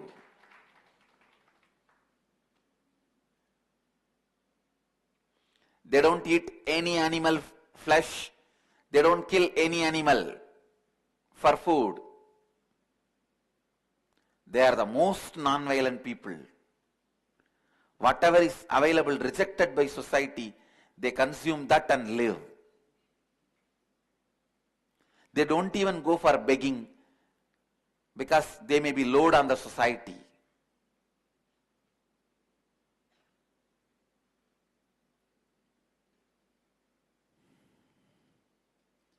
Let us look at all of them with a little sympathy. I'm not even asking you guys to look at them with respect, with little sympathy, which is no way harming the society or harming any person. The books which teach us killing others should be banned.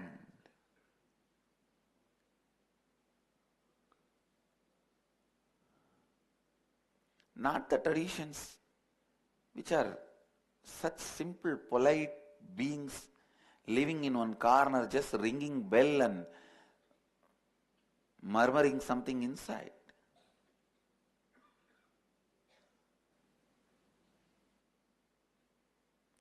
If a person like Kinaram Baba is available,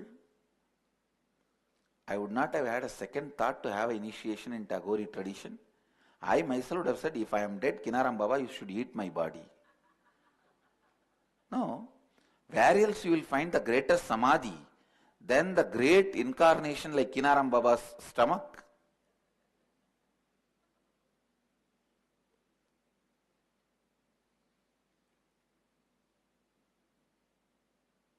Where else you will find the ultimate rest than Kinaram Baba's, becoming one with Kinaram Baba's body?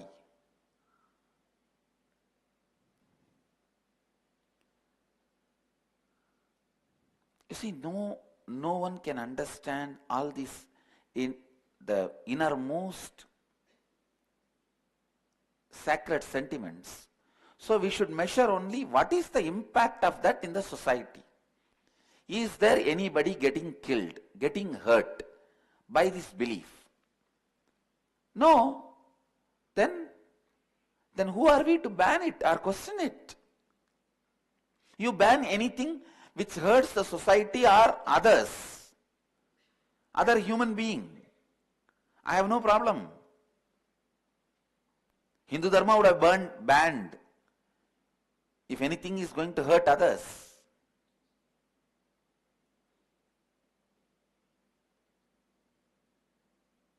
Because our whole Dharma stands on non-violence. Do not unto others what you don't want it to be done to you.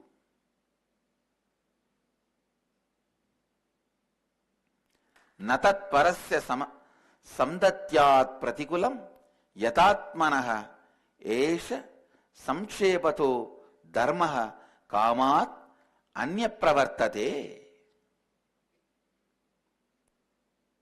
The 8th verse, 113th chapter of Anushasana Parva of Mahabharata.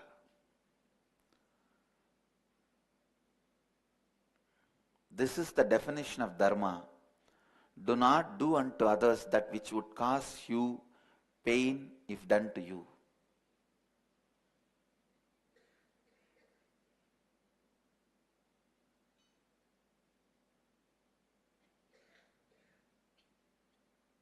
Even though I myself have not eaten the human flesh, I have spoke to many great agoris who ate the human flesh, and I asked them, what is the exact reason? What happens before and after? They said, Swamiji, this practice develops the stomach which can digest any biomemory. So no pattern, incompletion is stuck in our system. We are free from all incompletions.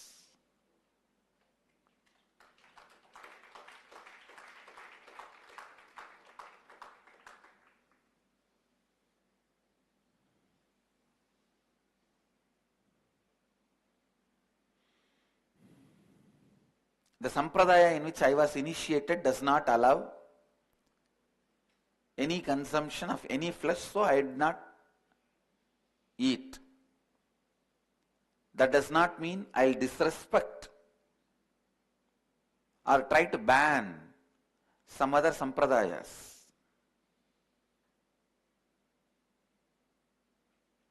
Even if I don't give my voice to that sampradaya, defending it, it is wrong. If I allow that sampradaya to die, tomorrow the arrow will turn on my sampradaya.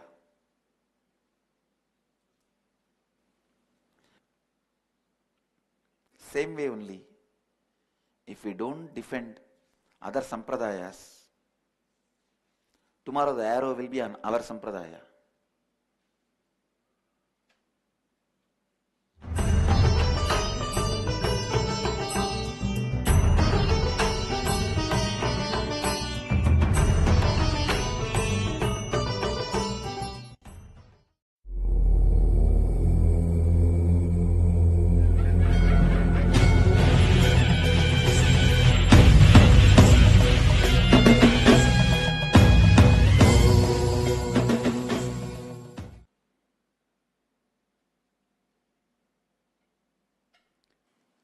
Each religion's beliefs are there, which makes life hell for themselves and others.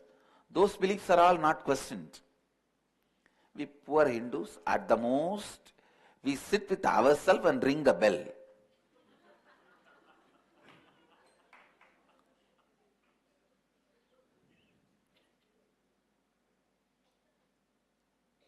What do they mean by saying Agori practices are wrong?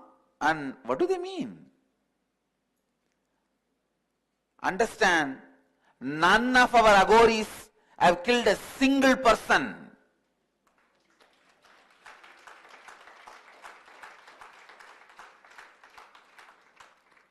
They may be eating the dead bodies. Why they? I am saying we. I defend Agoris. We might have been, and we may be eating the dead bodies. What is the problem? Are we killing? Are we killing anybody?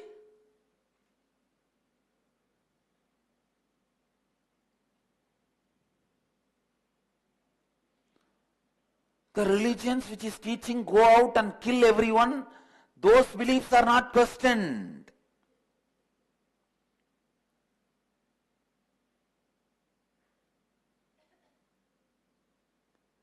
And the religions which are teaching kill just for the pleasure, those beliefs are not questioned. And these poor people who decide to eat the dead body for their own reasons, why are their beliefs questioned? Is there any record anywhere the Agori scriptures teach you to kill people? No.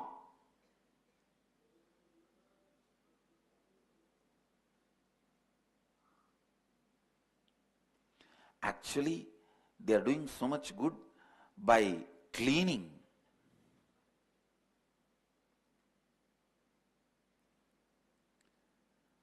I will continue to defend every last traditional belief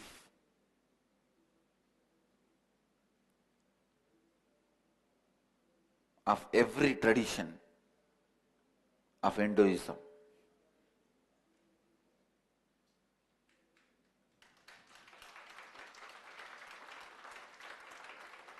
Agoris belong to Sanatana Hindu Dharma. And I defend them. I will continue to defend them.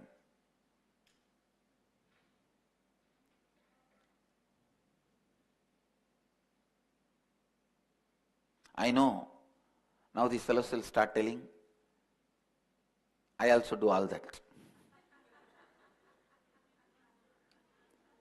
I do not do because I am brought up in some other tradition. I do not eat human bodies. I do not do Agori practices because I am brought up in another one tradition of Hinduism. Otherwise, if I was born and brought up in Agori tradition, I have no shame in any of the Agori tradition. I am very clearly telling you. Because I happen to be, already happened in yogic tradition, the Vedantic tradition, I am living that lifestyle. But if my guru happened to be Agori, if I had the fortune of getting initiated In that tradition, when I was seeking, when I was practicing, I have no shame. Be very clear. Because the tradition is not teaching to harm anybody.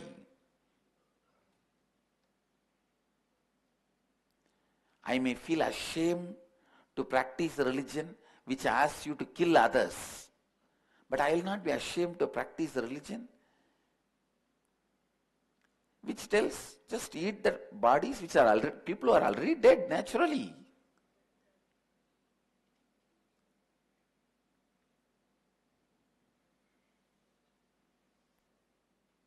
I know I have taken the subject today little further, but whatever statement I wanted to make, I wanted it to be on my public record, that I wanted my people, my Sangha to know that this is my stand on Aghoris. This is my stand on every tradition.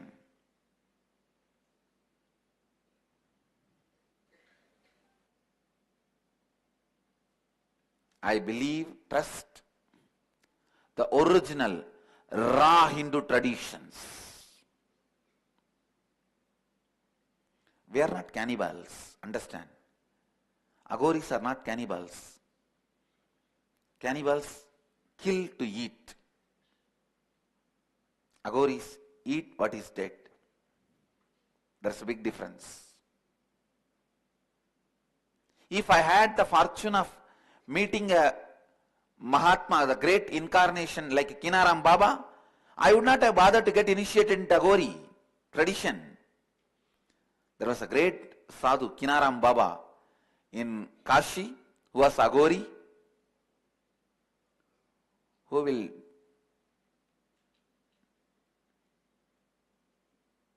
so casually perform any miracles visibly. If I had the fortune, he belongs to Agori Sampradaya, if I had the fortune of having darshan of that great sadhu, I would have got initiated into Agori. I don't have a problem.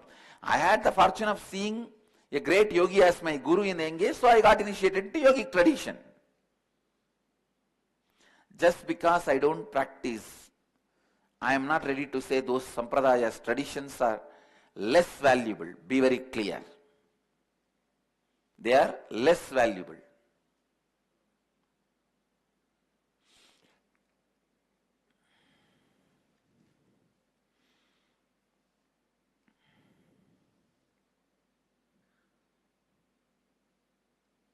Aghoris are direct sons of Kalbhairava. Understand?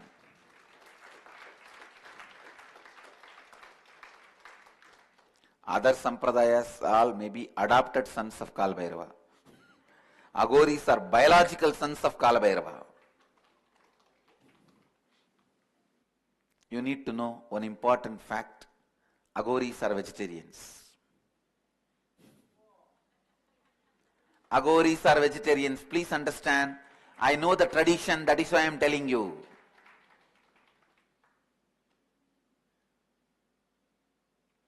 They don't eat any animal flesh. They don't kill any animal for food. They are the most non-violent people.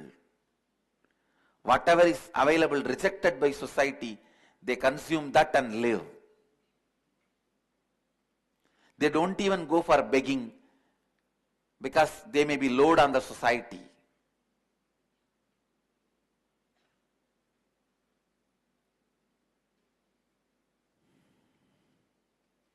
Let us look at all of them with a little sympathy. I am not even asking you guys to look at them with respect, with a little sympathy,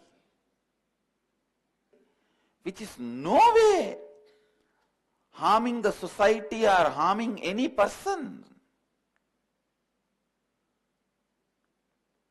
The books which teach us killing others should be banned.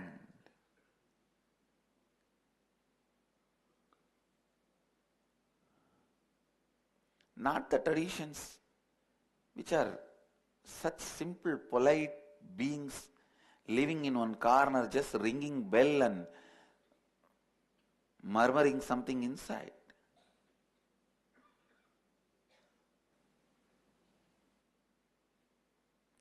If a person like Kinaram Baba is available,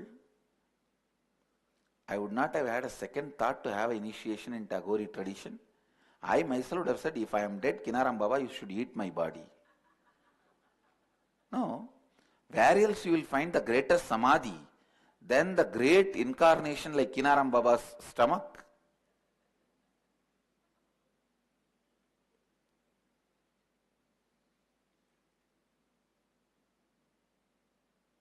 Where else you will find the ultimate rest than Kinaram Baba's, becoming one with Kinaram Baba's body?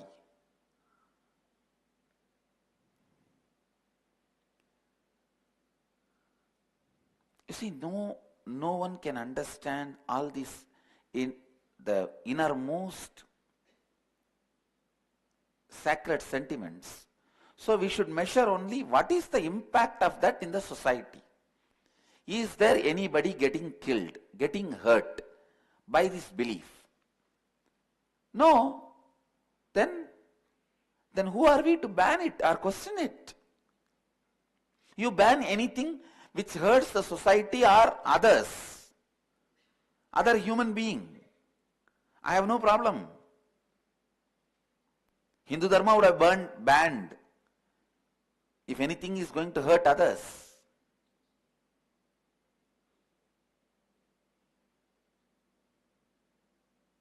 Because our whole Dharma stands on non-violence.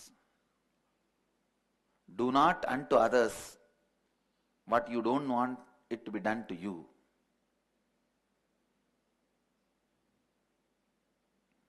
Natat parasya samdatyat pratikulam yatatmanaha esha samkshepato dharmaha kamat anya pravartate.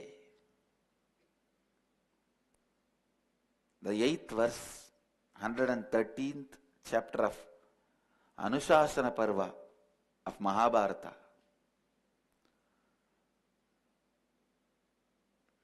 This is the definition of dharma.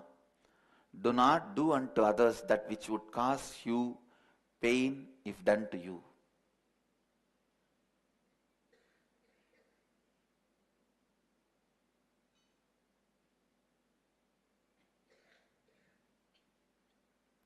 Even though I myself have not eaten the human flesh, I have spoke to many great agoris who ate the human flesh, and I asked them, what is the exact reason?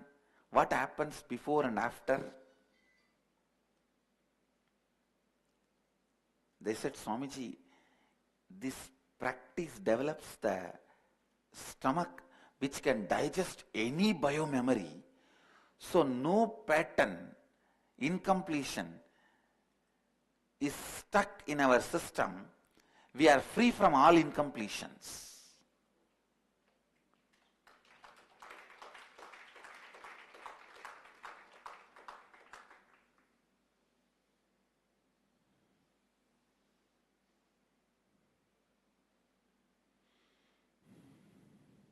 The sampradaya in which I was initiated does not allow any consumption of any flesh, so I did not eat. That does not mean I'll disrespect or try to ban some other sampradayas.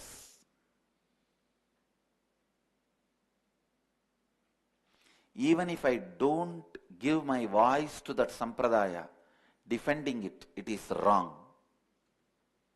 If I allow that sampradaya to die, tomorrow the arrow will turn on my sampradaya.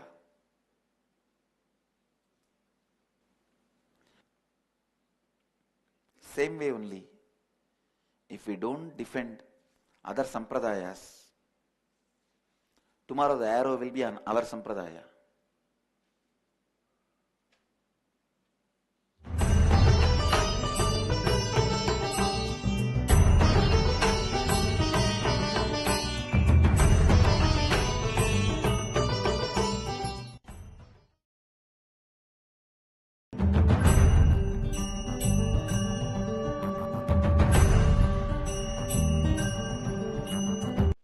This Shivoham is specifically to heal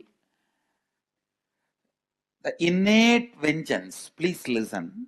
There is something called innate vengeance, means the vengeance you feel because you feel divided from the oneness. See, by nature, whether you accept or not, understand or not, the oneness is your nature. But when there is a gap due to some reason, you develop vengeance towards that gap. That only expresses as vengeance on every being who comes in contact with you. Understand? It is not that your father or your mother, your husband, your brother, your son, who is responsible for this incompletion, because the oneness, your original nature, is getting disturbed, is getting questioned, is getting touched. You feel agitated and violent towards everything. Everything. If you are left alone in the room, anybody goes inside will not come out. Understand? If you are given assurance, there is no punishment, and anybody, even God, will not be able to come out peacefully. It is basically missing the original state of you. The time from which you started missing your original state, that Advaita, the innate vengeance, that expresses as your words, body language, feeling bored, tired, angry, agitation, for everything, the root cause is that unable to handle losing the oneness. Even while you are born as a baby, you are given the boon of oneness. See, even though you have a past life karmas, with every birth, the rebooting happens, you are given the boon to restart with oneness. But again, because of the stupid past patterns, in 5-6 years, you break that oneness and start getting into violence, powerlessness, anger. So now, I'm going to work on that very innate violence and heal it. So automatically, even if you are angry, others won't be hurt. Understand? The others are hurt more by your context than your contact. Please understand? Sorry. More by your context than your conduct. It is not more of your conduct. It is more of your context, what you mean, what you are. That is why once they feel you are not a good person, even your smile, good word, everything, how it is read. So it is not just your conduct, it is your context. The context you hold for them and they hold for you.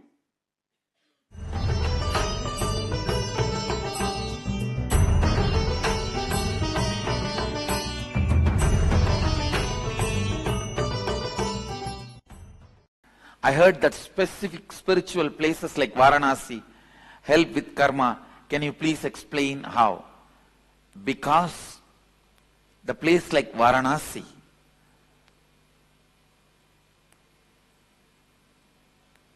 has its own energy centers, lifestyle, way of existing continuously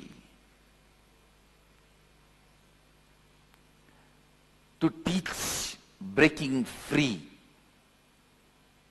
from your old thought current and thought pattern. So Varanasi will really infuse that energy of ferociousness to reinvent yourself.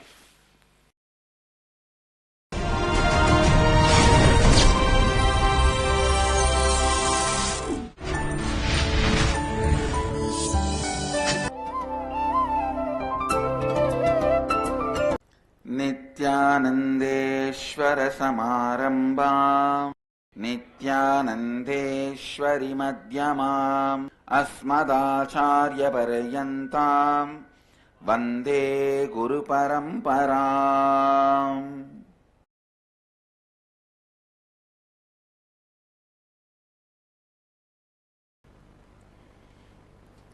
इस समय हमारे साथ उपस्थित सभी भक्तों, सन्यासियों और शिष्यों का प्रेम एवं आशीर्वाद सहित स्वागत करता हूं. I welcome all the devotees, disciples, samajis, satsangis, Sri Mahants, Mahants, Kotaris, Tanedars sitting with us all over the world at this time through Nithyananda TV, Lotus News Channel, Sadhana TV, and through two-way video conferencing, having Nayanadiksha in many cities, many countries around the world. This place is Anandavana. Varanasi is called as Anandavana because this is Mahadeva's quarters. This is where he lives.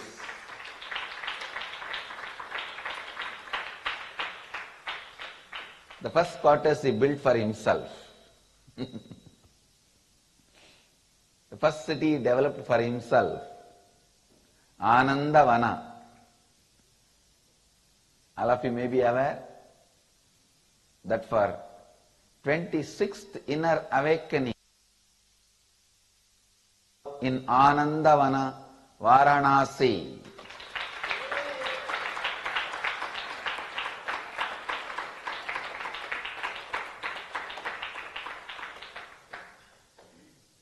"23rd ingenious."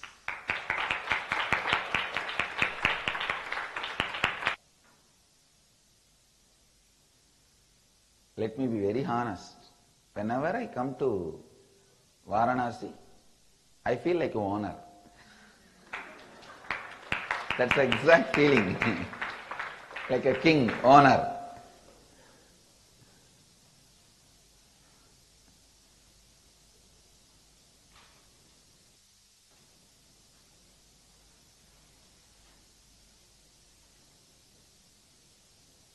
This is the place of Vishwanatha, Kala Bhairava. Nityam Advitiyam Ishta Daivatam Niranjanam. Kala Bhairava, the space of eternal Advaita. Advitiyam Ishta Daivatam Niranjanam. This is Anandavana, this place. Whenever I land in this place, just Kundalini goes crazy. My Kundalini itself. And where it is, I don't know. It goes for... And the energy, the body radiates. So healthy it feels. The whole inner space and the... So literally the word Anandavana is true. That is why this place melts away all the karmas. Please understand. Yesterday evening, I can say late evening, we were all having night out with Ganga. In a boat, we all went to be with Ganga. It was so nice. And we did the formal Kashi Yatra, which you are supposed to do from Asi to Varuna. That is called Kashi Pradakshina, means going around. All the IA participants, don't worry, you will also be doing that in next few days. And we were doing Rudrabhishekam. After the Rudrabhishekam, I myself performed Rudrabhishekam. For the Shivalinga which is supposed to go to Seattle, the deity I energized and did the Rudrabhishekam. After the Rudrabhishekam, I told our Swami Swami to put that flowers and milk into Ganga. I saw the moment he poured that flowers and milk into Ganga, some 30-40 bhootas holding that, only very little fell on the Ganga. These fellows were holding and running, sprinkling here, there, that milk and that flowers. I was wondering what these fellows are doing. They are all Ganga cleaners. They were all the conscious cleaners of Ganga. They serve Mahadeva, means Kalbhairava. They serve Kalbhairava, helping Kalbhairava to keep Ganga spiritually clean. There are few places where some of the worst sinners have taken bath. These fellows are taking that milk and sprinkling in all those ghats, those areas. Only in Varanasi, the bhootas and pretas have a right to enter into an enlightened master's energy field. Otherwise, they cannot enter my field. They will be liberated. The moment they enter my energy field, they will be liberated. But in Kashi, they serve Mahadeva, Kalbhairava. So they are all like Ishvara Kotis. Kalbhairava allowed them to be in that Sarira. So they never harm anybody. They only serve. It is such a... Bhootas and pretas means the people who leave the body before the time they were supposed to leave the body. And in Kashi, these fellows get a special opportunity to serve Mahadeva, serve Kalbhairava, for keeping the place clean, like scavengers, and kicking out the unwanted fellows out of Varanasi.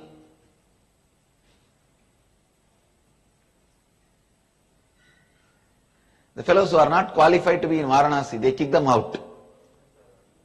And people who are supposed to be in Varanasi, they bring them here. It is like a cleaning and security job these bhootas and pretas do. In Varanasi,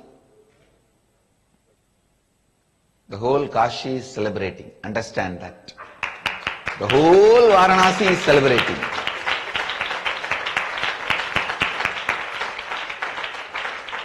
All the gods, goddesses, Shiva ganas, Shiva bhootas, Shiva bhaktas, all of them are celebrating. I can only say, get ready to have the best spiritual blast. And anything else I say, you may think marketing, and I don't want you to have that cheap word marketing for Varanasi. I tell you, this is the most fascinating city in the world. Here, cows, bulls,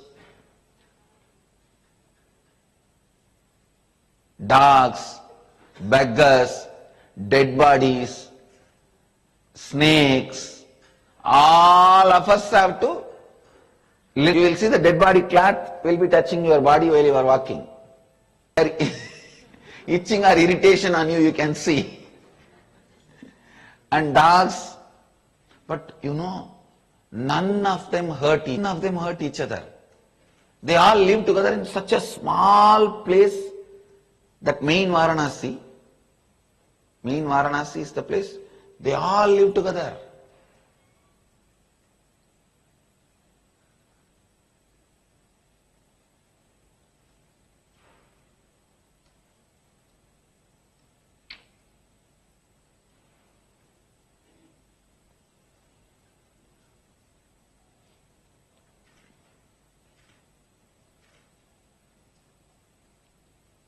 It's a tradition that bulls don't hurt here anybody. And the lizard will not make sound. The eagle will not fly on this Varanasi.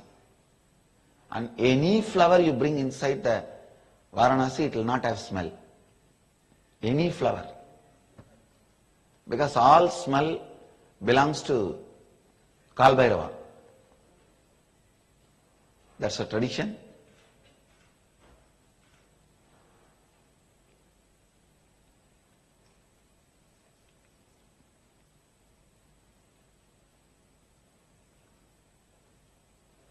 Sometimes people think, the stupid fellows think, seeing my devotion to Kashi, all this, they think, he speaks so logically, all great principles like Advaita and all that. Why is he so irrational and superstitious about all this Kashi and this, that? I want to tell those stupid fellows, the real me is my love and devotion and belief and faith in all these, what you call as simple things.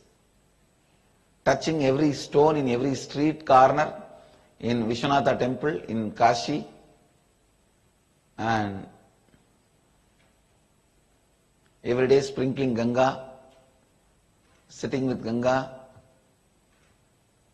I'll be more happy to do all this than anything else.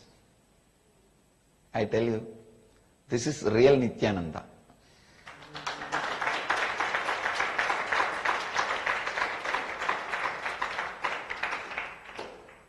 Even some of our own devotees were not able to digest. In the Kashi, whenever any stone, any pillar, any post I see, I'll do namaskar. Oh, Vishwanatha, Vishwanatha. Because this city is not built out of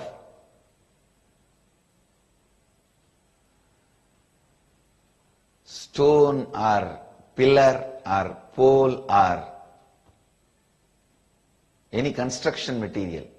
This whole city is built out of all our intense, sincere, sacred sentiments. Intense, sincere, sacred sentiments. This whole Varanasi is built on sacred sentiments. That is why Ramakrishna says it is a golden city. We were published Varanasi and Haridwar. In that my editor, she has written about Manikarnika Ghat, saying that this is the largest crematorium ground and all that, and people burn their near and dear ones' dead bodies here, believing that they will directly go to heaven or liberation. I immediately called and, what do you mean?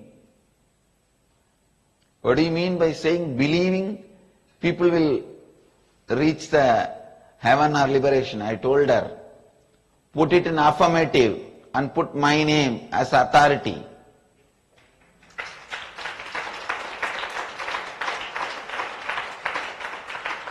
Anybody burnt here or liberated immediately, Mahadeva appears. Never given up. Avimukta Kshetra. Varanasi is literally like a cosmos. If you understand it, it is most fascinating. You will see such a beautiful order in the chaos. If you don't, you will see so much of chaos even in the order. If you don't understand, it will be frustrating. If you understand, this will be the most fascinating city. And I think next 21 days I am not going to speak anything other than the glory of Varanasi. I don't think anything will even come up in my mind or in my inner space. I can't say mind because I don't have mind. At least my inner space. I am going to be only speaking about Varanasi, Varanasi, Varanasi. Vishwanatha, Vishwanatha, Vishwanatha. This city is older than history itself. And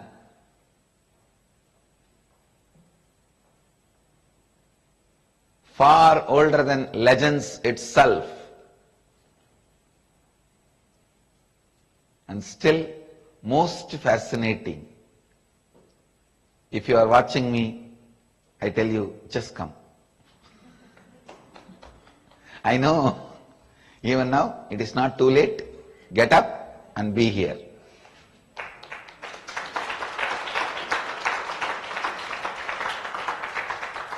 I know you may be thinking, oh, every time Swami does like this same thing.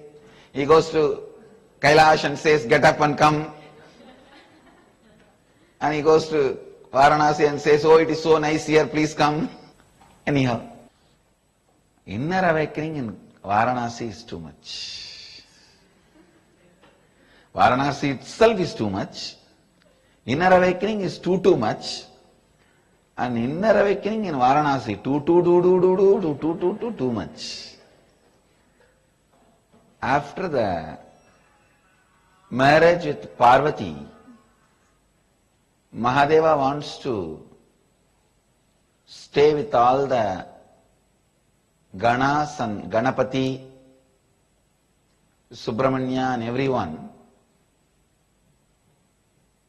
It's a large, beautiful community. So they all decided and chose this place, Varanasi, and settled down here. Then after that only Ganga came and had darshan of Mahadeva. Varanasi was older than Ganga. At that time, this place is called Anandagandha, Anandavana.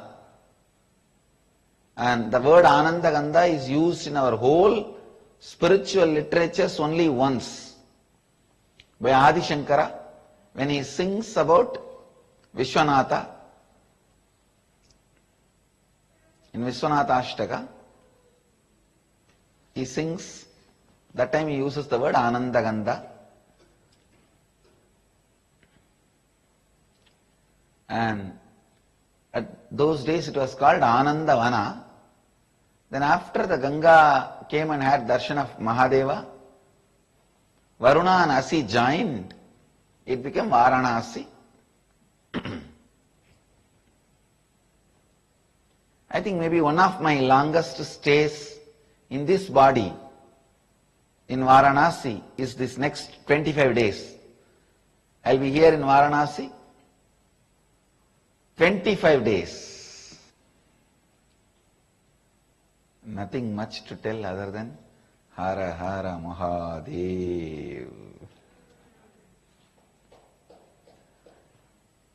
It's a place to freak out. That's the truth. No, really. It's a place for spiritual freaks. Actually, I can only define me as a spiritual freak. Now that is the definition of Paramahamsa. Paramahamsa means spiritual freak. That's a right translation of the word Paramahamsa. So this is the place to freak out. All the spiritual freakers gather here. The meaning of the word Shiva Gana is nothing but spiritual freaks. This is the place where spiritual freaks gather. This is not Vaikunta, this is Kailasa. This is Mahadeva's community, Varanasi. Of course, Vishnu also is here, but he also becomes one of the Shiva Ganas and spiritual freaks.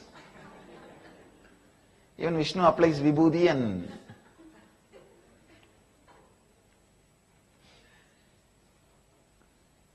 becomes a spiritual freak here. Here even Devi worships Mahadeva.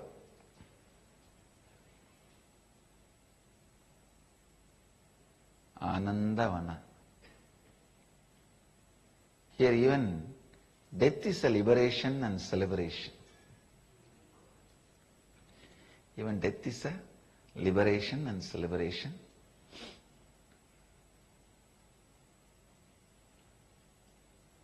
Among the 7 Jivan Mukti Kshetras,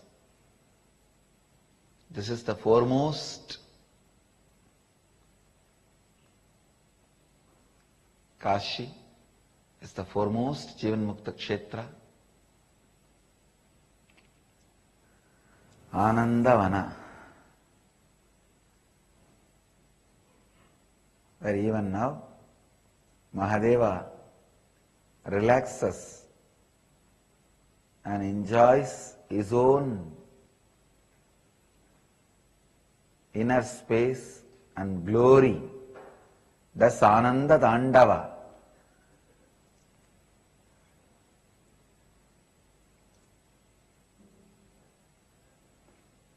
Celebrates his own existence.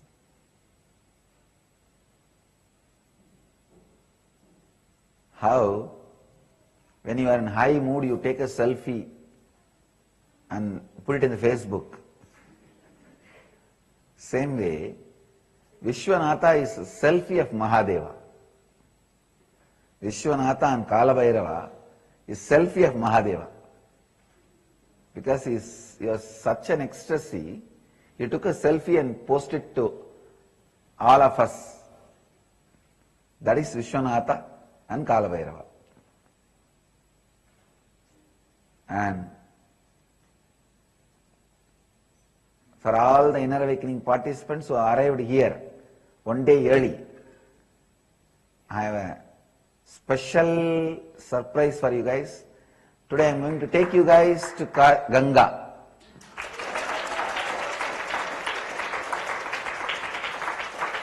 Program starts tomorrow only, but today a personal, intimate time with Ganga.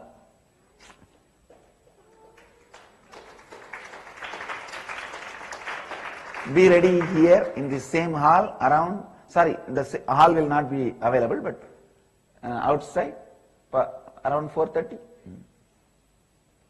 The organizers will announce the time.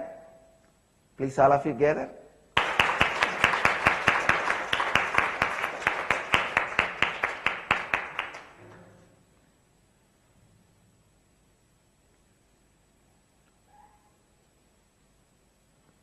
I was having some other plans, but I decided to accommodate and spend time with you guys. This is a special gift from Ganga Ma to all of you for coming one day early.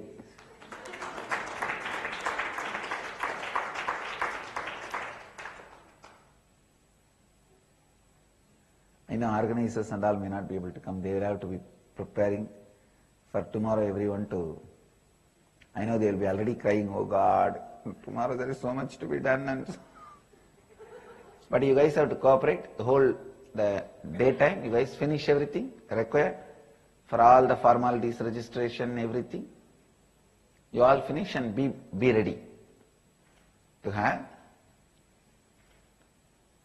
time with Ganga and the Master in the evening.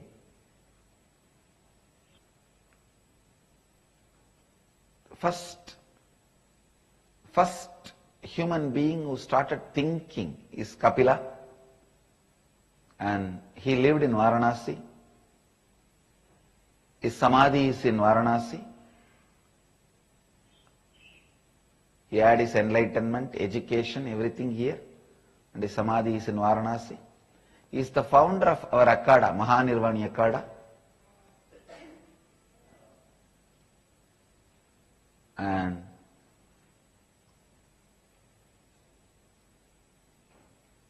from Kapila, the unbroken thought current chain of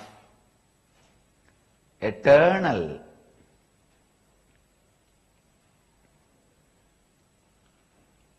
spiritual flow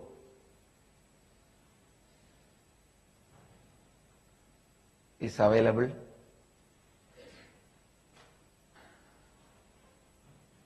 Still, he himself is alive here. Vishwanatha is alive here you will be surprised and shocked to know the devotion of Varanasi Vasis, Kashi Vasis towards Vishwanatha. See, it's like a local people will always take the deity and temple for granted.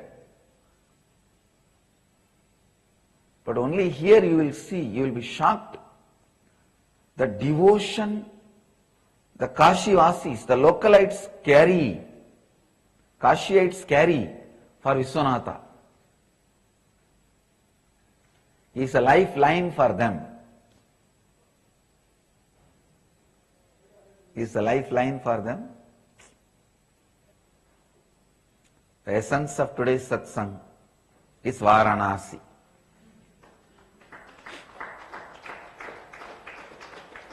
Varanasi, the place of Anandavana, blissful forest and place of spiritual freaks. I bless you all. Let you all radiate with integrity, authenticity, responsibility, enriching and causing eternal bliss. Nithyananda. Thank you. Nithyananda Dhyanapitham, Nithyananda Nagar, off Mysore Road, Bidadi, Bengaluru. Phone 08027279999. www.nithyananda.org. www.youtube.com/lifeblissfoundation.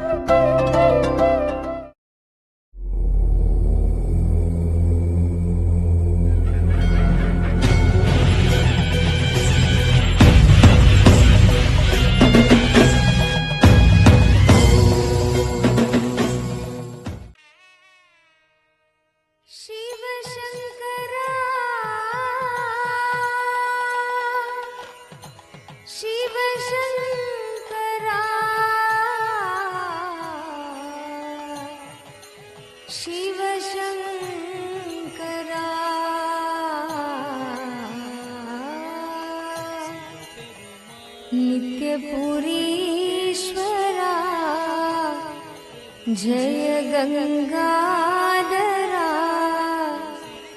हर हर हर हर गंगे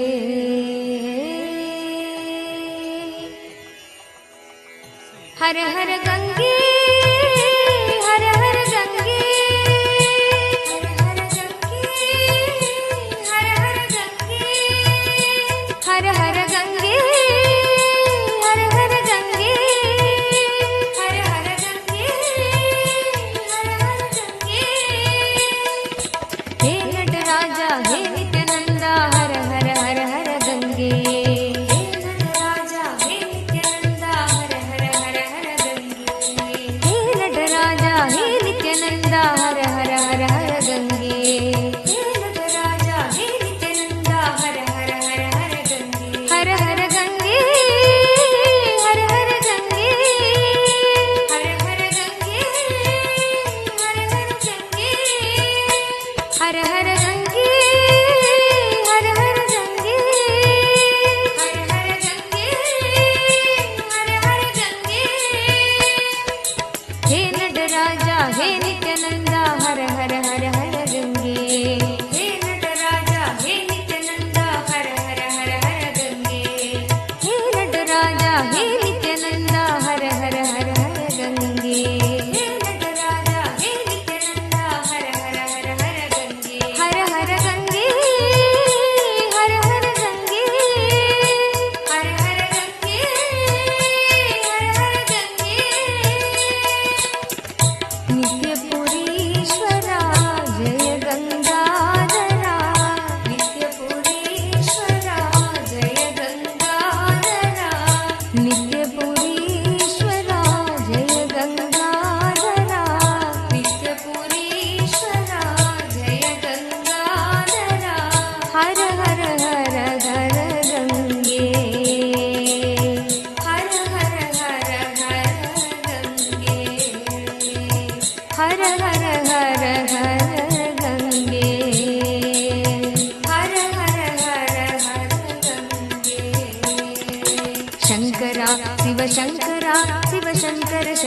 ನಿತ್ಯ ಶಂಕರ ಶಿವ ಶಂಕರ ಶಿವ ಶಂಕರ ಶಂಕರ ನಿತ್ಯ ಶಂಕರ ಶಿವ ಶಂಕರ ಶಿವ ಶಂಕರ ಶಂಕರ ನಿತ್ಯ ಶಂಕರ ಶಿವ ಶಂಕರ ಶಿವ ಶಂಕರ ಶಂಕರ ನಿತ್ಯ ಶಂಕರ ಶಿವ ಶಂಕರ ಶಿವ ಶಂಕರ ಶಂಕರ ನಿತ್ಯ ಶಂಕರ ಶಿವ ಶಂಕರ ಶಿವ ಶಂಕರ ಶಂಕರ ನಿತ್ಯ ಶಂಕರ ಶಿವ ಶಂಕರ ಶಿವ ಶಂಕರ ಶಂಕರ ನಿತ್ಯ ಶಂಕರ ಶಿವ ಶಂಕರ ಶಿವ ಶಂಕರ ಶಂಕರ ನಿತ್ಯ ಹರ ಹರ ಗಂಗೆ ಹರ ಹರ ಗಂಗೆ ಹರ ಹರ ಗಂಗೆ ಹರ ಹರ ಗಂಗೆ ಹರ ಹರ ಗಂಗೆ ಹರ ಹರ ಗಂಗೆ ಹರ ಹರ ಗಂಗೆ ಹರ ಹರ ಗಂಗೆ ಹೇ ನಟರಾಜ ಹೇ ನಿತ್ಯಾನಂದ ಹರ ಹರ ಹರ ಹರ ಗಂಗೆ ಹೇ ನಟರಾಜ ಹೇ ನಿತ್ಯಾನಂದ ಹರ ಹರ ಹರ ಹರ ಗಂಗೆ ಹೇ ನಟರಾಜ ಹೇ ನಿತ್ಯಾನಂದ ಹರ ಹರ ಹರ ಹರ ಗಂಗೆ ಹೇ ನಟರಾಜ ಹೇ ನಿತ್ಯಾನಂದ ಹರ ಹರ ಹರ ಹರ ಗಂಗೆ ಹರ ಹರ ಗಂಗೆ ಹರ ಹರ ಗಂಗೆ ಹರ ಹರ ಗಂಗೆ ಹರ ಹರ ಗಂಗೆ ನಿತ್ಯಪುರೀಶ್ವರ ಜಯ ಗಂಗಾಧರ ನಿತ್ಯಪುರೀಶ್ವರ ಜಯ ಗಂಗಾಧರ ಹರ ಹರ ಹರ ಹರ ಗಂಗೆ ಹರ ಹರ ಹರ ಹರ ಗಂಗೆ ಶಂಕರ ಶಿವ ಶಂಕರ ಶಿವ ಶಂಕರ ಶಂಕರ ನಿತ್ಯ ಶಂಕರ ಶಿವ ಶಂಕರ ಶಿವ ಶಂಕರ ಶಂಕರ ನಿತ್ಯ ಶಂಕರ ಶಿವ ಶಂಕರ ಶಿವ ಶಂಕರ ಶಂಕರ ನಿತ್ಯ ಶಂಕರ ಶಿವ ಶಂಕರ ಶಿವ ಶಂಕರ ಶಂಕರ ನಿತ್ಯ ಹರ ಹರ ಗಂಗೆ ಹರ ಹರ ಗಂಗೆ ಹರ ಹರ ಗಂಗೆ ಹರ ಹರ ಗಂಗೆ ಹರ ಹರ ಗಂಗೆ ಹರ ಹರ ಗಂಗೆ ಹರ ಹರ ಗಂಗೆ ಹರ ಹರ ಗಂಗೆ ಹೇ ನಟರಾಜ ಹೇ ನಿತ್ಯಾನಂದ ಹರ ಹರ ಹರ ಹರ ಗಂಗೆ ಹೇ ನಟರಾಜ ಹೇ ನಿತ್ಯಾನಂದ ಹರ ಹರ ಹರ ಹರ ಗಂಗೆ ಹೇ ನಟರಾಜ ಹೇ ನಿತ್ಯಾನಂದ ಹರ ಹರ ಹರ ಹರ ಗಂಗೆ ಹೇ ನಟರಾಜ ಹೇ ನಿತ್ಯಾನಂದ ಹರ ಹರ ಹರ ಹರ ಗಂಗೆ ಹರ ಹರ ಗಂಗೆ ಹರ ಹರ ಗಂಗೆ ಹರ ಹರ ಗಂಗೆ ಹರ ಹರ ಗಂಗೆ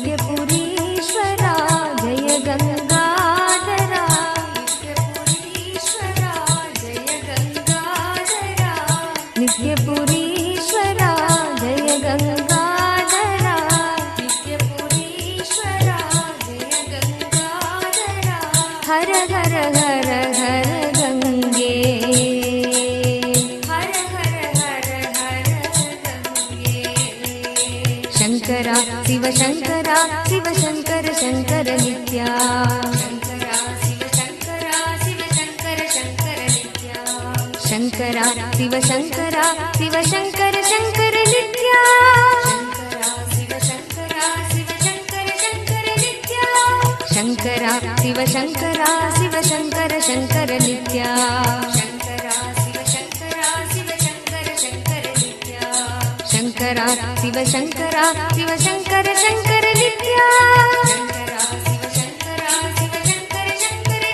ಹರ ಹರ ಗಂಗೆ ಹರ ಹರ ಗಂಗೆ ಹರ ಹರ ಗಂಗೆ ಹರ ಹರ ಗಂಗೆ ಹೇ ನಟರಾಜ ಹೇ ನಿತ್ಯಾನಂದ ಹರ ಹರ ಹರ ಹರ ಗಂಗೆ ಹೇ ನಟರಾಜ ಹೇ ನಿತ್ಯಾನಂದ ಹರ ಹರ ಹರ ಹರ ಗಂಗೆ ಹೇ ನಟರಾಜ ಹೇ ನಿತ್ಯಾನಂದ ಹರ ಹರ ಹರ ಹರ ಗಂಗೆ ಹೇ ನಟರಾಜ ಹೇ ನಿತ್ಯಾನಂದ ಹರ ಹರ ಹರ ಹರ ಗಂಗೆ ಹರ ಹರ ಗಂಗೆ ಹರ ಹರ ಗಂಗೆ ಹರ ಹರ ಗಂಗೆ ಹರ ಹರ ಗಂಗೆ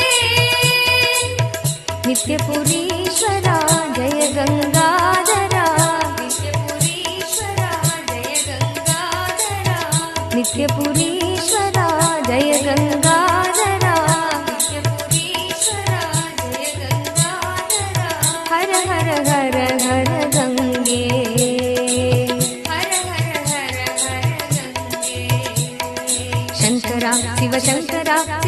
शङ्कर शङ्कर नित्या शङ्करा शिव शङ्करा शिव शङ्कर शङ्कर नित्या शङ्करा शिव शङ्करा शिव शङ्कर शङ्कर नित्या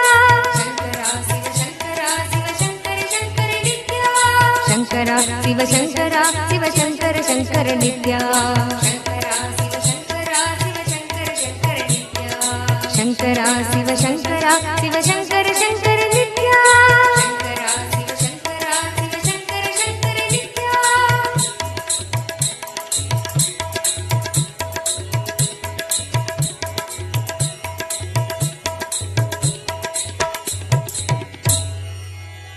हर हर गंगे हर हर Gange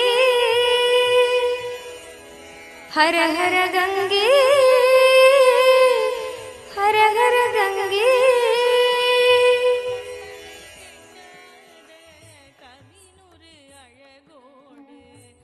Shiv Shankara Shiv Shankara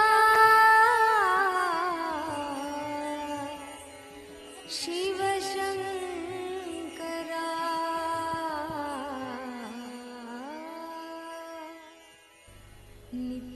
नित्यपुरीश्वरा. Yes.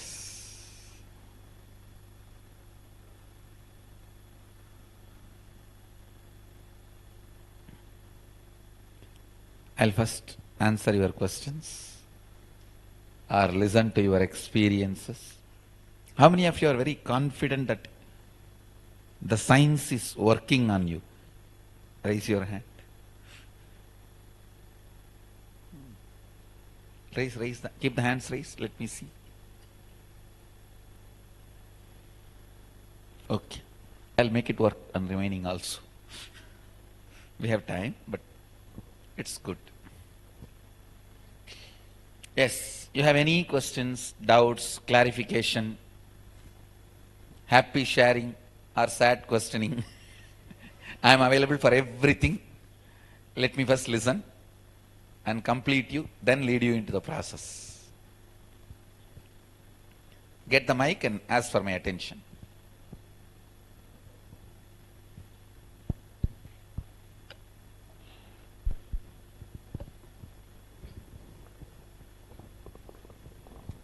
Swamiji, backside. Backside. Right here. Right here. Yes, yes. I have a question. So, well, I have a couple actually.